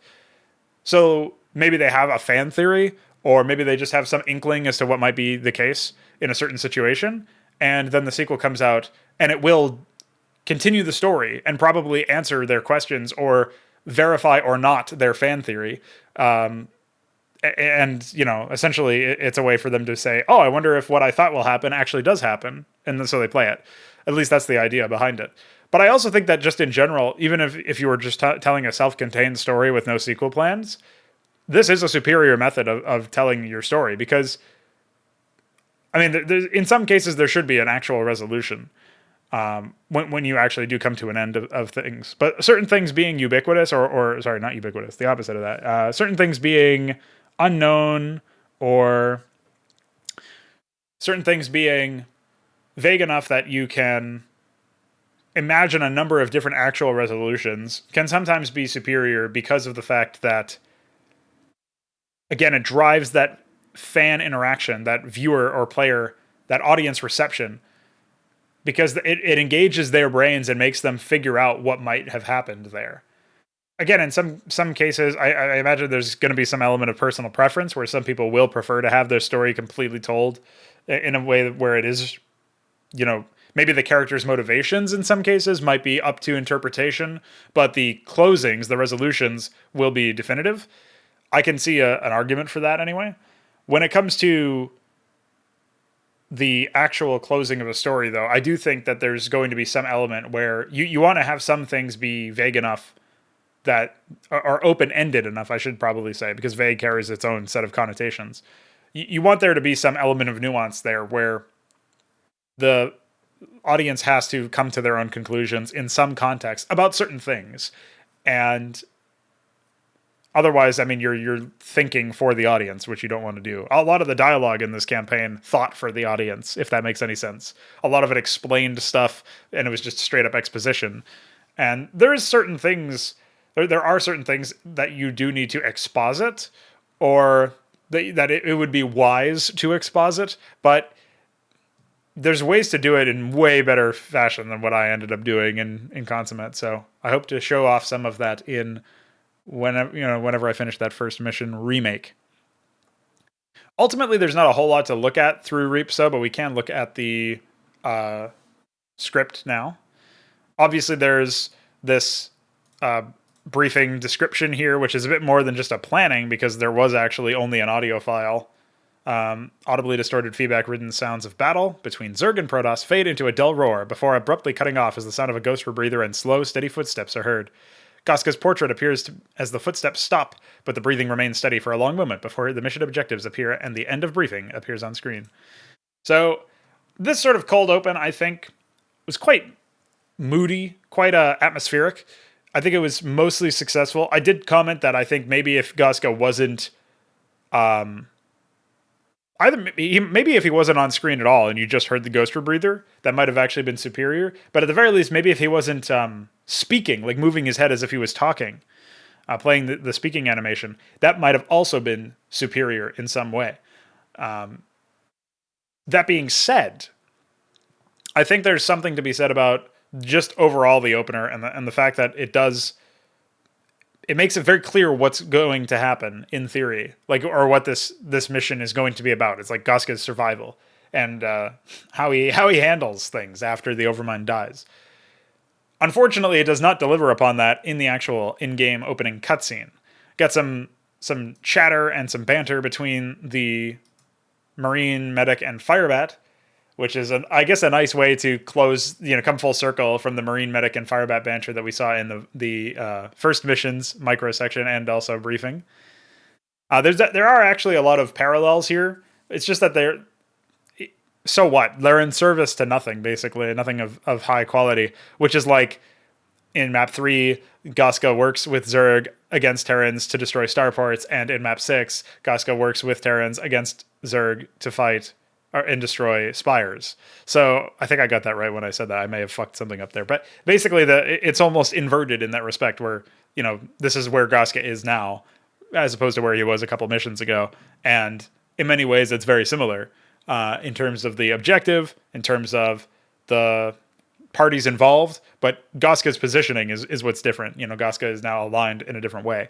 And so I think there's some value in that, but the gameplay can't be such a slave to the story and to the narrative and to whatever point you're trying to make in this context. It definitely doesn't make any sense to me to do it that way. So that's sort of where I'm at right now, looking at it from that perspective. Obviously, the dialogue here is pretty cringe, where the medic is almost instantaneously going to bat for Goska. I guess if we had somehow shown the Terrans dealing with infested, the Raiders dealing with infested Terrans in some other way beforehand, like maybe it would have been very convenient and again rushed for the case to make this case. But if like the Marine had been like reflecting on having to shoot his own, like maybe his own, I was about to say commander, but probably just something more low level like that, like a Marine gets infested and another Marine has to shoot him. And like, if he had to reflect on that, or if we could somehow communicate that the Raiders had some sort of protocol for dealing with infested, that would be a bit more interesting, I think.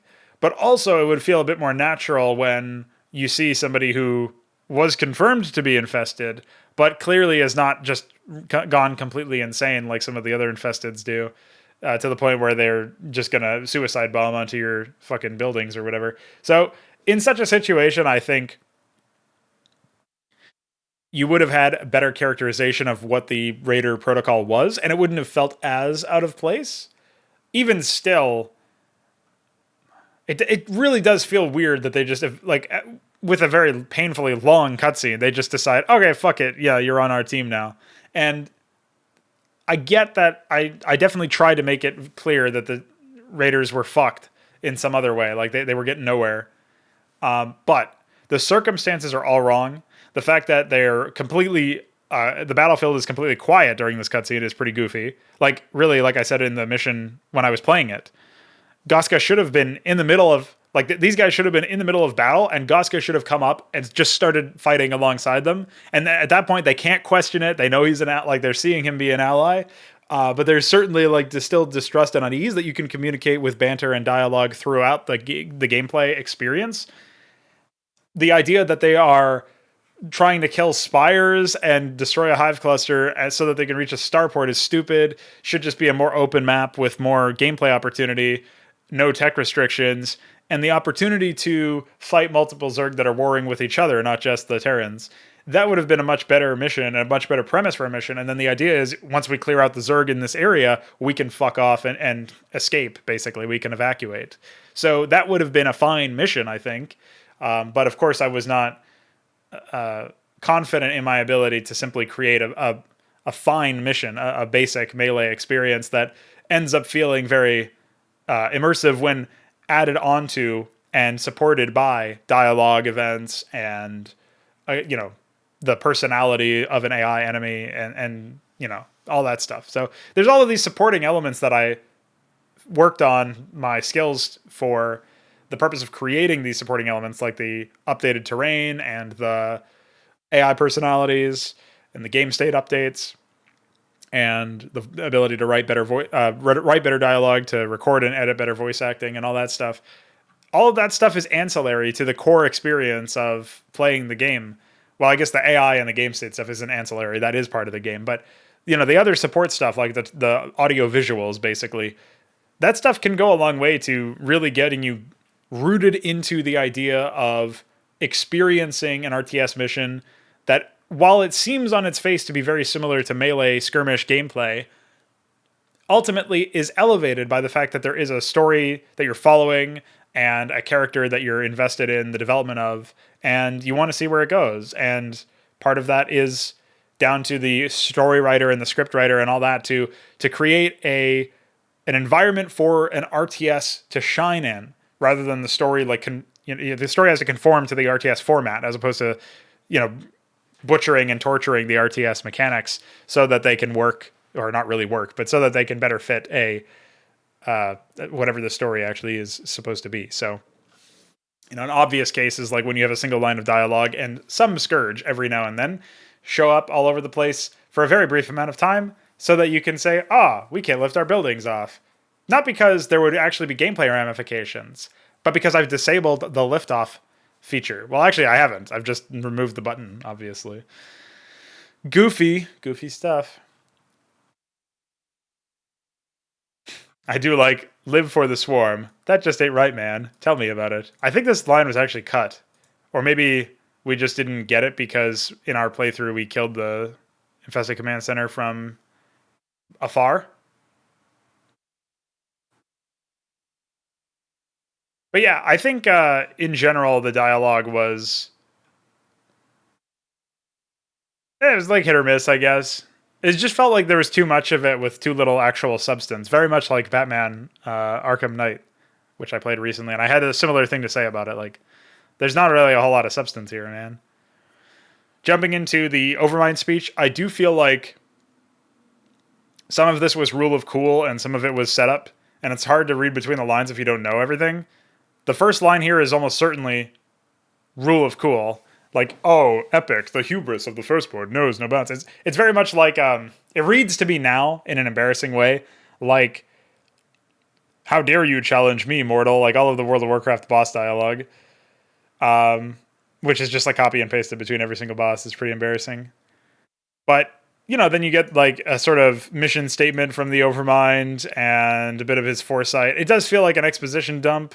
It doesn't feel like it was integrated very well into the story. But there are some things here that sound rule of cool and style over substance, but actually do have a point. Like, permanence is a mortal concept. And, the so too did I create a son, airworthy of the title Overmind. Like, this is essentially tapping into a bit of the motivation of the Overmind to engineer some sort of eternal state, for the Zerg swarm as a body. And it's probably some of the more interesting stuff conceptually, because you're trying to figure out then how you get from what Strawlium is to what the Overmind was and to something potentially greater. And that's supposed to be a very weird, like, it's supposed to almost be like, what do you mean Strawlium's the heir to the Overmind? Like, that seems crazy. It's supposed to be almost absurd. But then the future installments of the series were supposed to sort of set that up and explore that angle and take it seriously and show you how it could be done. So I think situations like that, again, I feel like it's very much first draft stuff and that this should be figured out in a different way. Because it almost feels like the Overmind is breaking the fourth wall and speaking directly to us. Whereas if some of this was retooled slightly in terms of the script, you could imagine the Overmind speaking this edict to Strawlium or to a Cerebrate or something. but it's just not explored. Like, another aspect of this is that the Overmind obviously communicates through Cerebrits, and the Cerebrits communicate the Overmind's will through their overlords or whatever the fuck the support structure is from that point onward. It's not that important at that point. The idea now that I'm coming up with is if we had previously established that Strawlium needs to receive commands from Cerebrits, like secondhand, basically, receive the Overmind's will secondhand. But then at some point in the story, maybe at the end of the campaign, the Overmind directly imparts his will and his commands to Strawlium. That would be an elevated moment because we now have the context that the Overmind doesn't normally do this. The Overmind normally speaks through the Cerebrits. And for the Overmind to directly provide, it's like the word of God. Instead of coming through an angel, it goes straight to a human almost. Like, that's sort of, or I guess to a priest or something like that, right? That's sort of what we're getting at here, where the whole idea here is that there's some divine element, there's some elevated element here that, now that we know the context for what normally suffices as the Overmind's will and the Overmind's communication, it would even feel good for the player as well, because we haven't seen the Overmind up until this point. And using Strawlium as an avatar for the player in this way would actually make sense, because if the Cerebrits are speaking of the Overmind's wills in a second-hand way, like if we play that angle up in their briefings or whatever, so that we know what the Overmind wants, but we only know it from the perspective of the Cerebrits, from their mouth, not from the horse's mouth, as it were, then I think in that situation it would feel even more impactful to finally get the Overmind to speak, not to us, but to a character that we are from, that essentially we're following. So sort of to us through the veneer of speaking to a character. I think that would have been really cool and would have been a nice way to have a bit of a climax within this map. Because another aspect of this map that I didn't really talk about, I don't even think in the actual playthrough, is I was previously, like prior to 2017, I was of the opinion that your final map had to be the biggest and baddest map. It had to be the one that everybody, really tried to complete, and it had to be the capstone, and it had to be the climactic point. But I do think that one lesson from working on Reapso is that you can have a somewhat, again, I don't think Reapso was this, but I think the lesson is you can, in theory, have a satisfying wrap-up mission after the climax has already been felt. And the climax, for all accounts, by all accounts, was to free the beast. It was that closing part where the Overmind dies. And again, it does feel like a little weird for the cutscene to essentially invalidate your work and your efforts in that mission, but it was still an impactful moment. Coming over to here, there's another impactful moment with the Overmind's speech and with the ramifications of what Strawlium and Tuzor agree to towards the end. But it's very much clearly slated to wrap up the story in I think I described it before as a neat little bow. That's fucking hilarious in the documentation. But it wraps up the story. It shows you where these characters are headed towards in terms of what their trajectory is. And it makes you imagine what might happen in the sequels. And I think adding a bit of scope to that, a bit of impact or importance to that, wouldn't invalidate the stakes being the highest in the previous map. But it is a nice area where we can allow different parts of the story to breathe and different parts of the story to reach that apex of impact or importance, where obviously the apex of Goska's involvement with the Swarm and Tuzor's involvement with the Swarm in this campaign, right? The apex of their involvement in the story really does happen in the 5th mission. But Strawlium's apex, it sort of happens in this mission. And allowing us to essentially wrap up elements of the characters, show where they're going to be headed towards, and also give room for more characters to have their apex moment, their climax, if you will. I think that's a better approach in general, because it does allow you to have a very different take on individual elements. It doesn't, you don't rush it. You don't feel like you have got to cram too much into one mission. And that was one of the advantages of working on Reapso, is that I did feel like there was a nice lesson taken from that, in that I don't have to always have the final mission be the biggest and baddest. Maybe sometimes it will be. Maybe the final showdown will, in some cases, be like a 2-3 hour macro map that's grueling and exhausting and everything that you want it to be. But Suffice it to say right now, I'm not 100% sure where that goes. So certainly an interesting trip down memory lane, you could say. I don't think I really even should bother opening up anything to do with the map. It was quite the disaster. If you're curious on a more map-specific review in terms of gameplay, I would encourage you to go back and watch the playthrough. So yeah, that'll be it for the actual mission deluge, the breakdown of all of the Inconsummate maps. We will be taking a look at the 7th mission, the planned 7th mission, and essentially where I was going to go with revisits to Inconsummate, and as well as with sequels to Inconsummate, and all of the different things that I had conceptualized after the release of the project. And that'll be the next couple sections, and after that we'll jump into sort of a final thoughts on where things are headed. So stay tuned for that. Well, all right, ladies and gentlemen, we've reached the closing hour or so I hope. And as a result of that, in this particular section of the video, I'm going to be talking about the sequels to Inconsummate, as well as a bit about the remake a little bit later on. Essentially, I'm going to be taking you through what is chronologically sort of what the plans were to follow Inconsummate up, and then we're going to talk about the plans that I had made to revise Inconsummate as their own section. So the first up in the list of things that I had planned to follow Inconsummate up with, the 7th mission, the original 7th mission of Inconsummate, was a map called Praetor's Rise. It was a long Protoss micro mission, as you can see in the design section of what we're currently looking at. And it never got anywhere in terms of actual map files, but I did do some conceptual work. And I might even be able to find the documentation for the actual abilities that I had designed, though I don't think I actually kept them in a centralized place.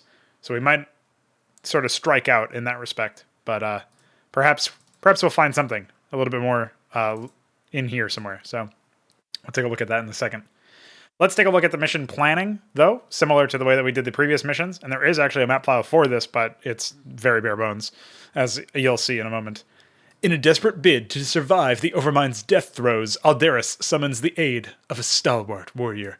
Now, obviously, Praetor's Rise is meant to parody with Praetor's Falls. It's meant to have some parity there, some sort of finality, some sense of coming full circle. As you can see, the map size is 192 wide by 128 tall, so very peculiar map size.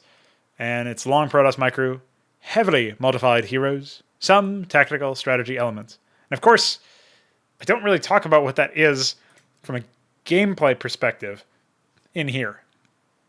It's another reason why I think it's really important to know why you're doing a certain mission and to be able to communicate that to the player as well, why they're there from a narrative perspective, because grounding that out super early on will give you some understanding of what kind of gameplay you're looking at. And the default assumption should be that you're doing this sort of gameplay perspective for that reason. For the reason of actually having heavily RTS-focused stuff. So obviously, if you're not planning on having an RTS-focused gameplay loop, then that's going to show itself in the planning itself of the mission and the purpose for why the player is there, because the stakes will be off or the scale will be off or whatever. It's a nice way to catch yourself to see if you're automatically positioning your story in a way that it's too controlling for the gameplay. And obviously, that's not something that I did very well here. So the Overmind has fallen. And here comes the trope. Are you ready for the cringe? But the fight is far from over. Praetor Phoenix travels to Korshakal in an attempt to aid the Praetorian Guard. And though his shuttle is intercepted by the Zerg, the warrior survives and helps facilitate the evacuation of Alderus. The fortress city's numerous encampments and refugee centers must yet be defended from the swarms. And the weary Praetor moves on to provide cover for the Kala to evacuate in a desperate bid to escape ire. Along the way, a young battlemaster known as Alganor joins with Phoenix, and the two Protoss warriors move to extract Artanis from the maw of the Zerg. This is pretty much where, conceptually speaking, the project was essentially thrown to the wolves, because I went full fanfiction with rewriting and using other characters. In a way, it was almost a blessing that I had very minimal involvement of the old characters, the original characters from Starcraft, in the actual narrative, because I was insecure about my ability to voice act as them. ultimately, I don't think you can do anything interesting with these characters unless you're willing to rewrite them from the ground up. And at that point, why are you even calling them Phoenix? Why are you even calling them any of their original names? There is no point to doing it unless you actually want to, for whatever reason, have characters that are completely different to be more interesting and actually sensible, but for whatever reason are named after characters that everybody else already knows. You would have to change all of these characters in pretty radical ways in order for them to be good characters, in order for them to have potential for actual growth and interesting arcs and impact in the narrative itself. Obviously, doing so is a fool's errand in my mind, so something that you can easily see I was not 100% sold on back at this point. And I guess even to some degree, while I did half-ass the script for Stormborn given the amount of time it actually had, you can probably see a little bit of a lingering sense that maybe I could actually do something interesting with these characters if I would actually have like full writing control over them, which is why I bothered investing in large dialogue lines at all. Obviously, I think I've learned my lesson now. Given that the Artanis, Aldaris, Phoenix, that trio of characters was actually supposed to be involved here, I should mention I was actually in talks with the voice actor for Raynor to come in and do voice acting for the project. It got canned pretty quickly because he said that the only way that he would be able to do it is if essentially Blizzard signed off on it. And maybe I could have convinced him to do Tim Raynor instead of Jim Raynor. Maybe I could have just had it not be the same character, but I stopped barking up that tree as soon as he said that because I realized I figured that's probably in their contract, right? They can't be doing fan projects with the official voice or whatever. I don't know why it would be like that from a sort of like IP rights perspective, but I'm sure that's probably part of his contract in that sense. So is it any surprise that we are dealing with that? Not really. If we jump over to the script real quick, because there is no information on the timeline for this particular thing, it should be noted that obviously the script was never finished, and we're still dealing with like a blank first line, but we do have a bit of an explanation as to what the scenes of the briefing were supposed to be. Artanis addresses Phoenix, discussing their friendship and praising the Praetor for his contributions to the Conclave before beseeching the fallen warrior to stand and fight. So obviously this is like when discussing their friendship, that really just means like sort of building on a relationship that they are said to have, even though that doesn't really come up in the original campaign, and obviously is like, I think later on it's like force fed to you in Legacy of the Void or something. But basically I was trying to establish some sort of connection between the two characters. Again, if I was rewriting these characters from the ground up, maybe there could be a chance for them to be interesting, but then why call them Aldaris or Artanis and Phoenix? Why call them anything, TBH? And then obviously there's supposed to be this like emphatic moment of sound effects and audio and like music and stuff, and then Phoenix is supposed to say "I stand ready" and then hide all, and that's like the moment where the title card pops up, right? I think this was actually, so this is going to be a situation where you see, well, let's just read the description here for the second scene. The Judicator's vanguard despair as the swarm begin destroying their fortifications. All seems lost until the Overmind is vanquished, and Phoenix arrives to drive back the invaders. The Praetor takes command of the surviving vanguard, and the briefing ends. And I didn't really have a proper understanding of how I was going to continue this briefing in-game with a short in-game cutscene or anything like that. But it was supposed to establish the stakes as well as the situation and the scale that we were dealing with, where there's a bunch of Zerg, but we don't really have full understanding of, we don't have a fully strength battalion of Protoss warriors that are able to combat that. Really quickly, I want to take a look into some of the...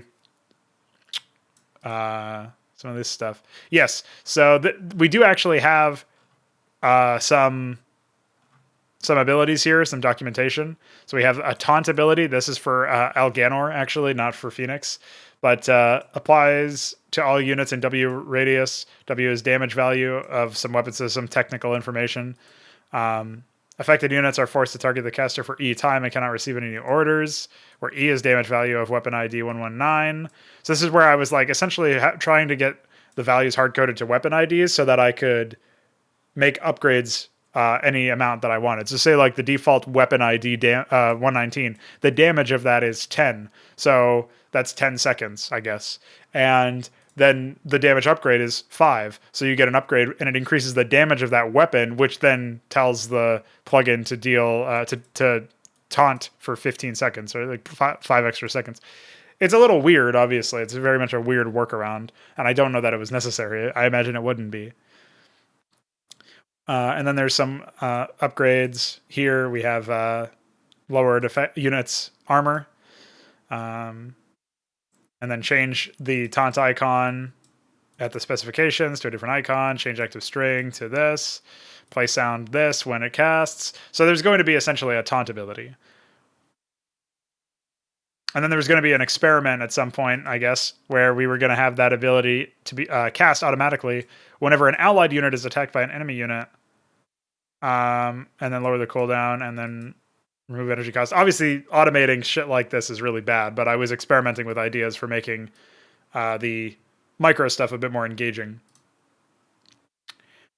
Then we have a shield armor buff and adds T shield armor to the caster.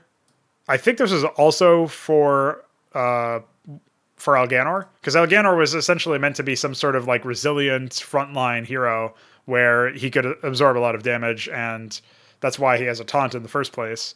So his abilities were mostly kitted out for him to soak up damage and to be disruptive in combat.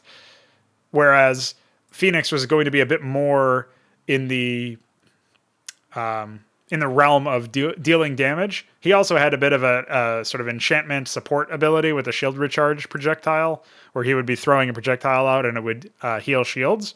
However, there were going to be some upgrades that would... I'm actually not sure what this upgrade is. I assume this upgrade ID 45 is actually the weapon ID, like the damage value or whatever upgrade, so that it would increase more shields. Then there's deal damage to enemy units. Damage is half of whatever the shield recharge upgrade rate is, or shield recharge rate is. And then when both upgrade IDs are required, it's just some aesthetic stuff. So I actually had DF put together some icons for this that I actually have not been able to use, regrettably, in any other context. So if we jump into some of this stuff, I think if I jump into graphics, I should be able to see some of these.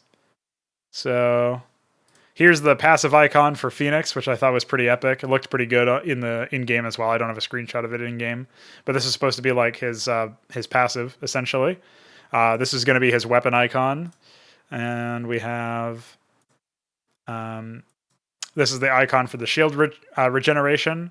And then it gets increased with that up arrow when it's upgraded.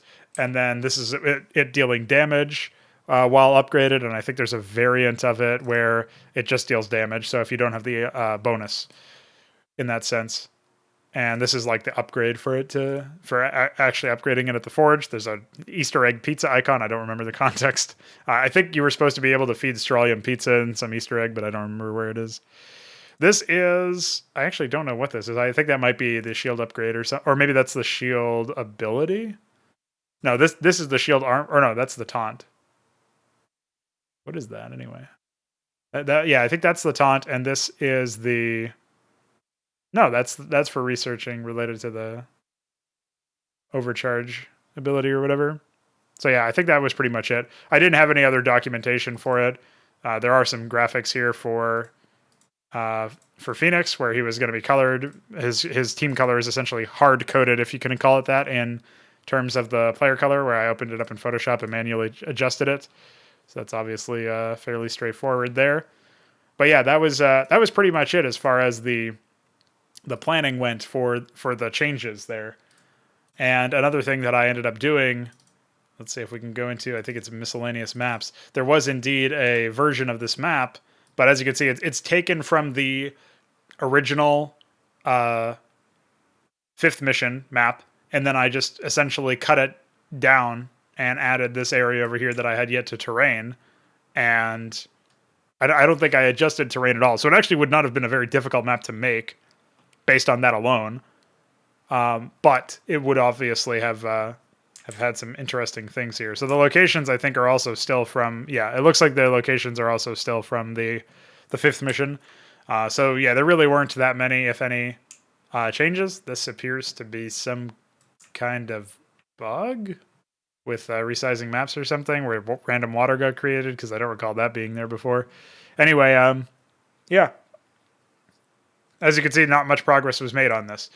And I guess it's probably a good thing that not much progress was made on this mission, because ultimately the mission would not have been particularly entertaining or interesting. It would have been my attempt to actually do micro missions, conceptually speaking, justice, because if we look at that map again, essentially what was going to happen is we were going to have these little encampments along the way. In fact, I'm not even sure if this is the right map size. I actually have extended it to 256, but the height is only 96. So that's probably where I fucked up, and it should have been taller a little bit. I can't believe this is actually 256 wide, though. That's pretty impressive. It does not feel like it.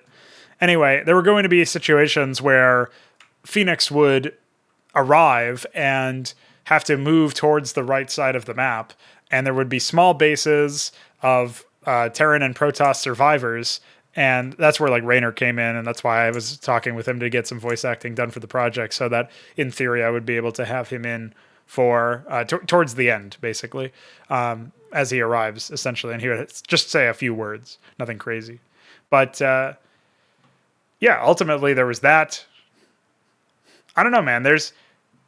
I'm not 100% sure what my original plan was for this mission, but I do know that I really wanted to actually experiment with making a true to form micro mission where you're playing as just a hero, and it's almost like a MOBA tug of war style thing where you've got to manage, lanes of combat and other such things, and it would be AI driven and it would be dynamic.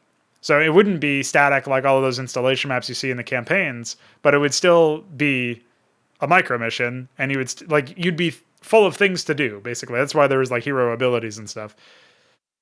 Would it have been successful? Probably not, but I'm glad that I at least had given it a try from a conceptual angle, because it is more interesting to do it that way and to try to come up with some way to augment the gameplay than just having essentially what the micro sections were at the beginning and end of the campaign, where the beginning of the first mission and the end of the sixth mission, those micro sections felt incredibly underwhelming. Even back then, I'm pretty sure I was not super happy with them. And I think it shows in the fact that I was trying to plan this out so that I could have something that I could be happy about that was still a micro mission. This would pretty much be the last time that I bothered experimenting with stuff like that, besides, unless you count my brother's birthday stuff, which was born out of an idea that my brother would be more interested in micro stuff than macro stuff, which is why I decided to give him that. That's fine. That's obviously a very different experience, a very different thing. It's not like I was trying to make an objectively good project, and that's why there was some micro stuff. Even then, those micro experiments ended up being more in depth than what the concepts here were, so maybe I'll produce a small series of videos about that as well, but that's something for another time entirely. Suffice it to say, the 7th mission originally, as it was planned, would have just been a micro mission with some emphasis on hero control and some AI-driven stuff. And it would have been interesting from a spectacle and a tech demo perspective, as a display of what you can do with AI in a micro context. But I don't think it would have been interesting from a gameplay perspective, nor do I think it would have been actually good. So I don't think it would have justified itself, in short. And that's pretty much it for the 7th mission. There are a few other things that I'm going to cover now that are related to other sequel plans or other plans to follow Inconsummate up. And we'll get into those momentarily. All right, so one of the other things that I was doing when I was planning sequels or follow-ups to Inconsummate was essentially having a small mini-series of missions that would bridge the gap between larger installments of a story. So you can think of the main episodes, like Inconsummate and whatever its proper sequel would be, as these two giant acts, and then you'd have this other series that would be between those acts that would essentially bridge the gap, that would provide some sort of story tether between the two. And that would be a way to explore smaller scale action within the same setting, and probably from the same perspective, or perhaps from a supporting character's perspective that would then tie in later on. So you might play from a new character's perspective in one of these smaller map sets, and after that, that new character would go on to be more impactful in the official, de facto sequel. But you would have some background on them in a smaller scale operation, in a smaller scale campaign series. pretty soon after coming up with this idea, like within a year, I think, I was pretty quick to realize that it probably didn't need to be done at all. And you could probably just have official, like large scale acts and not have to worry too much about whether or not there's something that you need to bridge at all. But for whatever reason, this is an idea that I had. And it was essentially evolving the premise of the 7th mission that we just talked about, that Praetor's Rise mission, where you have you have access essentially to this story that's told from the perspective of the Protoss, where Phoenix is helping this new character Alganor, as well as Artanis and Aldaris. They're all evacuating, and they're getting everybody out in one piece over to Shakuras, and you see this from a different kind of angle.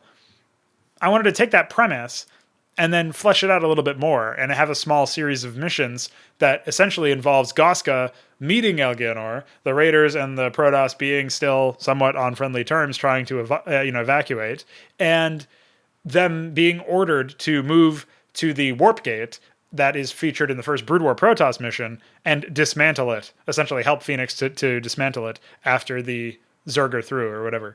So I guess there was like an actual canon story that probably inspired this particular plot line, that where Raynor and Phoenix had to actually destroy the or deactivate the warp gate. But I don't think this was ever exposited in the actual campaigns. So yeah, I don't actually know. I'm not really sure what happened there. Not sure what predicated the plot line. At the very least, I knew that I wanted Alganor to be introduced in this map set, and I also wanted Goska and Alganor to have some sort of alliance, and I wanted to build on that relationship, and then also have them sort of like ending, as an ending point that would be established very early on. Your goal is to get to the warp gate, and maybe it would be ambiguous as to whether or not you were going there to evacuate with everybody else, or if you were going there to hold it down until everybody else was evacuated, at which point you would then move on. Like maybe it's very weird and cringy and fanfiction-y, but maybe Alganor's the one who's running the base that you see when you're playing the Brood War Mission 1 and as Zeratul, and you're like bringing everybody to that warp gate. Like maybe that was his base that he set up or something. Like maybe I was going for an angle like that. Again, I'm kind of speculating here because I don't have as much documentation on that shit. But we'll read into the planning here. So, moments after the death of the Overmind, the surviving Protoss attempt to salvage their ruined homeworld, and of course the map set is called Those Who Endure, which was a working title, and my notes here say that this will potentially evolve into an episodic tie-in series that bridges the gap between larger releases, which goes back to what I was saying earlier on. So the first mission was called Deal with the Devil, and this is actually a mission title that it endured even till this point, I believe. We'll get into that a little bit later on. And I actually don't even necessarily want to read this first, the actual mission summary, because I think it's more interesting to talk about this here, where it says, originally, a mission called Praetor's Rise was planned as an accessory map to Inconsummate. I have since converted that idea into a mini-campaign that will set the stage for the next major installment in the overarching universe. So this is where you can see that the mission itself, the premise of the mission from a story or narrative or plot perspective, however you want to break it down, was adapted into this mini campaign, this map set, this small set of scenarios that is essentially supposed to explore how we get from the end of Inconsummate to the beginning of the next act. And maybe there is something to that concept. It's just that I don't think it was actually necessary in this context. I ended up evolving that whole angle, the plot element of this, of the, evacuating towards the warp gate.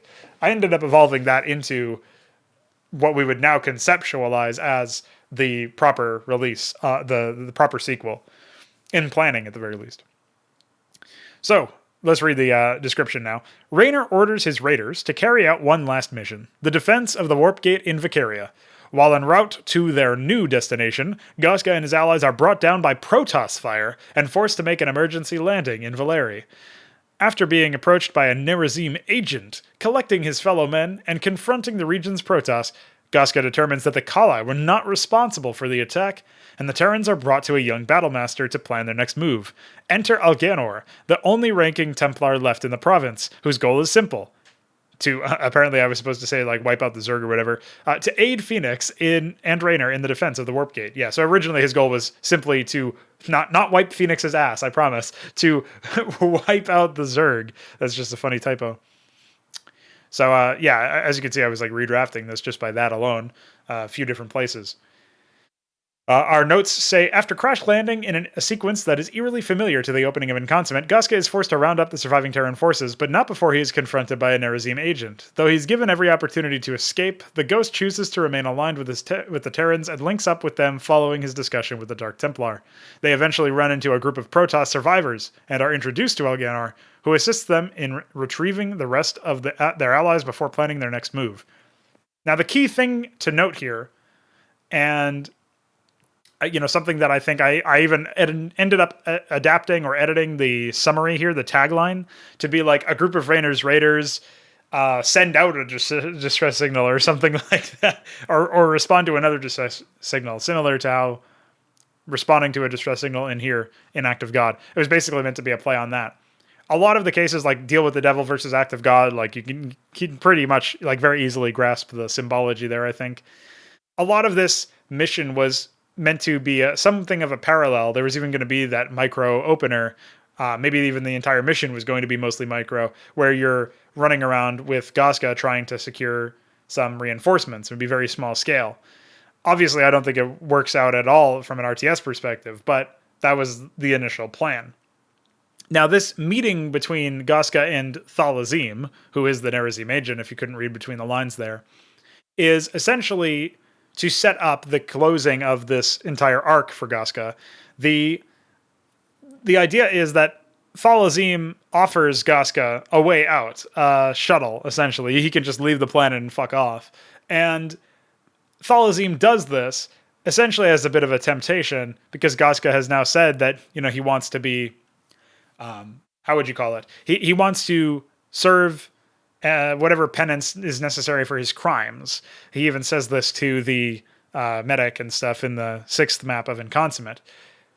I think that this is probably jumping the shark in that respect, because I think maybe if he almost earns it, or in a way could justify that he potentially earned it, maybe this would be more of a legitimate and alluring option. But this is mostly in service to communicating that Guska isn't just here because he thinks this is the only way he can escape, or the only way that he can stay alive. This is supposed to at least imply that Guska, in some ways, trusts that the offer is legitimate, but also still says no to it regardless, because he actually wants to help his Terrans. He feels some sort of guilt for his Terrans. I'm not sure if this is a reaction to the fact that most people thought he was just sort of like an agent, right? A double agent, as it were. It may very well have been that I was concerned with people not realizing that he, in fact, was genuinely feeling somewhat guilty about that. But I actually think it's more interesting if you don't know, if it's something that you're still not sure about yourself. I feel like that's actually way more impactful. And so I think that this might be a mistake in that respect as well, because it spells it out too much. Unless you believe that Guska doesn't believe and trust this Dark Templar and thinks this might be like an easy way for him to get shot or something. And maybe that's even how I would phrase it as well. Like maybe I would even have the dialogue be like, you want me to get into this craft that's easily detectable, that has no armaments to defend itself, that I don't even know how to fly. You're going to have me trust you like that?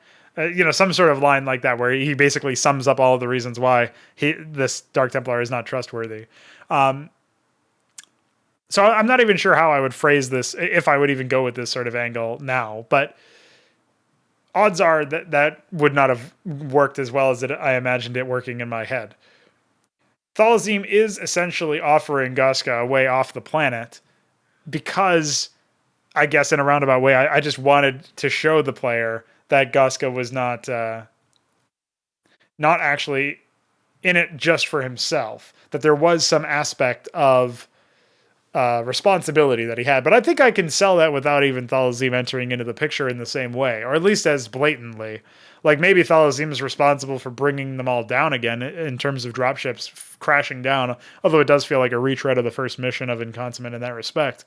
But at that point, Guska could choose to turn on his captors, and there could even be a scene where he might be the only one who's like able to get out of the dropship, and then he helps some other people out of the wreckage or something. Again, this doesn't really work for an RTS, but you can imagine a scene like that. And then they're like, well, I guess you're not going to shoot me, so how about we take those handcuffs off you or something? You know what I mean? Like something like that, I guess.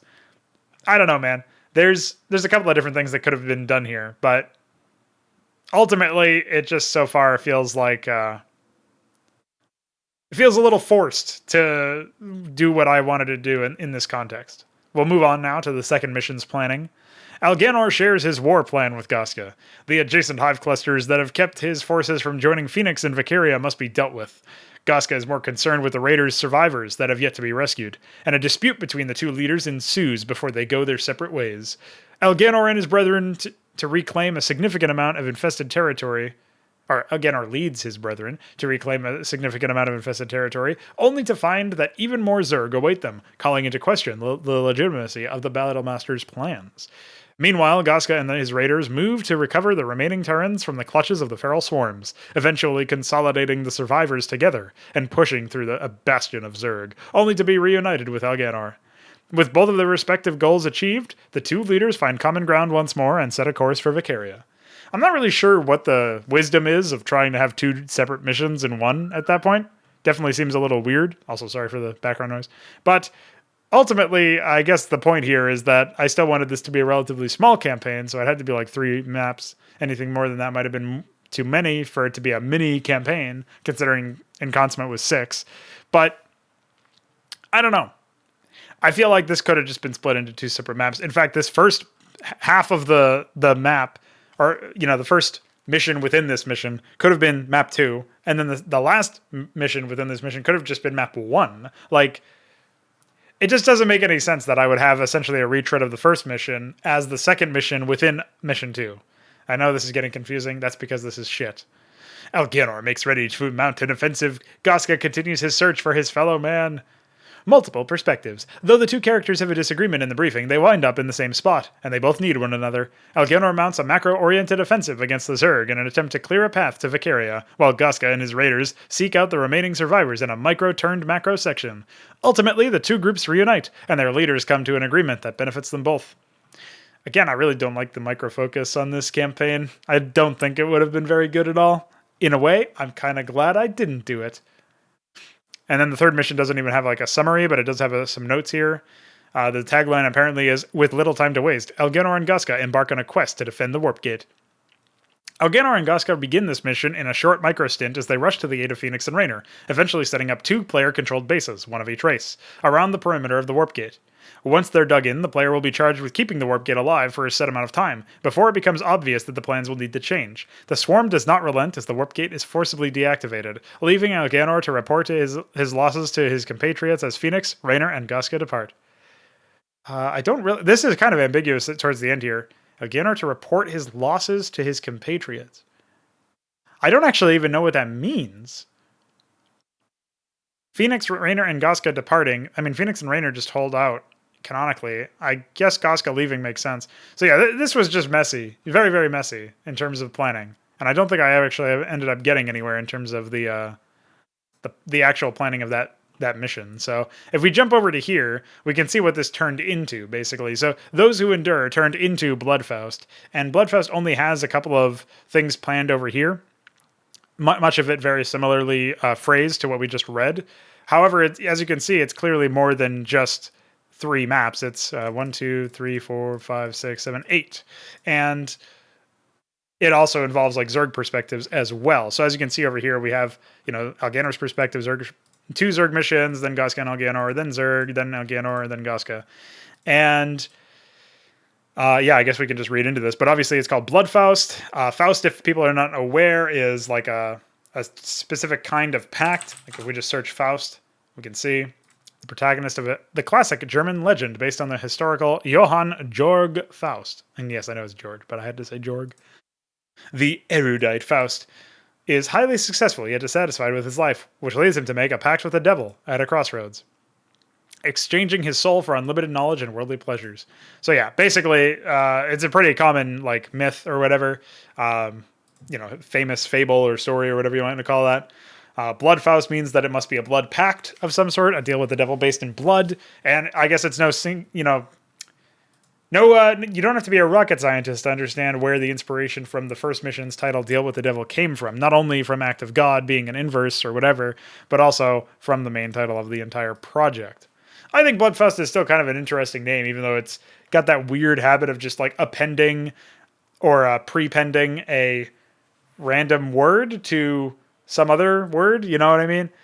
They don't necessarily actually go together. But if you know what Faust actually is, or what a Faust is, like a Faustian pact, then you can kind of figure out that this is not just any sort of blood pact, but it's a blood pact made with the devil, or something that could be construed as a devilish character. So that's going back to Thalazim as a character, of course, as well, because he would be the devil in this analogy. Moments after the death of the Overmind, the surviving Protoss attempt to salvage the ruined homeworld. So again, let's reading through the deal with the devil one. I'm just skimming this right now. It doesn't look like there's... Yeah, actually, this is straight up copy-pasted, including the typo to wipe aid. I agree. Wipe that aid. A group of Rainer's raiders send out a distress signal from the Zerg-infested province of Vicaria. So there you go. That's the inverse there. So yeah, the only difference between the iterations section here is that it says, it then evolved into a mini-campaign, which has since reformed to a proper sequel to Inconsummate. The first act of Bloodfaust will introduce Elganor, explore Stralium and Tuzor's new relationship, and close out Goska's first character arc. And then, yeah, this is pretty much the same thing here as well. So yeah, we could just make a move on, or get a move on. The overall construction of this map, this campaign, I feel like would end up resulting in a very, like some whiplash for the player, because they're going to be essentially shot around a bunch of different perspectives. I don't actually know how you would show multiple perspectives in a campaign well. You might need a decent amount of consistency such that you have like 2 missions as each character at least, because 1 mission as each character or 1 mission from each perspective does feel a little weird. Like, you could even do some pretty neat things where you have, like, mission 1 being, say, from Goska's perspective, then mission 2 is Goska and Elganor, and then mission 3 is Elganor. So it's almost like a passing of the torch in a way where, okay, well, you've got both characters showing up in mission 2, and then you pick the one that we haven't seen a solo mission of yet to go into mission 3 with, and then maybe... during that mission, you introduce, or maybe during the next mission, you introduce another character. So map 4 would be Elganor and somebody else, and then map 5 would be that somebody else. You could do something like that where there's a little bit of a formula to it, but you also understand what's happening, and it's a little bit of pacing to understand these characters. And maybe towards the end, you bring in most or all of the characters for like a final mission where everybody's, involved in trying to do their thing. I think that could actually be quite interesting, and maybe that would also reduce any whiplash that might happen. But obviously, I'm trying to have completely different perspectives all over the place, like having Goska and then Elganor and then Zerg, Goska and Elganor, Zerg, Elganor, Goska, and most notably, the plans for some of these later missions didn't have Goska talks to Stralium, and then you have the Zerg perspective. That didn't happen. It was just straight up like after Goska and Elganor are done with their first 2 missions, you just suddenly pivot to the Zerg. So yeah, it definitely feels a little weird. The other issue too is that you're changing races that you're playing as in the middle of this, which is really difficult for gameplay as well. Like, at least if you play a mission as Terran, and then you play another mission as Terran, but you have a Protoss ally, then playing as Protoss, you're at least primed to see Protoss in action from a friendly perspective, like, reminds you of what's going on with the Protoss, that sort of thing. So at least you've seen, like, AI-controlled Protoss, and you know what to expect there. And then maybe you can make an argument that because you've been fighting against Zerg this whole time, maybe it makes sense for the Zerg to be taken up as a later perspective as well. Like, maybe it wouldn't be as jarring, but it still feels pretty bad. So I'm not actually sure how you would crack that nut, as it were. I think this is pretty much the same description here as well. Though I think this revised version of the second mission, called The Burden, was actually going to have Elganor complete his objective, and then towards the end, there might be like another hive cluster that ends up getting cleared out by Goska in like a closing cutscene or something. And Goska's like, "Oh, I see you've made it after all," or some sort of dialogue there where, because obviously they went their separate ways in the briefing according to this plan. So that's pretty straightforward. Obviously, that's just as Elganor makes ready to mount an offensive against all threats that stand in his way. Tagline for the third mission, Covenants, is Kala'i survivors observe erratic behavior amongst the shattered swarm. I think this mission was actually going to open up with a fake out where you thought you were playing as Protoss, according to the briefing or something, and then you get in game, and in an opening cutscene, the Protoss get fucking slaughtered, and you control the Zerg instead. I don't actually know much more about that than this. There were no map files besides a very, very bare bones map that doesn't even have finished terrain or anything close to it for Deal with the Devil. But after that, Path to Power, in an attempt to balance the scales, the Zerg begin an organized assault on Kali reliquaries. Whoa, I wonder what they're going into reliquaries for. Yeah, well, I also wonder. I think this was something to top into Strontium being enhanced by Tuzor. I just had very rough plans for that, though. Then we jump in a little bit later to Feed the Beast, obviously. 2x the Beast is something that happened, like it was to chain and to slay. And then there's to free in Inconsummate. In this mission, we have called it to Feed the Beast. This is where Goska and Elganor forming a plan. This plan actually involves Goska controlling Zerg, and he ends up failing to successfully control them for long enough, or some sort of scene was supposed to happen like that, and a significant amount of Protoss would die as a result of that, as well as some Terrans. And, I mean, the Terrans are kind of tethered to Goska no matter what, because they can't survive without him, but the Protoss have no fucking patience for that, and so they essentially just, like, tell him to go fuck himself, and there was going to be some result there where, like, a blow-up happens, and he may or may not have condemned Elganor to death as well, based on that, based on what he thinks he knows. So there was something like that happening where Elganor would not have actually died this early on after being introduced only recently, but the fact that he loses so many forces as a result of trusting Goska to control the Zerg, and then Goska fails to do that, the main problem is that you're probably thinking is, like, how the fuck would you even show this in an RTS context without some sort of cutscene invalidating the player's actions or something? I don't know how you would do that, but that was the plan initially. Then we jump over to the Guillotine. Strontium's quest to power, quest for power, brings the Swarm to the Nerazim's doorstep. This is where you'll actually be fighting the new Dark Templar faction in this mission. I have no idea how I was going to present this, though, because this was also a situation where you're dealing with a new race, and you don't know what any of them do. Like, really, good luck actually fighting against them. I think what would have had to happen is that the Kali would have had to been, like, duped into going over here to protect the Dark Templar or something, because the Dark Templar quote unquote aren't ready, or some other thing like that. And then you're still fighting regular Protoss at least, but maybe you get a hint of some units that the Dark Templar use to supplement the Kali ranks, and then later on, like something that's like a little bit easier to understand in the middle of playing, basically. And then later on, you'd be able to play as this new race in a future mission. That's actually what was supposed to happen in the second act of Bloodfaust. Jumping into Way of the Warrior, the penultimate mission. Abandoned by the Terran forces, Elganor and his brethren resolve to dismantle the Warp Gate no matter the cost. So at this point, the mission objective of dismantling the Warp Gate would have already come into fruition, would have already been something that you knew about. You would have had to run in and do that, and that would have been a pretty tall order. Jumping down a little bit more, Death Knell, obviously a very dramatically named. Hounded by the words of the Nerazim, Goska makes ready to sacrifice for his fellow man. Now, Goska was not actually slated to die in this particular mission. However, something similar, without being a retread, to what happened in To Feed the Beast would have occurred in this mission, where essentially some Terrans would have been able to evacuate, many would have died as a result of some action Goska takes, and as a result, Goska ends up in what is essentially his lowest point. And as a result, when Thalazim then returns in the ending cutscene to offer Goska once again the deal with the devil, Goska would have accepted it, essentially, and escaped on a shuttle, in theory. So that is obviously quite the dramatic closing, and it's like essentially bringing Goska to his lowest possible point, especially since players might be assuming that he's already been at his lowest possible point in service to the Overmind and in service to Tuzor.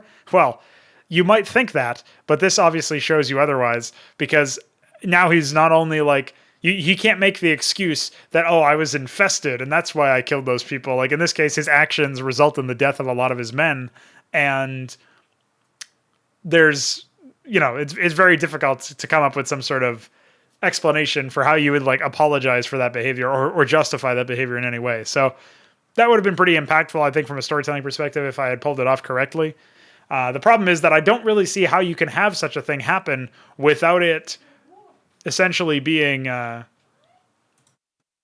don't know, you would have had to find some way to present this kind of information from a storytelling perspective in a way that doesn't invalidate the player's actions. And that's one of the main issues with this story, I think, is like, even though you can see where the drama is and where like the character arc can come into play, and where from a writing perspective it might be fine, I don't see how you adapt this to an RTS context without it being really frustrating from the player's perspective.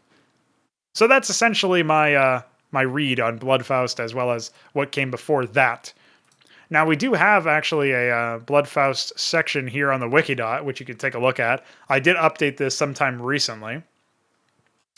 There was a bit of a potential for me to actually jump in here and use this, use Full Toilet, this past Full Toilet contest, to make some stuff related to Bloodfaust. And as you can see, I've updated some stuff related to the mission details, as well as some other things. A lot of this stuff is still copy and pasted. Although I did finally correct the to wipe aid line there. Not sure if I updated any of these taglines. Yeah, well, it's called the Monolith. That's the Dark Templar faction. I actually gave them a name.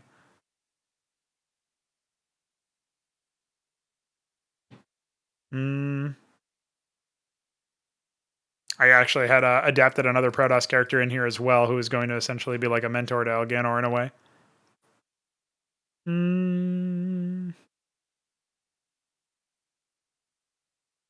Yeah, I don't really see anything super crazy in terms of the planning of this in a way that completely changed everything else. I guess the Burden turned into a mission called Imposition, but it's a similar kind of thing, and that might have itself been a working title anyway. But we can read the overview at the very least, because I'm not going to bother reading the character listing. It's fairly straightforward. Bloodfaust is a direct sequel to Inconsummate, set immediately following the final mission, Reap Sow. This project serves the purpose of closing Goska's first character arc, introducing Elganor and the other Kali survivors, and exploring Stralium's new directives as the would-be leader of the Swarm. The involvement of Thalazim heavily impacts the plot of Bloodfaust and serves not only to add significance to the decisions made by other characters, but also to subtly characterize the monolith, Thalazim's faction. So, I guess we will quickly read Thalazim's description, where it says, "Few belligerents of the War on Ire are as shrouded in mystery as this Nerazim agent. Though his purpose is ostensibly centered around aiding the Conclave in their evacuation, his actions belie an ulterior motive, one that could prove disastrous to all Kali Protoss should Thalazim have his way." Not really much of a description of the character itself, but at least gives you some understanding of the part that he plays within the story and within the understanding of the like the plot, basically, and the characters and belligerents that are at play. I think that I could probably do a better description of him once I knew a bit more about how he was actually going to take shape. Once like I had some mission scripts done and all that stuff, I could write something that's a little bit more substantive than that. Anyway, that's pretty much it. You can actually read this. This is technically public. I don't actually know if it's yeah, it's in the Zabalba section, which you can find if you just go to. You can go to the direct URL, but you can go to the Wikidot and then click on Bloodfaust. The Zabalba timeline is actually here as well. It includes Birthright, which is the planned mission, the actual new 5th mission that's sandwiched between the Harvest and To Free the Beast. And I didn't actually add in the planning of Bloodfaust. Either one of the acts, I actually think I would just condense this into one project instead of having it be Act 1 and Act 2, because it's kind of confusing.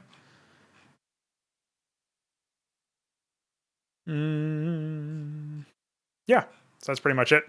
I'll go over this timeline, believe it or not, in another section coming up, because this is essentially the most recent revision to Inconsummate itself. So we have yet to actually tap into that. But those were the planned sequels and continuations to Inconsummate, from the 7th map to the small map set mini campaign, Those Who Endure, to Bloodfaust itself. That was essentially what I had planned for this lovely experience of following Inconsummate up.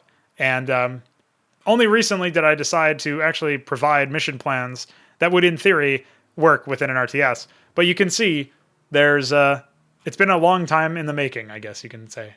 So there you go.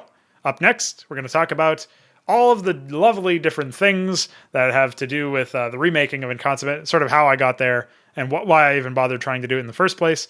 And we'll look through some of the 2018 builds, as well as the planning for the more recent stuff. So stay tuned for that. While we've already looked at this particular level, I did want to open it back up again just to start our conversation off on the remakes section, because obviously this version of Act of God with the extended colors and the dirt bridge for some reason, and not really too much else, mostly just changing some AI protocols and trying to make the AI a bit more active, not really reducing the number of starting pre-placed nonsense, but indeed sort of showcasing a furthered, improved understanding of how to put together art assets, which is why you see some things like the the observer graphic that is a little bit more, shall we say, recognizable than some of the other assets. I think this medic one was already in there, but there's like a marine one that's lying around somewhere that ended up being fairly high quality for the time, like this asset right here. You can zoom in on that. Zoom and enhance, my man. So yeah, there's cases to be made for some of the art assets being sort of leveled up, and then the AI being just I understood the AI more. I had made a project that used a custom AI, so I was able to do different things with the AI itself, and I was able to push it in a more emergent direction. Obviously, I didn't change much of the level design. I don't even know if I changed the resource availability in terms of the amount of resources given to the player in the actual bases themselves. I may have changed some like positioning of resources or something like that, but ultimately it's sort of like a step in the right direction, but you're still trudging through mud. You really want to get out of the sinkhole entirely and just walk on regular ground, even though you're sort of elevating yourself slightly. It's like you're still not out of the mud, you're still not out of the muck. And that's how I would sort of conceptualize this step in my history working with this project is, working on a version of Inconsummate that was essentially a minor update for all things considered. It was initially just posed as a very small scale update to the map, or all of the maps, where I would actually have gone through and updated a bit of the terrain. Obviously, I have a script in here. Apparently, I have some busted ass temp files that I can get rid of. I believe there was some sort of patch note where I improved terrain variation and stuff like that. Obviously, there's some notes here where you can see in this final update back in the 27th of August. There's apparently some really weird issues with the plugin that fucked up rally points if you loaded a save. I finally fixed Goska's weapon doing less damage if the stun landed. Basically, the stun damage type or whatever, it wasn't applying the damage of the stun weapon. It was just applying the stun. So I fixed that. I believe that's because I used the Maelstrom weapon ID for the damage value or something like that. And that's by default sent to independent, so it doesn't deal damage. Something to that effect, maybe. It's obviously been a long time, so I can't really fully remember. There's like some small aesthetic things like Crash Dropship Fire Overlay. I'm not sure why updated selection circle for Crash Dropship is down here, but the Fire Overlay is over here. I understand why I would put it in Map 1, because it only features in Map 1, even though really it's a mod level thing. So yeah, this should have just been moved up.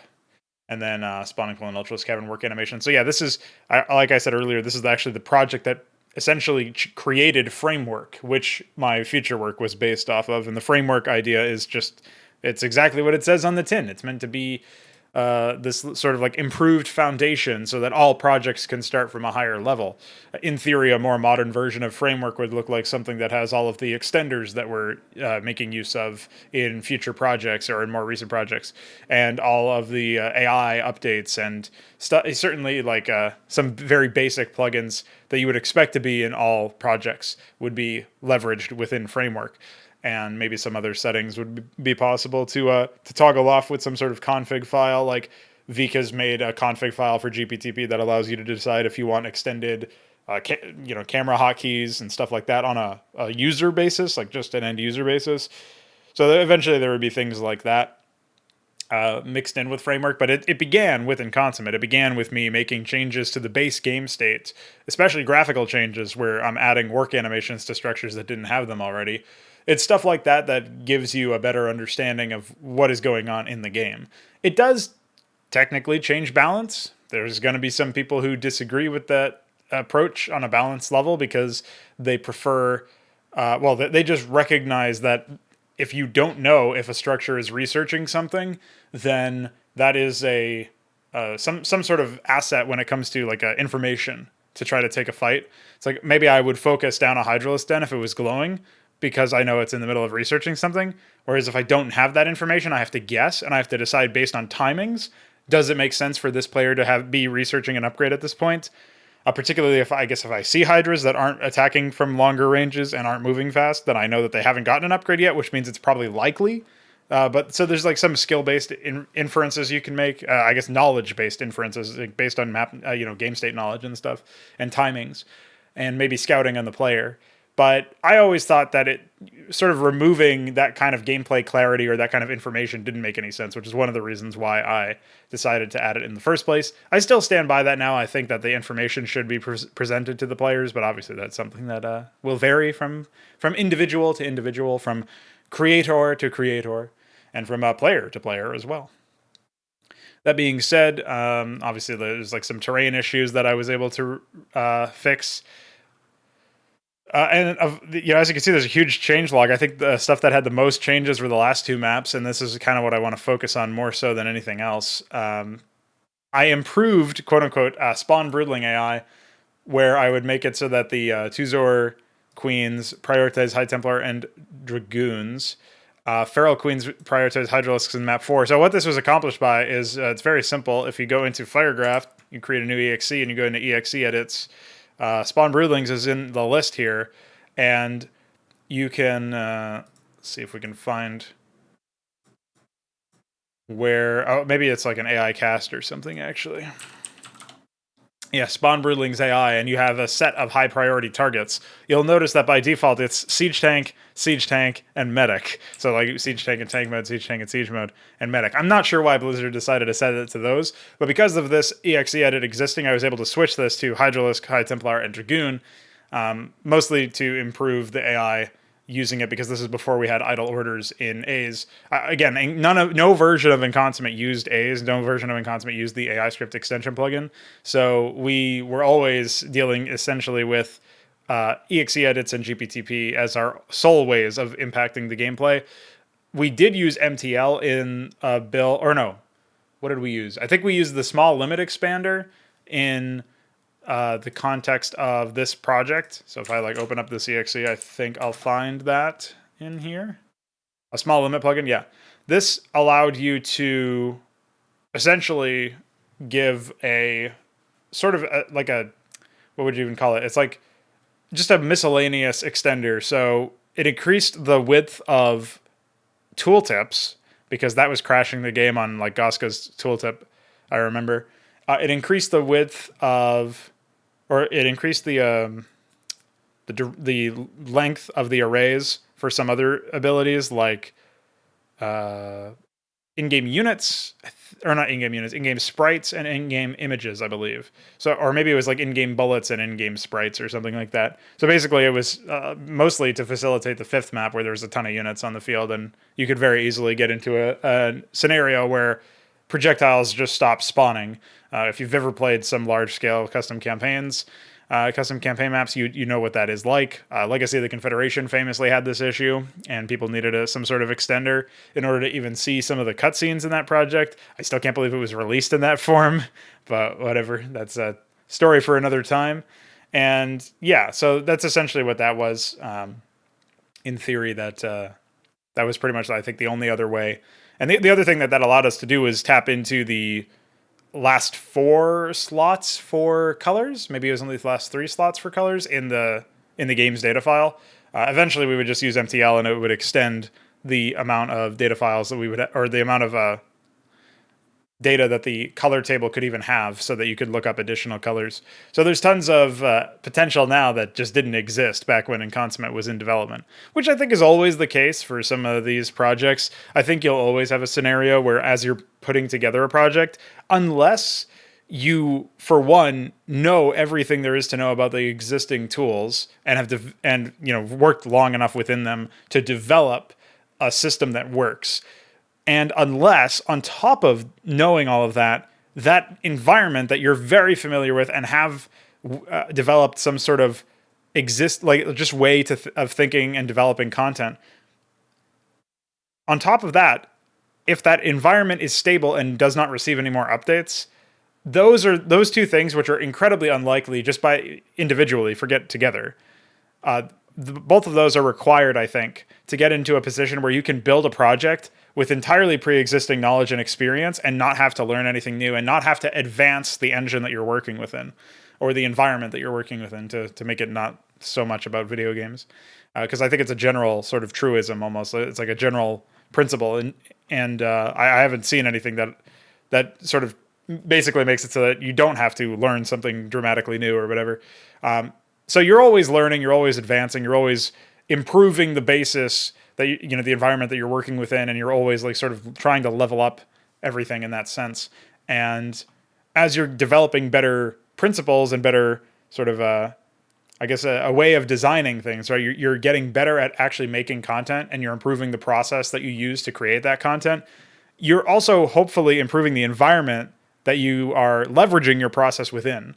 So the idea of my process for building content is making a gray box, you could call it, like making a very basic map layout, and then detailing it afterwards, and then testing it and stuff like that. So if we had to think of it in those terms, you notice I didn't say anything about like which tools I'm using or which manners that I'm setting things up for, like how I'm actually doing the detailing. Am I using the doodad layer? Am I using the custom terrain layer? Am I, popping open the tile set index and picking some tiles from the wide variety of assets that I have added in here? To what extent am I doing all that in? And where am I getting the stuff from? Am I using the brush palette instead of the tile set index? None of that is tool specific, right? Because all of the stuff that I just mentioned, that I just rattled off, those are environment specific things. Because only when you're working within Starcraft are you using SEM draft and custom tile sets and all that other junk, where you absolutely need that sort of, those functionalities in order to do something as basic as detailing a map. And even as something as basic as creating a map layout, like it's just not even reasonable to do it in any other editor. And some layouts can't even exist without certain extended tile sets and stuff like that. So essentially, you have to build this environment and then leverage your process and then update your process for the environment and all this other stuff. So it's like the relationship between the two of them and how you improve both of them over time is essentially, I think, in an abstract way, it's almost like you don't even need to worry about what kind of content you're producing or the caliber of content you're producing. It's like a very safe assumption, almost like I think it would be impossible to produce lower quality content if your process and your environment are improving over time. It's like I don't think it would be possible to release a map that's actually worse than a map that you released a year ago if in that year your process and environment both improved. I mean, even if only one of them improved, as long as none of them got worse, right? So, I guess it's almost kind of like splitting hairs, because maybe if you rush something, that means that your process was low quality. But hopefully what I just said makes some sense to you guys. And going back to the idea of actually revisiting Inconsummate in the first place and attempting to update it. Like, why was I trying to do this? Again, I gave the analogy of like climbing up from the muck. Why would I want to climb this, pull this project out of the muck? And what was my mindset going into it? Well, I still thought that Inconsummate was not only, I mean, it's almost like inarguable at the time that it was the best project out there.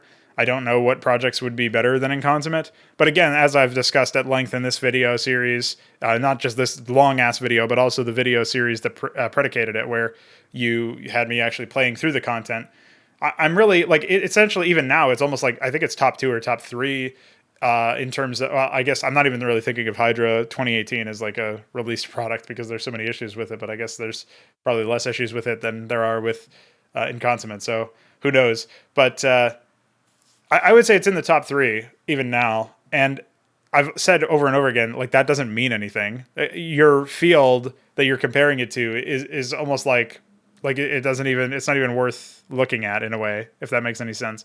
So hopefully I've argued that successfully in general, because I think it's people will hear you as the developer say something like, my project is top 3 in the world or in history, and they'll assume that you, for one, are like sucking your own dick, like tooting your own horn, but also they'll assume that you actually find it, like, by extension, you think that the project is high quality. well, I don't think my project is high quality. I don't think Inconsummate is high quality. And that's just a sort of like qualitative assessment, an objective assessment where I'm considering it in a vacuum. When you add in the historical context, which you don't have to do, like it's not incumbent upon you as an analyst or as a reviewer or as just a thinking person, it's not incumbent upon you to actually add in the historical context of like what was this project competing against, what came out before, who was the developer, what did the developer do differently than other developers or whatever. Like you don't have to consider all of the stuff that essentially characterizes the project against its peers or in contrast with its peers or alongside its peers. You don't have to do any of that. And if you do decide to do it, you'll find that it is rising to the top. But that doesn't mean much compared to, when we look at the field. So like I wouldn't look at it as an achievement to be the best StarCraft custom campaign. I would try to look at it more like I want to be ultimately I want to be the best. Like I want to be able to produce the best RTS content, period. I don't really care if it's within the StarCraft custom content sphere or even the actual full RTS game sphere or whatever. Like I would look at it more like, can I make the best RTS content? I believe that I can. I wouldn't be able to say with any confidence that I have already, but I can certainly say that I've gotten stuff that's very promising. So I'm quite happy with that in that respect. But again, when I'm coming into this particular project, trying to revisit it in 2018, the initial thought is the project doesn't need to be overhauled. It just needs to be polished off in a few areas. That's my initial sort of starting place for how I'm conceptualizing the update to Inconsummate at this point. I think it was late 2017, maybe during the same time I was developing Hydra with the earlier versions of Hydra when it was just called Co-op 2017, later renamed to Hydra, or Project Hydra rather. I was developing it with Necron initially, and obviously Necron wrote the AI for Tuzor in map 5 and gave me a lot of pointers for starting to write the AI in the other maps as well. So even though I wrote all of the other AI, a lot of it was based on knowledge that he imparted, or sort of like he would hand me some sample scripts or something, I think a few times, and I would like look at those, or he would just essentially give me a starting point of like where to look at initially. Now, bearing in mind that obviously the like personal relationship between Necron and I didn't end up lasting for all that long. It was a couple of years, and obviously things didn't end very, very pleasantly. I still want to mention that, like, essentially without Necron, obviously I wouldn't be as far. Like, wouldn't be where I am now. Obviously, like, part of my partnership with that individual shaped my assessment of AI, shaped my understanding. It allowed me to, I was already pretty convinced that AI was where I needed to focus on the most in my StarCraft custom content sort of development. Like my process going forward needed to include AI. And that's one of the things that I had decided inside 2017. Essentially during the early stages of developing Inconsummate, I had decided that. But Necron was essentially a catalyst. It was like by pure chance that I would release a early look at the campaign, and he was in one of the Discord servers that I released it in and said, here's some tips for improving your AI. Basically, like, he asked me some questions about the AI. I said it was nothing crazy. I was just starting out editing AI, but I was welcoming any feedback. But little did I know he had actually been doing AI work for a while. So that was a series of events that eventually led me to improving my ability to write AI. And I think one of the things that was really promising about this whole project was when we looked at the 5th mission of Inconsummate, I was able to see, like, here's what it feels like when you have an AI ally that can actually do things.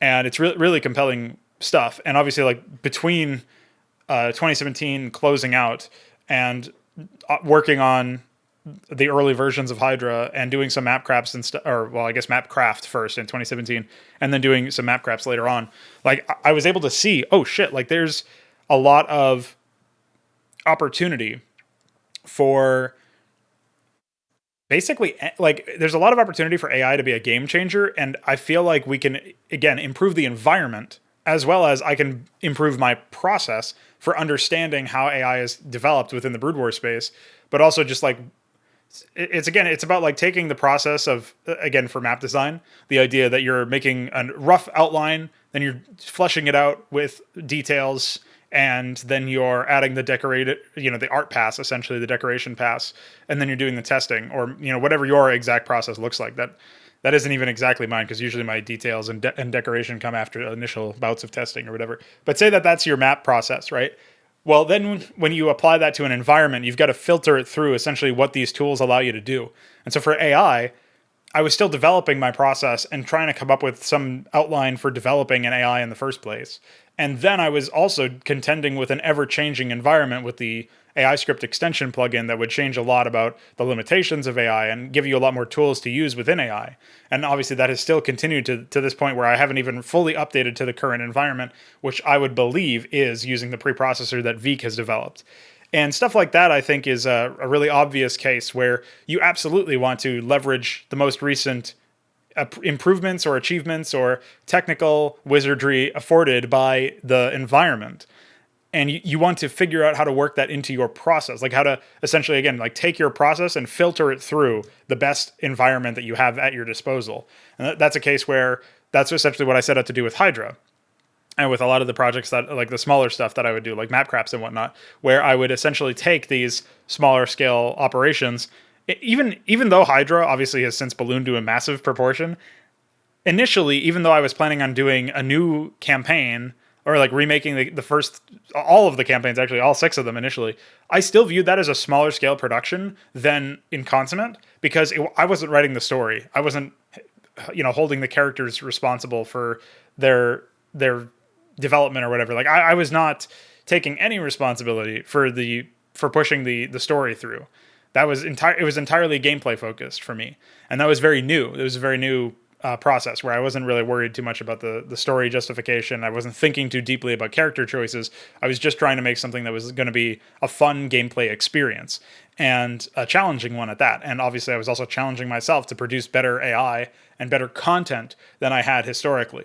And these are all cases where I think I did fairly well in Hydra, not in an objective sense, but again, relative to where I began. It was a nice stepping stone for me as a developer.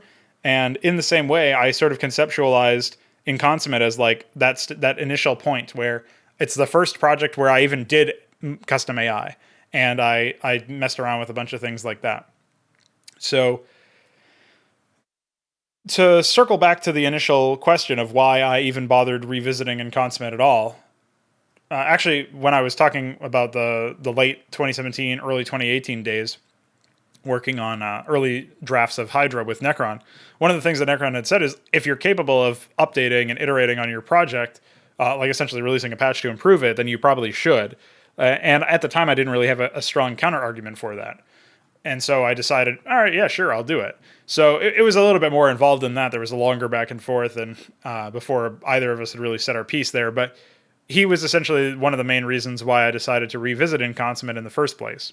And the more I revisited Inconsummate and the more I worked on it, the more I realized it was not really going to cut it just with a small update. Again, I went into the project's updating process, assuming that all I need to do is like tweak some AI values and improve the gameplay experience in some ways by making the AI better.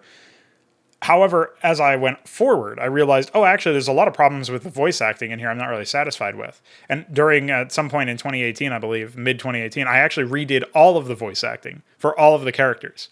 And just redid everything.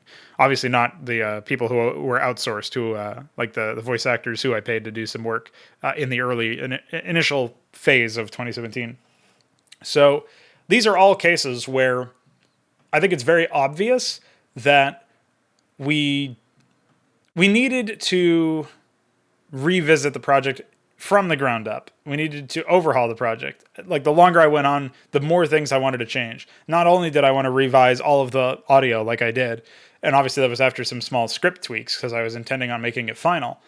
Not only all that, but I also want to, improve the map layouts and make it more, toned down in terms of the pre-placed stuff, and make it a bit more fair, and make it maybe I want more maps that have AI allies. Maybe I just want an additional map or two in the campaign. Like, at some point it ran away, the scope ran away. And I think that's one of the main issues that you have when you come in expecting that you're just going to do some small tweaks. Like, unless you really force yourself to only do some small tweaks, you are going to do some larger things with the planning.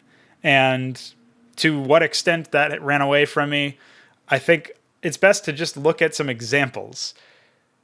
If we look over at the Wikidot, you'll see that I've got a slightly different timeline for Inconsummate than what we were looking at before. Just looking at the Inconsummate page itself, you'll see that there's some discussion on the original edition with its own section, and install guide and some notes and patch history and stuff. Actually, we should check real quick. Yeah, patch history appears to be...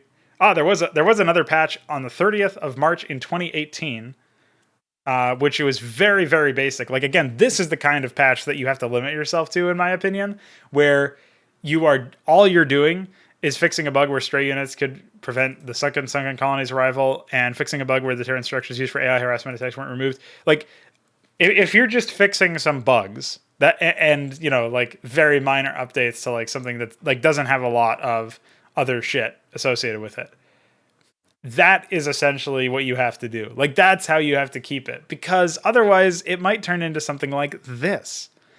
This version of Inconsummate is a redux of the original edition and features completely redone maps, voice acting, and custom art.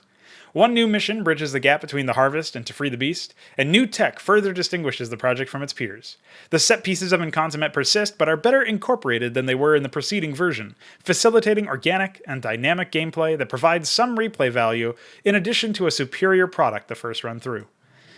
The story of Inconsummate is refined, with its rough edges sanded off and its presentation through gameplay and environmental storytelling significantly improved. Several story beats have been rearranged or reimagined to better encapsulate the central theme of control, and to better set the stage for the sequels. With more consistent characterization of each character and faction involved, the setting will be better equipped to handle the stories that will follow. And then obviously Inconsummate is built on the Hydra New Game State. And then it was once slated to offering the following unique tech. The reason why I changed this to once slated is because obviously a lot of this stuff is related to heroes. So I had conceptualized like hero upgrades and heroes themselves. Upgrades obviously got removed from Hydra, so what the fuck? Why would I include upgrades just specifically for heroes? And then heroes themselves, why would I include those? Those were also removed from Hydra. So not that they were ever fully added, obviously, but yeah. So obviously that would not work at this point. And before I even go any further, like, something to consider is, I think it's this last paragraph, or this middle paragraph, whatever you want to call it, the second paragraph of the overview, that really tells you what my thought process was. One of the reasons why I wanted to revisit Inconsummate the most was because I wanted to make the sequel to Inconsummate, and I didn't want to be held down by the baggage of the really poor presentation quality. Like, I didn't want people thinking... I mean, it's bad enough that some of the plot elements themselves are kind of shitty, and so maybe I would be encouraged to, in theory, like, retcon them in the future, and a better way to do that, a more, like, honest way to do that is just to revise the old story. But even that aside, even if I, chained myself to the original story's plot direction or whatever, and didn't make things seem like they were retconned or inconsistent with previous characterizations, even if we take that hypothesis, I still am getting people who are coming away from the 2017 Inconsummate, having played that or witnessed that playthrough or whatever, and then they come into the sequel to Inconsummate and they expect something similar in any capacity, in terms of the presentation quality, in terms of how things are put together.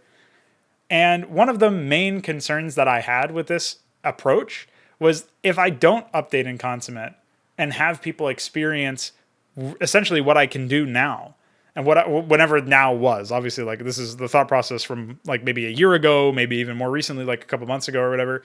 But whatever my current skills are, essentially, like, what I hadn't realized, even though I had said that I thought this, but I hadn't fully thought it through.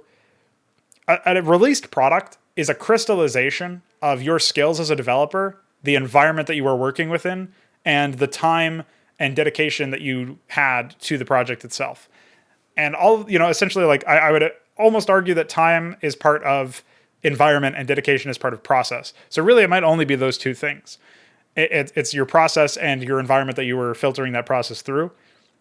And obviously, if you want to be super, like, hair splitting, you might even say that filtering your process through your environment is part of your process as well. So maybe it really is only a reflection of your process at the end of the day. Like, I haven't fully conceptualized this stuff and thought deeply enough about it to say, for sure, one way or another. I can see an argument for either angle that you would take. But as far as I'm concerned, it's like, where was the environment at that you were working within when you were working on this project? And how successful were you at filtering your process at the time through that environment? And then obviously what your process actually was, right? So like those are the axes or whatever you want to call it that I'm sort of filtering qualitative analysis of a project through. And that's what I think that a release product is sort of reflective of. I think it is a crystallization of all of those things. It's a crystallization, essentially. All of those things, I think, combine to determine your merit as a content creator. And part of it is, I suppose, out of your control insofar as maybe there was a lack of time in some ways, but then you just take more time overall to release the project. It's not like you rush it or whatever. So like, I'm really, I've got work that I've got to do to pay the bills, or I'm going to school or whatever. And like, yeah, that stuff gets in the way, but that should just mean that there's a delay, not that you release the project before it's done. You know what I mean? So these are all things that I think can be attenuated and ameliorated in some way or another. I think you can just, you can take a look at other people who have done similar things that just like wait for a while before releasing their stuff because they got real life shit that they got to take care of, or they've got other hobbies that they're doing, or whatever the case may be. But ultimately, when I was writing this paragraph, whenever this paragraph was written, I think it was very clear what my motivation really was. And in a way, I was like refashioning or revising the past to better serve the future. And it's almost like I wanted everything to be done in the present, if that makes any sense. I wanted all of the content that people would know me by to be as good as whatever I could do in that moment. It's a really illogical and goofy thing to think about. But that's how I would phrase it. I think ultimately I looked at Inconsummate and I thought, I don't want people to know me by Inconsummate 2017. I want people to know me by Inconsummate, like whatever the new version is, like 2020 or whatever, like whatever the version is. But the problem with that thought process is that you'll never actually be, like, unless you just retire or whatever after you're done with one project, you're never going to be known by just one project. And I don't think it's the same thing as when I released Hydra 2018 and then have been working on Hydra ever since, because Hydra's like evolved very heavily. It's not the same project that it used to be. It's not even like the same scope really. So it's not quite the same comparison, but I do think that my ideas for revising Inconsummate were very heavily based around external things. It wasn't like I was super motivated to go in and update Inconsummate itself. It wasn't even really like I wanted to like just challenge myself in a way and see what I could change about a project. But I think the best way to sort of conceptualize it is I was trying to guarantee a higher bar of quality that so like essentially like getting people's expectations calibrated correctly for the sequel or for any projects that were in a similar vein to Inconsummate or in the same universe as Inconsummate or whatever. And I think as a result of doing that, like as a result of focusing so heavily on that, I just worried way too much about what other people thought and what other people's thoughts were on it. And maybe in some ways it's also reflected in my own qualitative analysis of the project where I was contrasting Inconsummate 2017 against what I would imagine the sequels would look like and thinking that's such a huge gap. Because, I mean, you can essentially take Inconsummate 2017 and compare it to, Hydra now, just playing a melee game of Hydra or whatever. And like, there's so much more going on. And there's like a lot more merit to the experience of playing melee Hydra than there is playing any Inconsummate map in 2017. So, maybe I was analyzing it or over sort of like again, I think a lot of the analysis that led me to the idea that I should revisit Inconsummate was external from the actual project. I still want to, like, this is where I think there's some internal justification for working on Inconsummate's first mission, just revising the first mission, because that's like, here's what it could have been. You know what I mean? Like, I don't think it makes any sense to revise the whole project. For one, there's a lot of things that are holding that back on a technical level. We would need like expanded map sizes. We definitely need a bunch of other extenders that hopefully we get anyway, but like they're not there yet. So I can't guarantee that I can do those things. Whereas that first map, That's something that I can make within this engine, right? So it's not even like a worry that I need to up the environment quality in order to make this project. That being said, it's also a nice like little. It's almost like a catharsis for all of the different attempts to revise Inconsummate down the years, while also showing people who still think Inconsummate 2017 is a good project. Here's what it could have been if I was more competent. Here's what it could have been maybe if the environment was better at the time or whatever. And it's a nice counter argument to anybody who thinks that Inconsummate is fine as it is, and you shouldn't be trying to do all this like melee shit. You shouldn't be trying to like make the game more fair. You shouldn't be trying any of the stuff that you're doing. Like, I don't think the people who are really arguing those points are doing so in good faith. But this is a definitive clapback in that respect, where it's like, you know, there is nothing you're going to be able to say after playing the first mission, however many attempts it takes you to beat it. There's nothing that's going to be like, oh yeah, this was a worse experience than in Consummate 2017. Like, no, it's going to be head and shoulders above it in every respect. And that's one of the really like satisfying things about the idea anyway. But again, maybe that's not really that internal. Maybe it is, again, founded in externalities like clapping back against clown emojis, clown back. But just some thoughts, I suppose, on the revisions and the remakes down the years. I've already looked through this, and obviously this is publicly facing, so I don't really need to break it down, the timeline that is, very heavily. You can just go to pronago.wiki.com/sc-zibalba or find it in the Starcraft section. But yeah, I think it's fairly straightforward here at this point. And as a bit of like final words, right? If we're going to look to Bloodfaust, which is the sequel to Inconsummate and the next installment in the Xibalba universe, if you want to call it that, I would look at this as an opportunity to correct the record from it when it comes to people's expectations. And if I'm worried about calibrating people's expectations and them thinking like, oh shit, this is, I wonder if this is going to be as bad as Inconsummate or whatever I'm imagining they might think. Like I'm not in this headspace anymore anyway, so that wouldn't inform my decision behind the actual content. But that's where marketing comes in, right? That's where you decide, okay, in the trailer, focus almost entirely on in-game shots and like larger battles, showcasing the Hydra tech tree, AI allies, maybe some transmissions and stuff. Like, figure out a way to soundtrack it to be epic, but mostly rely on in-game stuff and maybe some like voiceovers or whatever. And that's pretty much all you need. Like, it's a simple idea, but it shows you so much has changed in the last 3 years.